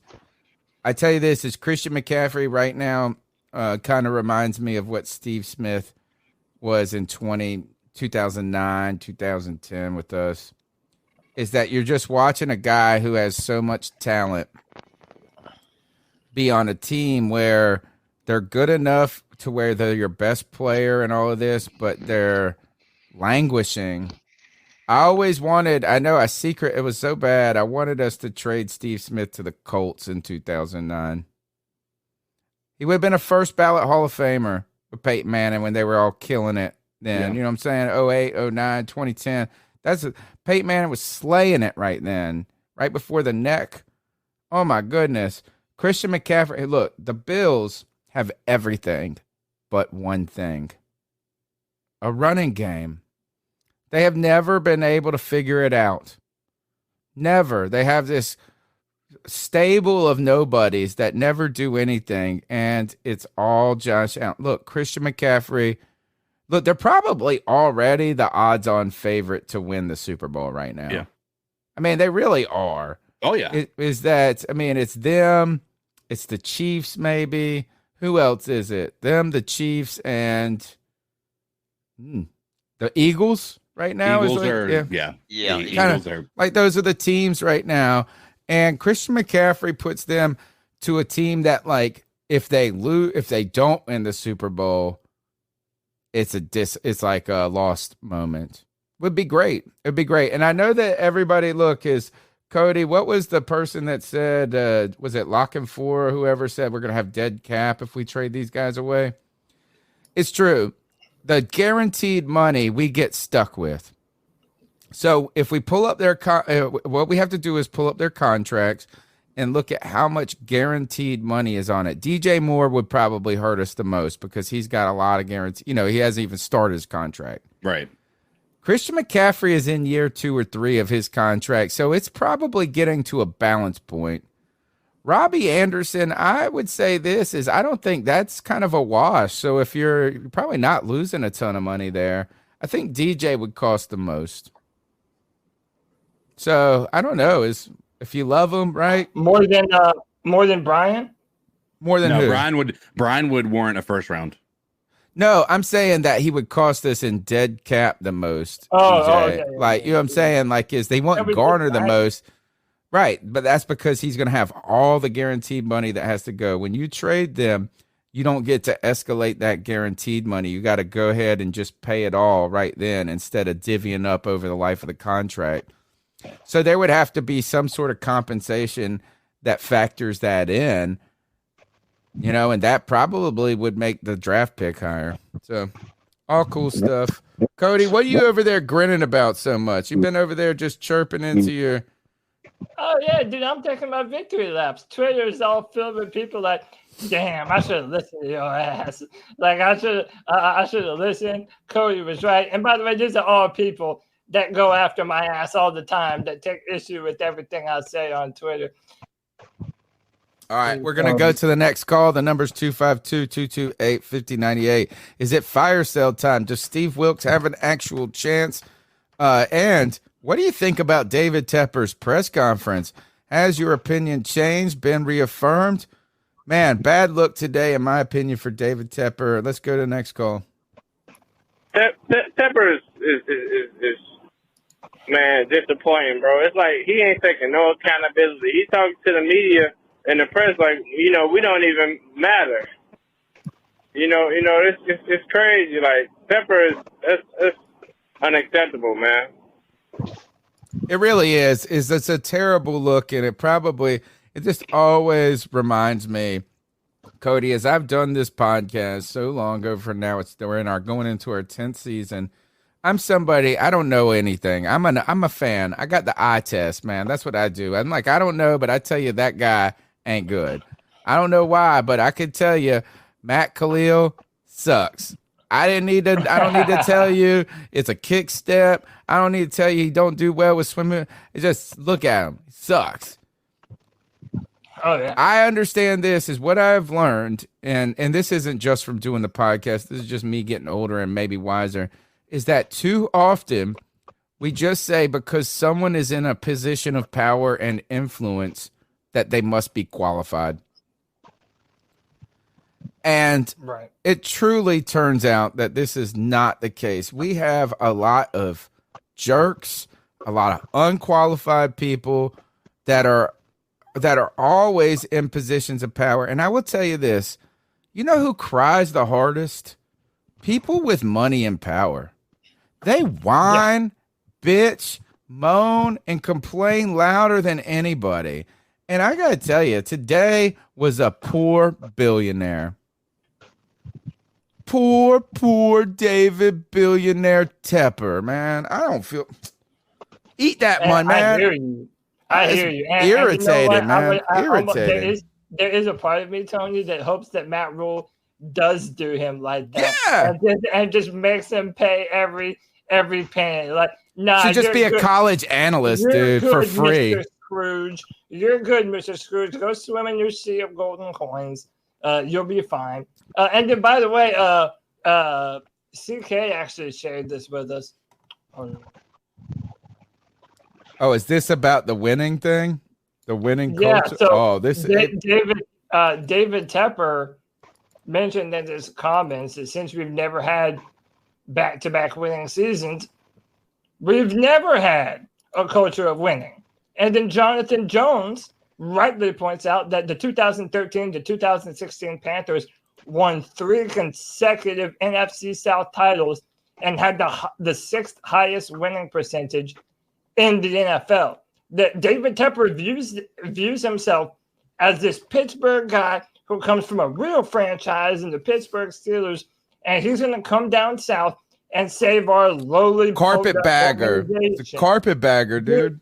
It is filled with pompous, rich guy bravado, and it's embarrassing, man.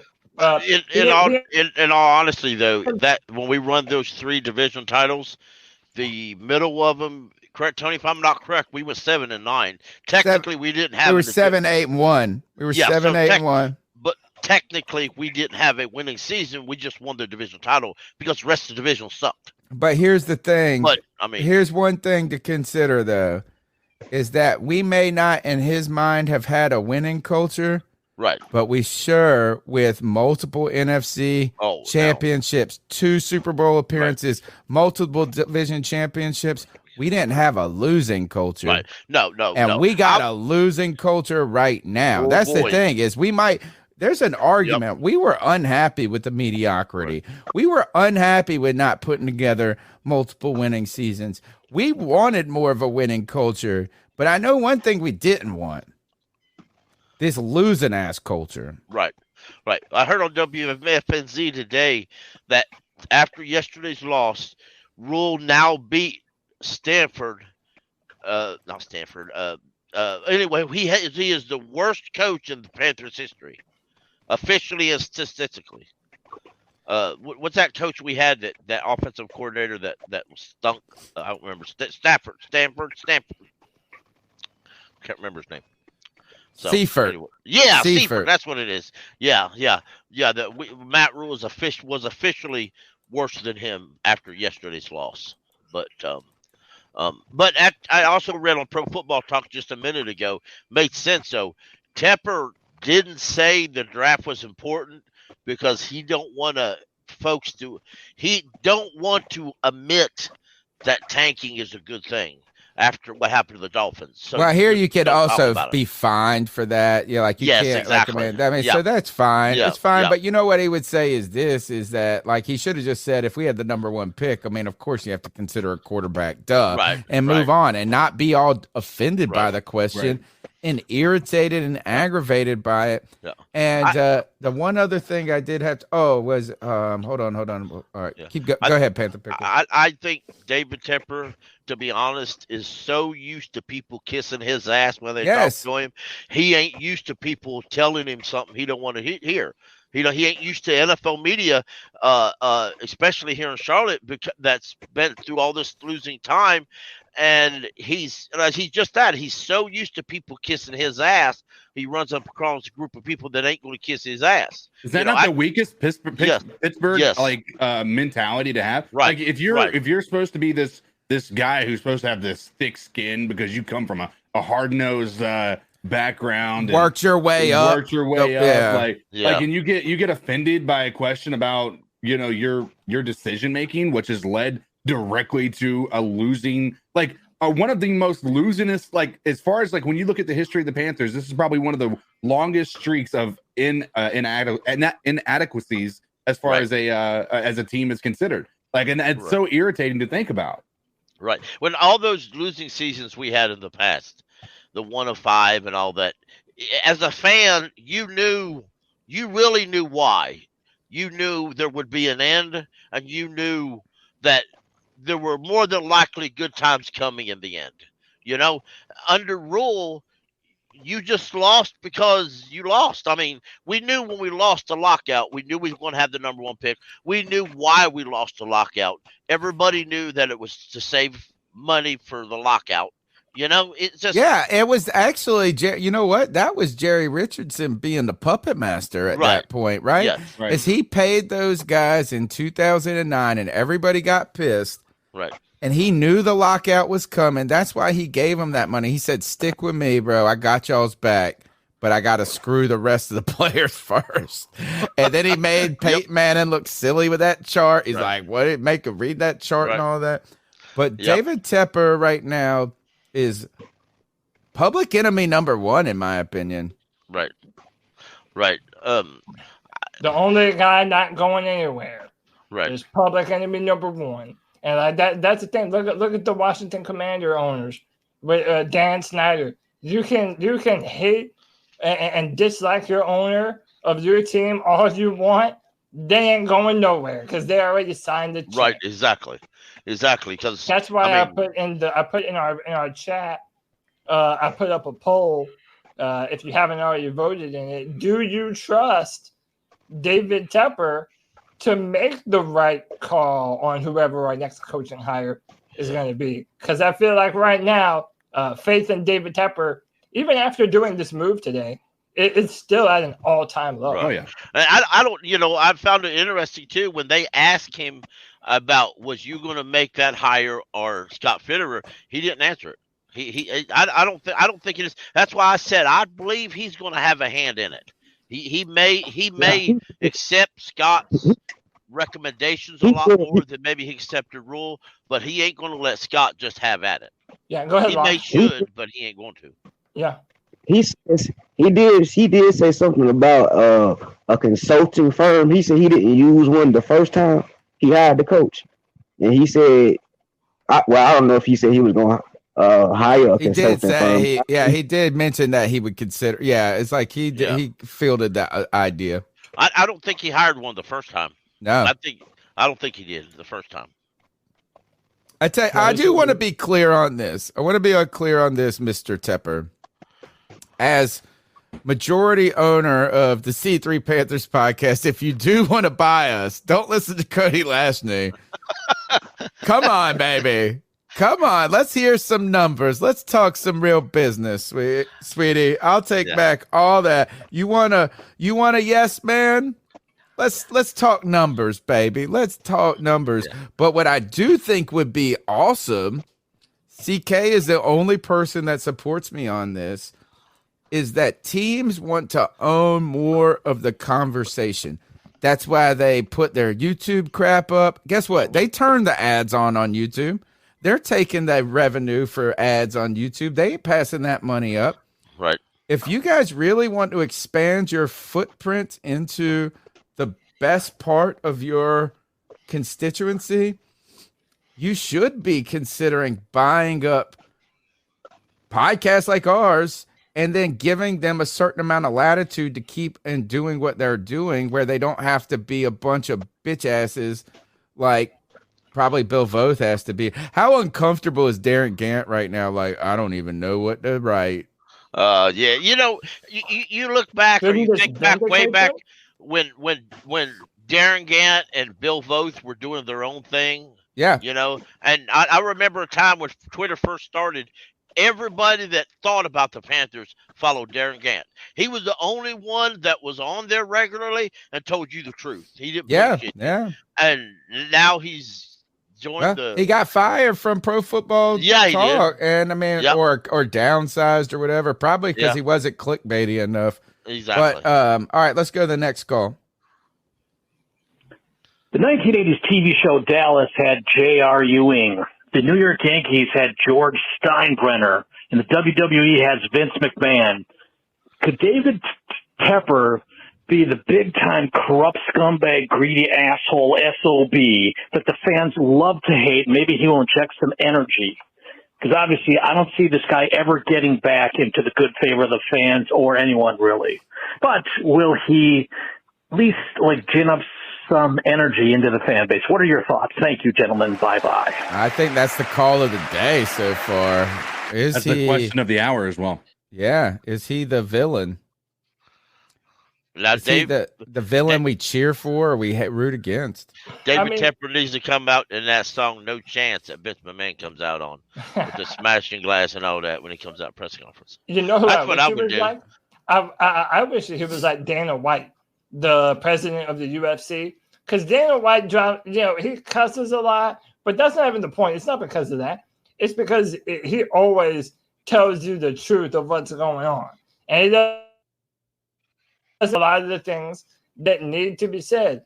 I would have no problem if David Tepper was a villain to the rest of the league, to the rest of the owner's circle. Right. Stopping him. We want that. You're sorry, you're breaking up a little bit. We want honesty. We want authenticity. What people want is we want accountability. That's what we demand. They demand of us. They demand it of us. They demand it like CK said about the players. Imagine a player going to a press conference like this or whatever.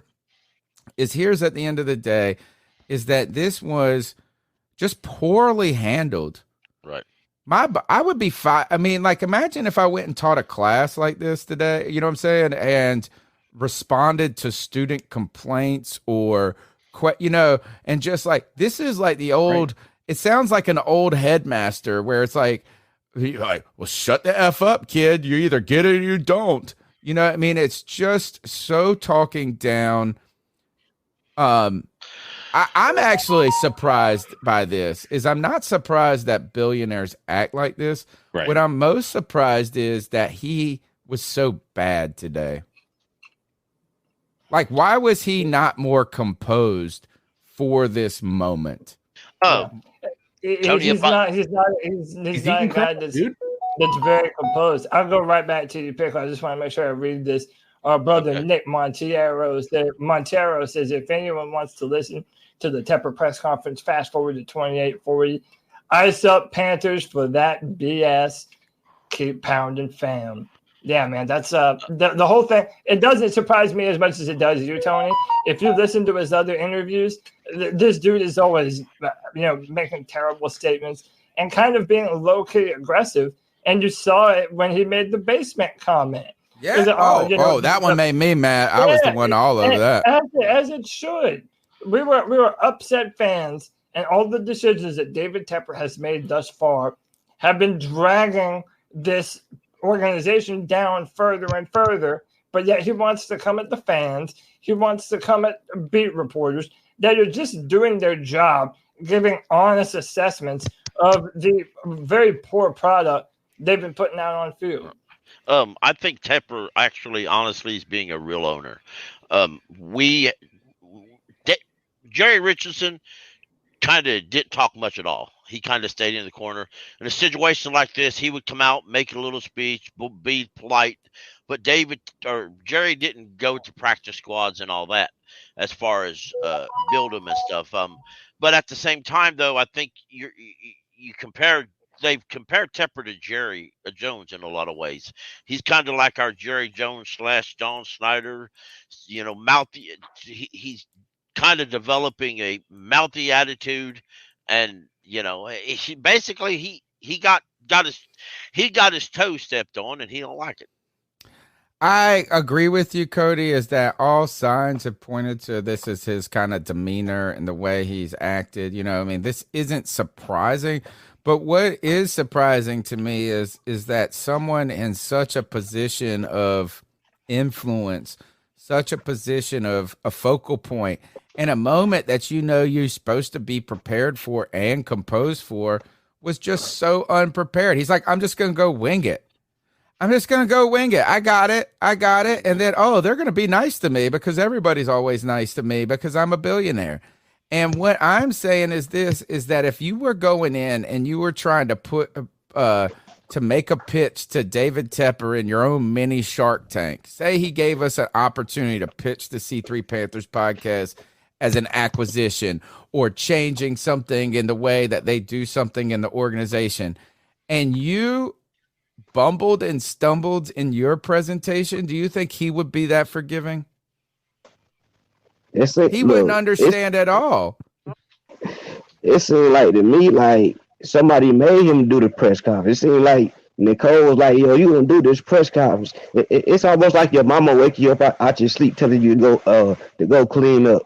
You gonna be mad as hell, like snapping on everybody, like, don't talk to me. Like I think he was just totally unprepared for all them questions. If you look back, which he shouldn't have been waiting, expecting that. But different owners would have took the head coach out, the interim head coach with him. He would have took the GM with him. He would have sat down. Remember when Arthur Blank did that press conference as they were cutting Michael Vick and his little dog fighting thing? He told everybody, ask every question you want. We'll get it answered, and if anybody gets hungry, we'll order a pizza in the press conference, and everybody stay here and answer questions. Because he wasn't going to last. He wasn't going to make everybody answer it till it's over. Reality is Tepper should have had the GM out there. He should have had Steve Wilkes and maybe even anybody else out there that he thought would be able to answer questions and just get it all answered. But instead, he turned chicken and left because he got his toe stepped on. Nobody out there kissing his ass, and Yeah, that sounds like a pretty accurate. Like he wasn't like this with Ron Rivera though. Like he was more cool with it with Ron. I don't really remember. I think he was a lot more cool with it though. Oh, he was nicer to Ron. He was nicer about it because about Ron, but he didn't have all these questions he got asked today. He didn't have a practice squad answer questions. He didn't have all these different questions when he fired Ron. As to today, he waited, and he was right. He waited too long, which everybody had a lot more answers. Do you think there's any significance to Scott Fitterer not being out there with him? I think Scott Fitterer is just as well on the hot seat as he was before. I don't think Scott Fitterer is as safe. I mean, did not he say that? Rhule Tepper said that right now it would be incorrect to say anybody's safe. So yeah, and when it comes to Scott Fitterer, and by the way, this is somebody who doesn't want Fitterer to be fired. I would like to see him get an opportunity to play a real part in some of these coaching hires, and not some investment firm who have a list of names that are put forth to them by their freaking buddies. Right. But what I would say is, Scott Fitterer is starting to look more and more like a pawn. And what I mean by that is the reason I think that he wasn't up there is because I think kind of Fitterer does what he's told. I don't think going to David Tepper and saying, hey, I think we need to fire Matt Rhule. In fact, I think it was the other way around. David Tepper went to Fitterer and said, hey, guess what? We're going to fire Matt Rhule. And I think he said, yes, sir. Just like what happened when the coaches came to him and said, hey, we're going to trade for Sam Darnold because that's what the coaches decided to do. We're going to trade for Baker Mayfield because that's what the coaches and the owner decided to do. I really don't think he had a big-time opinion in those. I'm only hoping that either this prompts David Tepper to now give him that kind of decision-making power, or just cut bait and promote from within and let Dan Morgan have a chance to be a general manager, which I've been a proponent of since before we hired, or right after we fired Dave Gettleman the first time. Yeah, and all right, so let's go next call. Hey, what's up, C3 Panda Podcast? This is the Gas Man calling in. I'm very happy today that Matt Rhule got fired, and I know Tepper, he had a Tepper tantrum today, But my main positive that I got at that press conference was that Matt Rhule had a total power of the football operations. He was frustrated that he was getting most of the blame. Obviously, he's the owner, but he put Matt Rhule and let Matt Rhule actually do his job. He came from Pittsburgh, where they give a long leash to their coaches, and that's the way that he knew. And so it bit him in the tail, but at the same time, Matt Rhule was ultimately responsible for picking up Baker Mayfield in the drafts. Scott Fitterer obviously wanted to draft somebody else, and we were supposed to go after Justin Herbert, and Matt Rhule just wasn't trying to have any of that. So the blame, it falls on him at the end of the day, and we're happy that he's gone. Brian Daboll for the Giants, they had literally the same exact roster, and we thought that this season the Giants would be maximum 7-8 wins, and they already got 4 wins. And I will say 2 of those wins specifically came from coaching. At the end of the game, great decisions and the team rallying behind their coach. So better times is coming. We should trade CMC. He's not going to last. And what's the point of keeping him? Where are we going to go with for this season or next season? So get rid of him. Let's rebuild it. Love y'all, man. Panthers, man. We a family, man. It's all good. The cancer has been eradicated. All right. Have a good day. If I could appreciate you, brother. Fantastic call. Hey, I'll let you go, Pick. I just want to introduce 2 people back to the show. G Baby, rocking that 89. Steve Smith, happy to have you back, bro. And then we got our man Jay Stubbs. Jay Stubbs, what's going on, dude? I can't believe you are still on. I know that's what everyone in our chat room is saying. That damn, y'all still live? Yeah, man, we felt it necessary. This was such a long time coming of Panther fans that y'all were still coming in here. It's a celebration. Yeah, Me with my Panther jersey on backwards. I had my jersey on backwards when I came in here. Cody. Just said, don't act like you didn't plan that. And yeah, we've been live 4 hours and 40 minutes, man. This is something that we and let y'all who have had a bunch of pent up frustrations about Matt Rhule. We wanted to give people an opportunity to come in here and vent and you know, let people get their feelings out, man. Hey, Cody. Yeah. Y'all might have touched on this earlier, but that statement that David Tepper said that he really didn't inherit like a great winning culture. It's like we had one of the best winning percentages in that whole era, and we went to a Super Bowl, and then like we were a playoff team when he bought us. Like, yep. And then he gonna say that we wouldn't have a winning culture. This dude is delusional. Well, you know, Matt Rhule, thinking about it, Matt Rhule, when he was hired in here, he went on with, we have to change the culture. We have to get winning. And I'm like, what? What's wrong with the culture? You know, and I thought we was good. But, you know, look. Looking back to the 2017 season, that was when Steve Wilkes was here as a defensive coordinator before the 2018 when he went to the Cards. We have 3 players still on this roster that remember those days. Christian McCaffrey was a rookie, and Taylor Motrin and Shaq Thompson. I wonder if Shaq Thompson was here as a linebacker back then anyway.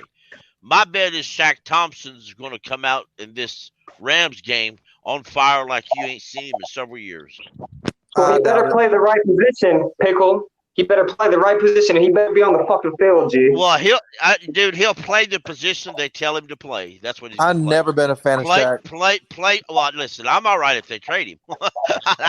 I'm good with that. I've never been a true fan of Shaq Thompson. I'm just saying he knows how Steve Wilkes wants it. But we all can agree we should have gave Bradbury that contract instead of Shaq, right? Well, yeah, okay. That we're all right. I thought the Panthers do. You know. Look, the Panthers have a long history of giving out contracts to players that are slightly above average. Yes. I mean, we just do. Right. We just do. We pay a lot of bad contracts to players that they're only good to the point that we don't want to lose them, right? So that, we don't want to see and them they're go mainly everywhere running else backs. We look through our history. right to fill extra holes on other teams. Look at our history with running backs, with Christian McCaffrey. This has been an issue going forward. But by the way, let me ask you this, Cody. Let me ask you this real quick. Do you think it would be a mistake to give Brian Burns that big contract? Man, I'm really torn, man, because I don't want to get rid of our best pass rusher. But Brian at Burns, the same time, hold on real quick. I don't know if I want to pay Brian Burns like what, top 3 defensive end money. Exactly. Like, I don't know. Like, and Cody, that's you don't want to probably be here. Yeah, that's probably the most expensive contract that you're going to sign outside of offensive tackle and corner is pass rusher. So it's really tough. I'm sorry, man. If it was me, I would make Brian Burns play out his 5th-year option. Now, if a team called and said, "We'll give you a 1st-round pick for Brian Burns," now, he might be on his way there. Yeah, it has to be 1st-round minimum. Yeah, that's what I say. But I would make him play out his 5th-year contract. At the very worst, his 5th year, he has a stud-out year, and you franchise his ass. Then you negotiate. I think nowadays, it's smarter to do it before the 5th year. But but you're right. But under our certain situations, if you trade him now, and your new head coach comes in and says, "Well, you got to find a replacement for Brian Burns." Yeah, it's one of those. Cody, for me, it's not the thing to paying Brian Burns. It's just like we need to pay him sooner than later because, like, you see every year that it goes up $10 million or $7 million for that position. Yeah, exactly. But as soon as you pay him and give him that nice big fat contract, and he's happy, and his mama's happy, and his kids happy, everybody happy, and the new head coach comes in and says, "Well, we'll figure out somewhere to use." You also don't want. I mean, like, look, is he Nick Bosa? And the answer is no. No. Hell no. Nick Bosa is about to reset the market, right? Isn't he the next one that's going to go and do all of that? And so if you want to sign Brian Burns, I would think I think that this offseason was the chance to extend him. This past, and so now you're going into a position where you're losing leverage. The price is going up. And I don't know. I mean, he's good, but I don't know. He's a very good player. Yes. Yeah. But you're at a situation. Let me put it this way: if you wait till draft day to trade him, I don't think you're gonna get any more or less. Another thing too. I think that we have a good history of defensive ends. So he's not even in our. I mean, he's not even our top 5. We got some good ones, Yeah. Well, but also, like, if there are certain players, though, that if you trade them away, move them, you're going to need those picks to replace them. And you're going to need 1st-round picks. I mean, so, again, we've been talking about, even when we were rumored to want Carlos Dunlap on the team, we've been talking about physical be able to play edge with their hand in the dirt, and also just to get another pass rusher on the other side of Brian Burns. We've been waiting for guys like YGM to show up, Marquise Haynes to show up. We just drafted Amari Barno, so we really don't know what we have in him right now. But let me tell you, if you're going to get rid of players that you would build your franchise around, like Brian Burns, like Jeremy Chin, then you have to make sure that you're getting 1st-round picks for all the players that you're trading away and nothing less. And I wouldn't. Speak of the draft, if you're going to go draft, folks, let's be real. Let's get people, or at least try your damnedest, to get people ready to play. Don't get these guys that you're going to draft and they're going to be on your – now, when you're talking about a Saturday pick, you kind of give with that, That's what Saturday draft is. It's guys you're going to develop and kind of slowly develop. But when you're talking about a 2nd or 3rd round pick and you say, "Oh, they ain't going to be ready for about 2 or 3 years," then don't draft them. Right. Don't Tony, draft are you them. showing us something? Yeah, and I want to comment back to this person. Now, you got to be I don't know enough, but I mean, he does have it in the bio. Guy named Dan Goldfarb is tweeting in response to Will Kunkel's report that Matt Rhule was overly involved even to the creative side. He said, "Y'all don't even know the half of it. I was a full-time creative in that building for over 2 years. Big claps to the Panthers digital team for navigating truly unbelievable franchise circumstances." Bro. And this is what I'm about to reply to him, guys, is that we know that Panthers media, particularly the Twitter and the social media part of that franchise, was among the league's top in 2013, 14. You know, man, like, do you remember, like, they were just slaying everything, all their tweets. They was on fire, bro. Yeah. Every week they was on fire, dude.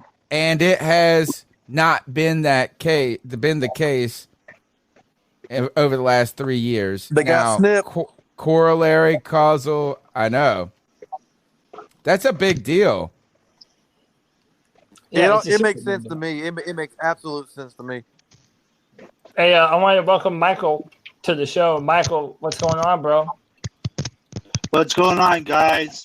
Man, I'm just glad that fucking Matt Rhule is gone. Next needs to be fucking Baker. Baker needs to be fucking gone, dude. He is a fucking joke to this fucking team. I'm pissed. Tell him, bro. Yeah, everybody's on a short leash. After seeing him for these several games, it's like, come on, bro. Like, what the fuck are you doing out here? You're throwing fucking passes to nobody that's open. You're not reading the fucking defense right, and you're not even running the fucking football. Like, what the fuck is up with this shit? Baker needs to go, bro. Baker needs to fucking go. Period. I hear you, man. I'm done. Need a with round of Baker. applause for that one. Round of applause. And by the way, like that's why we're all asking going forward. Do you have trust that this team is going to be able to turn it around? Like, what can Steve Wilkes actually do to salvage this season? Frankly, I don't think it's going to be much. And sadly, I don't think he's going to get an opportunity to actually, put forth his name for the head coaching job. Exactly. This season, if this is his audition, it might be doomed before he even gets a chance to start. Cody, he's doing the same thing he did with Cam that he's doing with Wilkes right here. Hey, man, go make it work with PJ Walker. Thank you for your service, but when we're done with you, sayonara. You know, it's a nice play. But here's the thing. Hold on. Here's the thing. You can say that, but Steve Wilkes accepted the position too. Right. Right. Hey, look, you make a good point, CK. But listen, he filed a lawsuit, so he knows this is probably his only chance at another job. Yeah. Yeah. Sure, but if he really believed, if he thought that he was coming into a dumpster fire, he has that option to say, I don't want to be the interim coach. Yeah. He has that choice. Same way with Cam, could have chosen not to sign with this team. Yeah. Right? But you know what you're forgetting? Now. Y'all are forgetting this is money talks, baby. Right. Exactly. Money talks. Right. Look, Cam did make that decision. Exactly. But he also took $10 million, bro. That's a payday. Right. Steve Wilkes might be just saying this is, you know what? I'm probably not going to get a head coaching job anyway. So why don't I just get coach? Maybe I hit the lotto and we kick ass, or even just probably more realistic is that I'm just going to cash a head coach's check for the next 12 weeks. So here's my I guess quarrel with this thought that Steve Wilkes is now being thrown to the fire, right? Sure, it's not a great situation to be in, just like being a number 1 draft pick in the NFL isn't a great situation to be in, right? At the end of the day, it's not a fantastic situation for anybody. But at the end of the day, if he's saying yes to that job, then it's Steve Wilkes' decision to be there. If he is there and he is taking that job on, he believes that either he believes in himself or he believes that that's an opportunity for him to prove something that he hasn't been able to prove. Money does talk. But that's why you can't blame, if Cam Newton signed on for this team last year, you can't blame the organization for signing Cam. Sam also signed that contract, right? You can blame the organization for being inept. I can't blame the organization because they used Cam to ingratiate themselves to the fan momentarily. Exactly. They used him like a cheap hoe. Actually, like a $10 million hoe. We should have did Cam like that. Welcome to PR, though. But like at the end of the day, Cam also signed the contract. He knew what he was getting in for. I think what's more interesting about this, Steve Wilkes, maybe not more interesting because I don't want to take away from y'all's comments, but we continue to go back to the news that was brought to us on the Friday free-for-all about all the things that were going on behind the scenes, the relationship, the things between Snow. I think this is that who were the options for interim head coach? You had Ben McAdoo in the suckiest offense in the history of football, it seems like. So he's not an option. He's not an option. You know what I'm saying? That would have been ridiculous. Actually, that would have been entertaining. But what he's doing is the same thing he's doing with Cam. It's the fan favorite. Right. That's exactly right. He's using Wilkes because we like him. And he even said this today. He's like, those are questions for Coach Wilkes already. Exactly. Dude ain't even got an office yet. And he but here's the other thing is think about this. If some of those things in those reports were unfounded, there are other options. There's Pasqualoni, who I think has been a head coach in the past. I think why not? Nope. Why? Hey, listen. At the end of the day, sure. Like he can certainly probably come in there and do the thing. But at the end, he's also an older coach who doesn't have any. He might have experience in the NFL, but he's not been at the head coaching position. I think he may have. We're gonna have to look him up. We'll look him up. But he has a pretty good resume, but it's not. I don't think he's got a head coach. But you don't have to be a head man. Like that one. No, you could have gone Tabor. No. I agree. Not Harbaugh was a special teams coach and then became one of the greatest. What I'm saying is this, is that for some reason, Wilkes was a power play also, maybe, I think, against the Rhule regime. I don't know. Oh, Cody, you're muted, and I felt like you were bringing the passion. Yeah, dude, Tony. There's some Game of Thrones shit happening in the Panthers front office, I think, dude. David Tepper's the king. Freaking Fitterer's the hand of the king.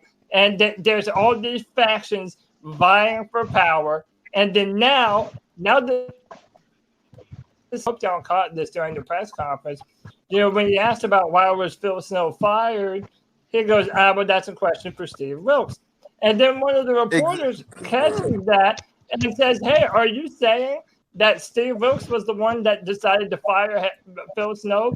And guys, we already know this is true. I reported earlier that Steve Wilkes and Phil Snow had been beefing and fighting with one another. So this is absolutely not surprising to us. And listen, I've always been on Steve Wilkes' side. I've always been on his side. And I'm hoping that Steve Wilkes uses this as the opportunity to build the Panthers. We got to keep DJ Moore, Brad. We got to keep DJ, Brad. Are you guys seeing this? Was sent to me? Actually, it was sent to me. Matt Corral was shine is in our conversation. Thank you for this. He's in the panel right here. Tell us about this since you brought it up. This is interesting because what I think is interesting about this is because Steve Smith in Cut to It, his podcast, used he used this description of DJ Moore. He said, "I think DJ Moore has handled this as in the utmost professional way that you could." In a position from a player position that people call us divas, he's done all the right things, said all the right things. So Matt Corral will shine. Tell us what this tweet is and what you think it means. Well, I think this really shows that how calm he is in certain situations, where he really could show his his real feelings towards Baker and Matt Rhule, but he chooses to be professional about it and ask for advice from Steve Smith. Yeah, good point. So I'm just going to read the tweet for people who are just listening, maybe later on the podcast, the audio version. Wait until they see this 5-hour show that could be we might just be here till tomorrow night. Yeah, let's just make it good. Yeah. It's a celebration, baby. Yes. It's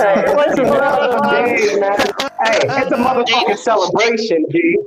Steve Smith was on WFNZ today, and he reiterated to the point when Kyle Bailey asked him, he just said, I got to go, and he didn't want to talk about it. But Kyle Bailey was right. Steve reiterated to the point that he had talked to Tepper before Tepper fired Rhule. Well, this tweet right here says, this is from AO_TTime9, who I've seen this guy. He's around the Panthers streets. You know what I'm saying? So I've seen this guy a lot on Twitter. He does all of the Panther. He's official. Okay. He said this. He said, Steve Smith just insinuated that DJ Moore came to him frustrated about the whole situation in Carolina last week and was asking for advice. Seems like Baker and Rhule were getting on his nerves. Now, I will say this. One thing is, I don't know if Steve Smith is the best person to ask for advice at this. Man, they are kind of that is his mentor. Yeah, but you know it's bad when you have to go to Steve Smith for help. I mean, you got to remember, Steve Smith had issues when he was young with his certain teammates, and he just waylaid him upside the head. I know. I feel like Steve Smith. Here, let's reenact this conversation. Man, because DJ's so quiet and calm. Yeah, exactly. Be like, man, I feel like this whole offense has been struggling. My game has been called into question, and Baker Mayfield has not been. It's just not been what we expected. And Matt Rhule is just tiptoeing around the tulips for Baker. And Steve Smith was like, "Why don't you just go punch Baker Mayfield in the fucking face?" What world does I'm just really curious about what Rhule after he's gone, all of these reports are dropping, right? Oh, there's gonna be more, dude. There's gonna be a lot more. How much blackmail does this dude have on people that he was able to keep their mouths shut for 3 years, dude?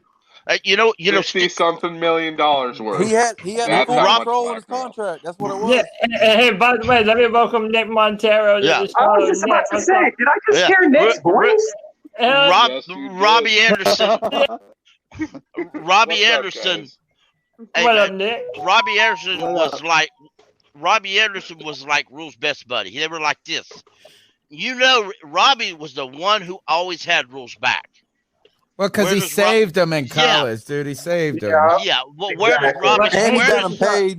Robbie stand in the locker room right now? That's my question. Hey, what's my something question else I want to point out? Where does PJ stand? Yeah, PJ. He's just doing. PJ Walker is going to be starting against LA next week. And here, how about this? PJ was the most honest out of all of these fools today. They asked Brian Burns, they asked CMC, and they're all like, "Oh, he's just been so nice to me." PJ said this because PJ comes up on the real streets. He gets cut. He gets thrown to the way. He said this is like, you got to win. Yep. That's what he said. He said, man, you got to win. We know this business, and we got to win. And we want to win for him, but at the end of the day, we know what it is. Never mind. I think players were always unhappy. I just think they were doing their best to not throw Rhule. Can we also talk about how PJ very well could be the best quarterback that we have on the roster? Oh, gosh. Tony, hear me out on this, okay? Whenever PJ comes on, he airs out the ball. Is he going to throw a pick in just about every game, if not multiple picks? Sure. But so is Baker. And so is Sam. So at this point, let's let the ball fly. We got DJ Moore. We have Robbie Anderson. We have Laviska Shenault. We have all these weapons. Let the ball fly. if Baker does actually have extended time where he's missing, I would rather see Sam Darnold out there. Me too. I say this is we're probably down. The real question would be well, not the real question. There's two questions would be this. Is one is that this ankle injury is a blessing in disguise for Carolina. Because is that right now we need to either just put him on season-ending IR, put him on the bench, because now we're going to go from a 4th to a 5th round pick if he doesn't meet that threshold of whatever percentage he's got to play. My fear is that you put Sam Darnold in and you actually win a few games. Right. And then I guess the last question I have for you guys on the piggyback of that same conversation is that if you put Sam Darnold, you can't trade Sam Darnold because you don't have a contract next year. Like, yeah, what's the audition even for? So, well, Sheena and Blitz, the Carolina Blitz, was on what we call them little audio Twitter things, Spaces. Twitter Spaces, Twitter Spaces today, and I was listening to it briefly, and at work, and they said when asked about Sam Darnold, because they mentioned Sam, somebody said, is he all right? He said, well, he's at the locker room. He ain't got no walking boot on. We've seen it in the gym working out. He looks like he's ready to go today. And somebody asked him about the injury to McCaffrey, and she said that McCaffrey's never been injured. All the injury news issues was a scam by Matt Rhule. That's what Sheena said. Said it was all a scam by Matt Rhule. He said, I would think if the league finds out about this, it would be, could it be? I don't know that it's illegal or anything, but it doesn't. Wow, because why would you do that? Why? In Matt's Rhule's a little weird mind, he's probably thinking it's going to confuse the defense. Not Sam. Sam was legit injured, but where McCaffrey, he's hurt. Do y'all think Baker's really injured? Yeah, I think Baker has contacted second opinion about his current injury and says he thinks he could play, and the Panthers said he can't. Yeah, I don't think he's hurt. Mayfield cannot afford to miss any time. Yeah. Like this was his final year to prove to either the Panthers or some other team that he was worthy of being a starting caliber NFL quarterback. So, yeah, of course, he's trying to get every single opinion possible. I will say this. Somebody's going to be stupid enough to think that they can fix him. Because if the Panthers... You mean like the Panthers were this year? Yes. But, hey, I wanted to make a point real quick, though. Yeah. That last tweet that you pulled up about DJ Moore pulling Steve Smith aside, didn't we also report just that Panther veterans like Brian Burns have been talking to guys like Julius Peppers, Steve Smith, and voicing their concerns and how they don't necessarily think that their future is here. So literally every single thing that has come out today continues to further validate all the information that we put out. Flawless victory. Yes. Finish him. Wow. Finish him. Hey, guys, I got a question for you. Mm-hmm. Okay, Let's my hear question it, man. is I this. love your passion, by the way. What's your name again? I didn't catch it. Michael Wydrick. Man, I love your passion. First of all, I'm so happy you're on the show, man. Welcome. Welcome. Yeah. But anyways, my question is this: do you guys think David Tepper's going to sign another fucking college coach to this team? Hell if no. he does, I'm going to be pissed. Today, he basically said no. If he does, I'm going to laugh. Oh, I got one no? for you. I got one for you. No, he did not say no. He just did. He tried to dance He around basically said no. He said, if you look at Yeah, because that's what I didn't fucking get at the first place. What about Yeah. this one? Let's fuck Cody Lashley up right now.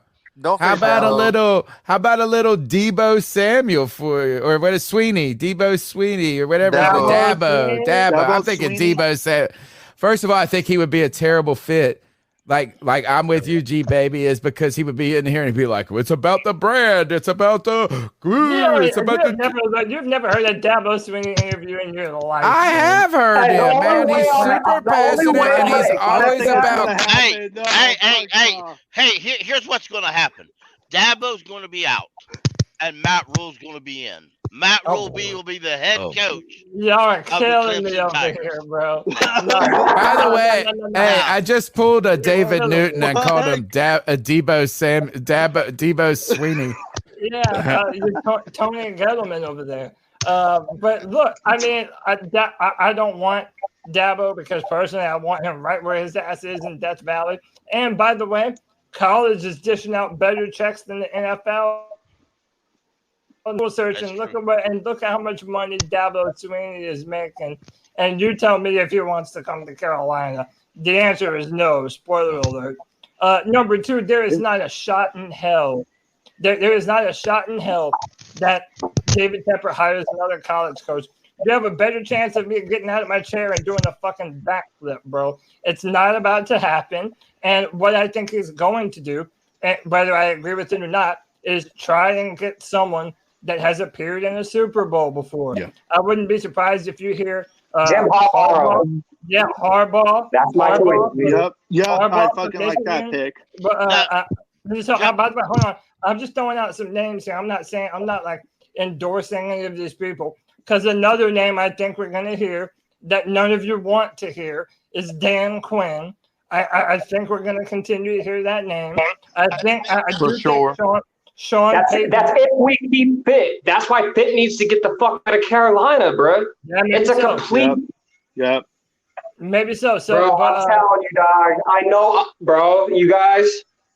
If Pitt stays, bro, he's gonna want to bring Dan Quinn in. Imagine if fucking the Cowboys go on a 13-win season and they make it to the playoffs. Their defense is crazy. Yeah, and then David Tepper, we got to go get Dan Quinn. Oh, my God. Man, fuck that shit, bro. Here's the thing, though. Yeah. Go ahead, Nick. Go ahead, Nick. You got to remember, he was non-committal to Scott Fitterer today. Anytime that he's so right about that. He didn't bring him out there either. He didn't bring him out there. He didn't let him. No, that's a good point. The other thing is like, I hope that Dan Quinn, look, the stink of that Super Bowl has to follow him around a little bit, at least in this division. If Tepper can't do his research enough to understand that, and if you are so dumb that you believe that Dan Quinn was the reason that they made that Super Bowl, and no offense, he's a good defensive coordinator. He's got a good defensive group, too, to coach, and he always has. But that was the Kyle Shanahan show. Yes, he made that, and as soon as he was gone, that team didn't do anything. It felt juice. Yes, and I am to the point. I'm with you. I will take the Harbaugh. I will mess with that. He's a quarterback. He's an offensive. He's what this culture needs. I am okay, but I think that Sean McDermott is an outlier. And what I think is it's just difficult for defensive coaches to have longevity in the league, because is that once they get an offensive coordinator that puts it together for them, they're on the track to a different team. Yeah, head coach. And to be honest, I don't want to hear Ken Dorsey's name either. Y'all can miss me with that shit too. He's got Josh Allen. Why do you have this irrational hatred towards Dorsey? I mean, this is, by the way, because he couldn't help Cam. Tony, hold on. Tony, let me play devil's advocate. Last year, they said the same thing about Brian Daboll, who was the offensive coordinator for the Buffalo Bills. And right now, the Giants are like, 3-1, 4-1, or some shit like that? 4-1. And Ken Dorsey has ties to Carolina. The final thing I want to say to finish my devil's advocate point, Tony, is that we already know how the NFL works. If we get a good offensive coordinator in the building, they are going to be the first one to be plucked out of the organization as soon as we have some level of success. That's my point. That's my point. I'm fine with that. But that's why someone like Dorsey, who's an offensive play caller, would be beneficial as our head coach, because they will be in charge of our offense. I watched him as Cam Newton's quarterback coach. He ain't it, man. He ain't nothing special. I'm not saying. Look, he was a mediocre quarterback, and maybe that's what you know what they say. And as a teacher, this sucks. It hurts. This strikes hard to my soul. They say those who can't do teach. So maybe since he wasn't a good quarterback, he can teach. But I tell you this I thought he was too young to be paired with Cam at that time. I think Cam looked at him like, dude, you didn't even play well in college, or maybe barely. Like, I'm more successfully. How am I going to listen to you on everything? I don't know. I'm just saying this is how are you going to just look at Ken Dorsey in 5 games, and just say, all right, okay, coach of the future. Might as well go get Joe Brady. Are you going to discredit everything that offense is doing and say, Ken Dorsey, he's just a bump on the log. He has absolutely. No, I'm going to say this is that he's got the best, arguably the best quarterback in the league right now, and he had an offense that was killing. Like, he inherited a good offense. You know, it's not like he. I'm telling you this is that, like, I just don't look at him. Kyle Shanahan has a track record for me. If I can say, remember also though that Brian Dabo was offensive coordinator for the Browns, the Dolphins, the Chiefs, for Alabama, and the the Bills, and an assistant to New England twice. Twice. So let's remember, Dabo has a better history as a offensive coordinator before he became that head coach, which now I like the guy up there in the Bills too, but let's be real. He has a very limited experience as offensive coordinator. Yeah. I mean, that's you're taking a big chance. You could have a Sean McVay or you could have a fart in the wind. Hey, you know what? But here's the difference that I would say. Like, with the Bills, their offense is humming, right? You can't use the same excuse that you would use for a team that has an offensive minded head coach, which is like, so for instance, like the Saints. If you wanted to take the offensive coordinator from the Saints, well, you can make the argument, well, it was mainly Sean Payton. It really wasn't him. This isn't the case. Like, Daboll's gone, and and you have Sean McDermott as the head coach, meaning his handprint on the offense is going to be pretty limited, I would guess, right? And so everything you're seeing in that Buffalo offense is Ken Dorsey and him using those weapons the best way he possibly can. Now, let's not take anything away from Josh Allen. Josh Allen is a freak, right? Sure. He's got Stephon Diggs. He's got some of the best, he's got Gabriel Davis. Is that what his name was? Isaiah McKenzie. They just don't have a run game, right? And they're still without a run game. They're still out there blowing teams out the water. Yeah, man. They are. Man. Y'all are tripping, bro. I mean, they can be inconsistent on offense sometimes. Listen, I mean, y'all be putting the fucking Bills on a fucking pedestal, and I'm fucking sick. They're one of the best teams in football, bro. The Bills, bro. The Bills haven't won shit, bro. I don't give a fuck, bro. I'm sick of hearing about Josh Allen comparing him to fucking Cam Newton. Fuck that shit, bro. I'm sick of hearing about Buffalo, bro. G baby, you're right.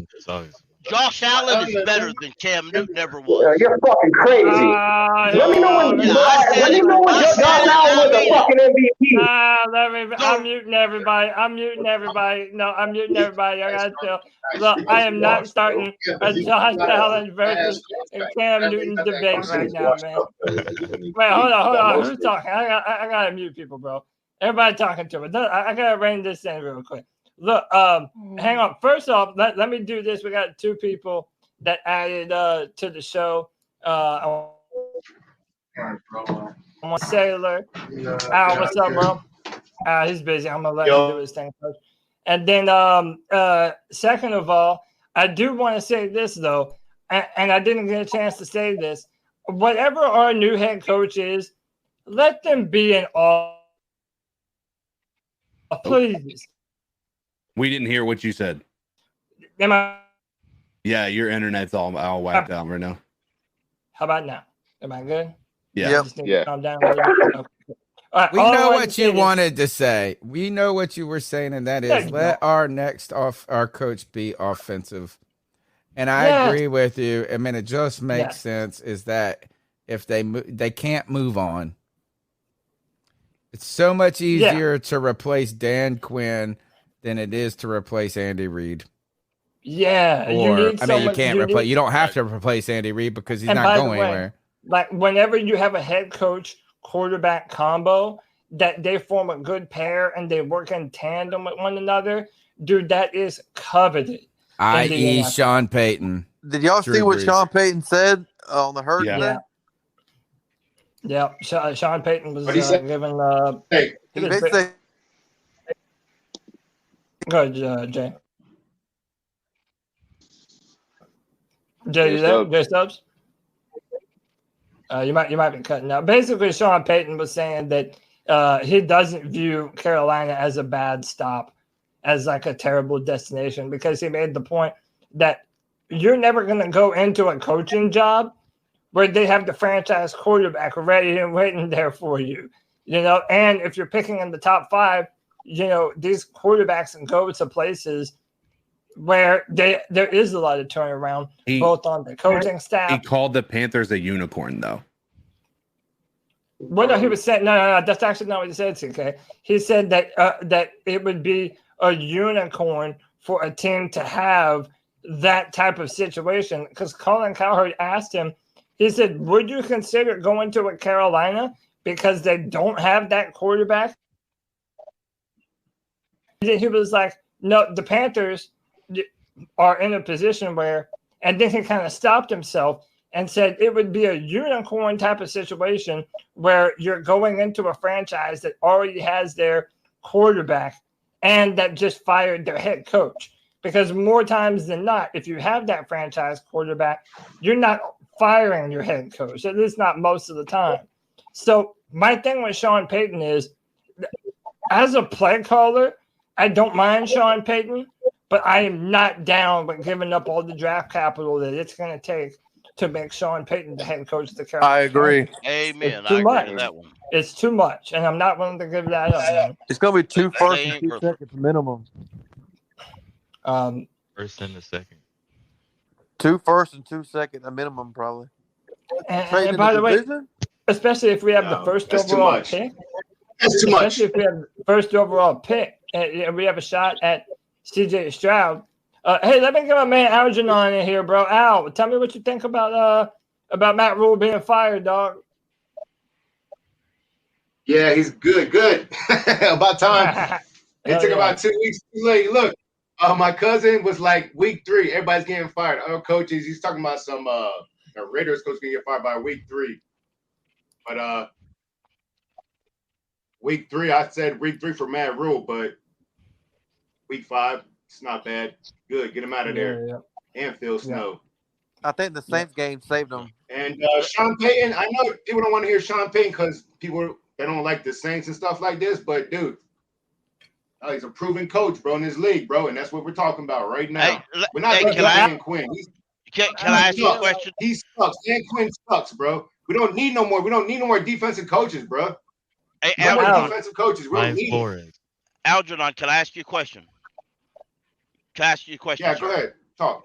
How many draft picks will you give the Saints for Sean Payton? And it's gonna go for a 4th round pick in money, bro. No. It'll be 2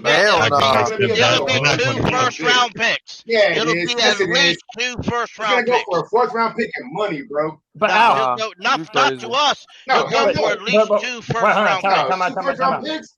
But listen, okay, but that's what I'm saying, Al. You have to understand that we're not wanting it just because it's the Saints. It's the fact that the Saints are the division rival, and if they're going to let go of their Super Bowl winning head coach, they are not going to let him go for anything other than premium draft picks. So if you want Sean Payton, you have to be willing to give up whatever first round pick the Panthers have this year, and potentially whatever first round pick. Right. Right. The bridge they don't care about that. They care about money, bro. Well, let's be real though. They're gonna make that money no matter what. Right. And the Saints have power. It's like that old cartoon He-Man. I have the power. The Saints have all the power. Sean, if they say no, Sean, you're not coaching in the NFL unless it's for us. You're under contract till the end of the 2024 season, and that's what it's going to be. Then Sean Payton just has to say okay and leaves. He doesn't have any choice in this issue. It's all the Saints have complete control. It's like a player. The Saints have complete control. The complete control over Sean Payton's coaching. Pickle, these teams, bro, they collude all the time. You see what I'm saying? And they're not just gonna hold somebody. When the guy retired, he retired. He quit already on the Saints. I mean, they're gonna try. But the Saints were in the same division. They're not trading him to us. They may trade him to the Cowboys or to Denver or somewhere else, but they damn sure ain't trading him to us. Yeah, I don't think so. Oh, hold on. Let me bring J Subs back in here. What you got to bring? Hey, Tony, do we have any more cat calls? Yeah, I think we got one more. All right, let's go one more, and then I don't know. Maybe we'll wind down this 5 hour and 30 minute. Oh wait, no, these are texts. Hold on. Podcast. There we go. We got Sea Dog. It came back on. I took a 2-hour nap. You guys are still on. That's me, Sea Dog, 1983. Sea Dog. Today is a great day, a happy day.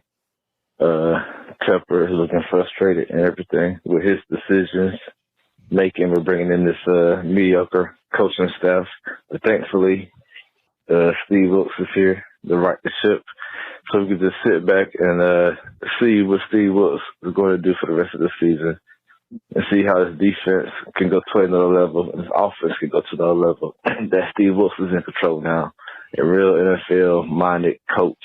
No more of this circus shit or college bullshit. But great show as always. Everybody hit the like button, subscribe. Shout out to my nigga G Baby, you know what I'm saying? And shout out to everybody on the C3 podcast, the whole C3 podcast and everything. And I hope everybody have a great day. You know what I'm saying? I hope everybody don't go beer or took a shot, you know, or smoke something. You know what I'm saying? Put something in the air. But everybody have a great day today. Keep pounding. Let's go, Steve Wilkes. We call it that Matt Rhule pack, baby. Yeah. Yes, sir. Here's the last call so far. We finally got Rhule out. Wilkes' leadership. He will sit there and get these guys in line and get these guys ready to move forward. He will say he knows what he has, and he will work with what he has. And we will see some improvements, even if they lose any type of leadership over Rhule.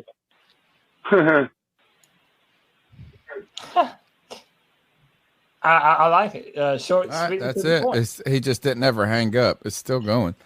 Oh boy. Hey, I know we're probably about to start getting out of here. Our boy Mike, aka Supreme Lita, has joined us. I wanted to make sure we get his opinion on everything before we jump out of here. Mike, my brother, talk to me. How you feeling, man? What's good, y'all? Y'all been live for 5 hours now. It must be a beautiful day. Hey, man, it was a cause for celebration. We needed to let Panther fans get in here and celebrate the way they wanted to. You know what I'm saying? Yeah, I just want to come in and say what's up to y'all boys. That's it.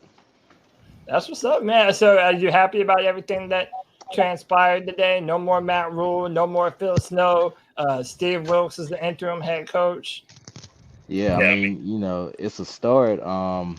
It's, you know, it's kind of, I think one Carolina said earlier, it's kind of bittersweet, just, you know, where we're at right now as a franchise. But, you know, there's only one way to go right now, and that's up. So, yeah, I'm happy. Let's roll. Yeah. Keep pounding. Heck yeah, keep pounding, baby. I love that. I saw a comment in the chat, and we'll just start. I'll ask Mike this since I saw this. What do you guys think about Byron Leftwich for head coach? You guys would be a divisional move. I mean, he would be going interdivisional. Byron Leftwich under Bruce Arians in a way, like tutored there in one sense, and has had the benefit of Tom Brady.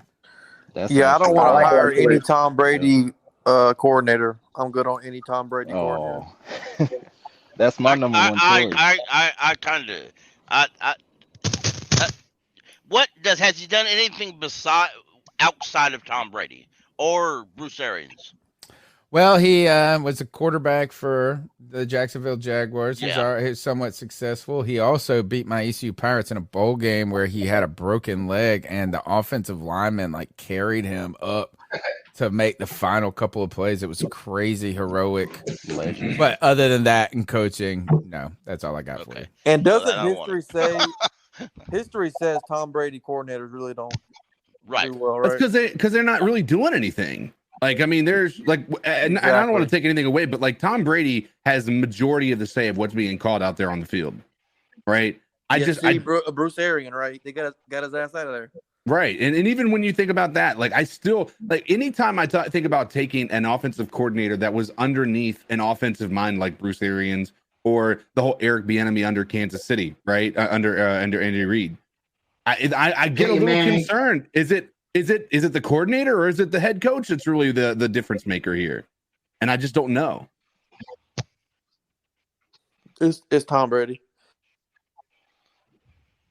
It's a Peyton Manning effect. It's a Peyton Manning effect. So far, it's Tom Brady because he took all them coordinators that left New England to be head coaches. Is yet to be successful. Failed. Hey, never failed. Hey, let me put a pause to this conversation real quick. Our man Michael Davis with the $20 love bomb. Really appreciate you, Michael. Michael donated during the post-game show a 50 bomb. This is the man, always showing love for the C3 Panthers podcast. He says, I usually don't drink during the week, but when I do, it's Miller Lite I've had in my fridge for 5 weeks, waiting on this day. I've never been so refreshed. Cheers to you, Michael Davis. Crack open a cold one for us, man. We appreciate you, man. That's a big time. That's good news, people. That's good news. Yeah, man. Dude, this is and apologies if my internet connection isn't going in and out. He's our patron saint, bro. Is that between him and Just Don't Care, David Tepper better pull out the checkbook if he wants to buy us. Straight up. All right. Is there anything else we need to do? We need to talk about?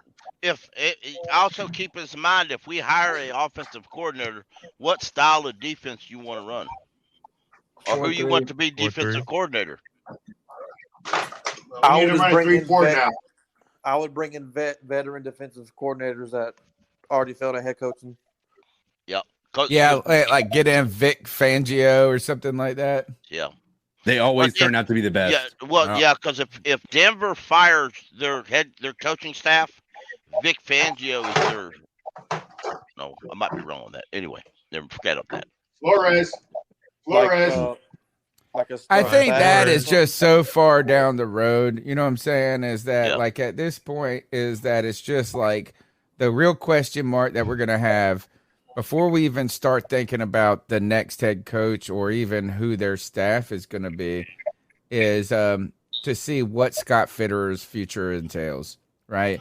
And this is going to be an important time for Scott Fitterer to prove his worth and you saw, like, I think it was Jay Stubbs or Nick said that he was non-committal to Scott Fitterer in this moment necessarily. He didn't have Scott Fitterer coming out there and they got together and they made this decision together. None of that. So right now, everybody's it's a prove it year, like Cody's been saying, for everybody. And Scott Fitterer is part of that. And he's got about till November 10th or something like that, right around early November when the trade deadline's up, to figure out if they're going to try to find some momentum with Steve Wilkes or if they're going to institutionally tank and try to acquire some assets.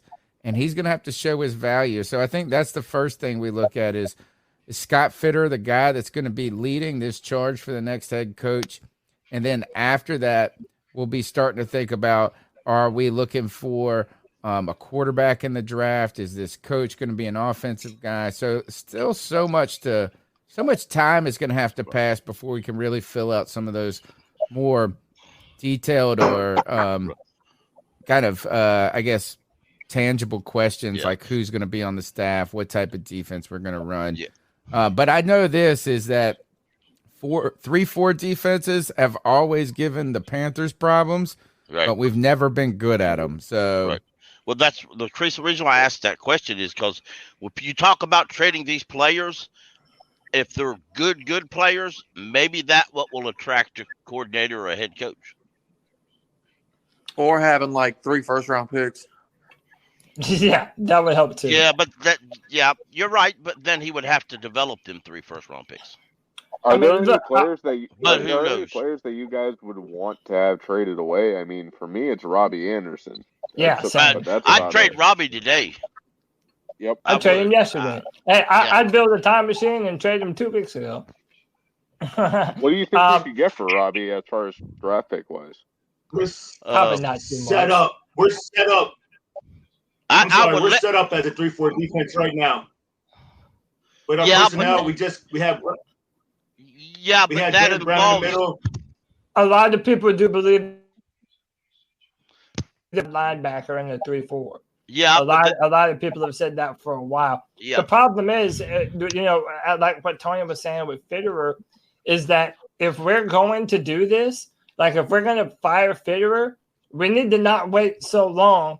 That way we can process of building what's going to come next. Right after it would be, you would fire him right after the trade deadline. That's when he would have to go. You fire him at the trade deadline, and then you make the Samir Suleiman just do the day-to-day business, or whoever the hell the assistant is, because you got to get a GM there pronto, because they're going to have to put a new scouting staff in. They've got to fill in a bunch of jobs that go beyond just them coming in and running the draft.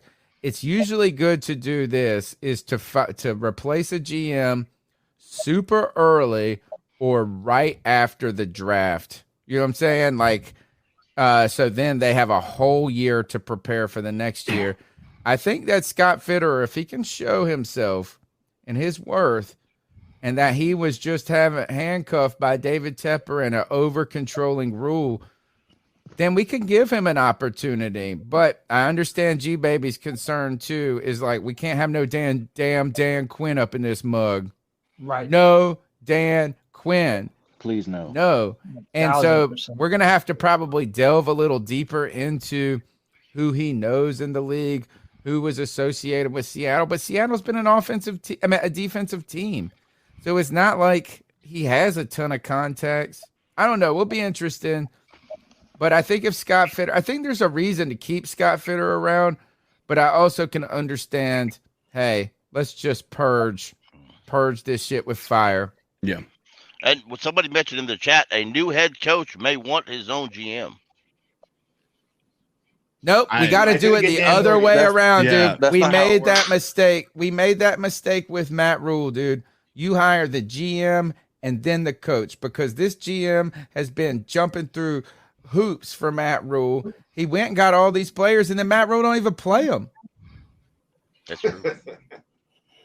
That's true. Yeah, it's been embarrassing. Hopefully the embarrassment has come to an end. Hopefully, at least if we're going to have a bad season the rest of this year, hopefully Steve Wilkes at least brings up the competency level. Hopefully we see some better third down on offense. Hopefully we see some better first and second quarter offense. And not going for 2 for no reason at all. Right. Knowing when to put the most points on the board possible. And also the red zone. Everything that we didn't like Teddy Bridgewater very much, but that man was right about the Panthers and their practicing of the red zone drills, and that we didn't do it very much because they don't do it very much in college. This has been building for a long time, and no matter what happens at the end of your day, personally, because Matt Rhule has been fired, baby. Let's go. Tony, what else we have, man? All right, that's it, man. Let's go. We're going to go ahead and wrap it up. You're listening to special coverage by the C3 Panthers podcast of the Matt Rhule firing, but probably even more interesting to me was the David Tepper tantrum that occurred afterwards, where him bantering back and forth with reporters. We're going to have more on that tomorrow night on the C3 Panthers podcast, the longest running Panthers podcast, literally. It's our 10th season. And we do shows that are 5.5 hours long when crap like this breaks. Holy shit, that's the longest running Panthers podcast out there. Look, we got y'all's back. We need y'all to have our backs. You can do it by doing some simple things. Smashing the thumbs up button, jumping in the chat, calling in at 252-228-5098, or even the coolest thing you can do, like this panel of beautiful people have brought these wonderful takes, these wonderful personalities, and the energy. Channel your energy, baby, and get your ass on the C3 Panthers podcast. We're here on Tuesday night. Tomorrow night, we've got Matt Rhule, the cool Matt Rhule, coming and doing his, he's got to do his farewell tour. We've got Dennis Cox from 99.9, the fan, who does that wonderful Matt Rhule impression. He's already got an impression up of Matt Rhule saying why he got fired and this and that, so you can go check him out. Also, Wednesday, Jonathan Stewart joining us for the beat check.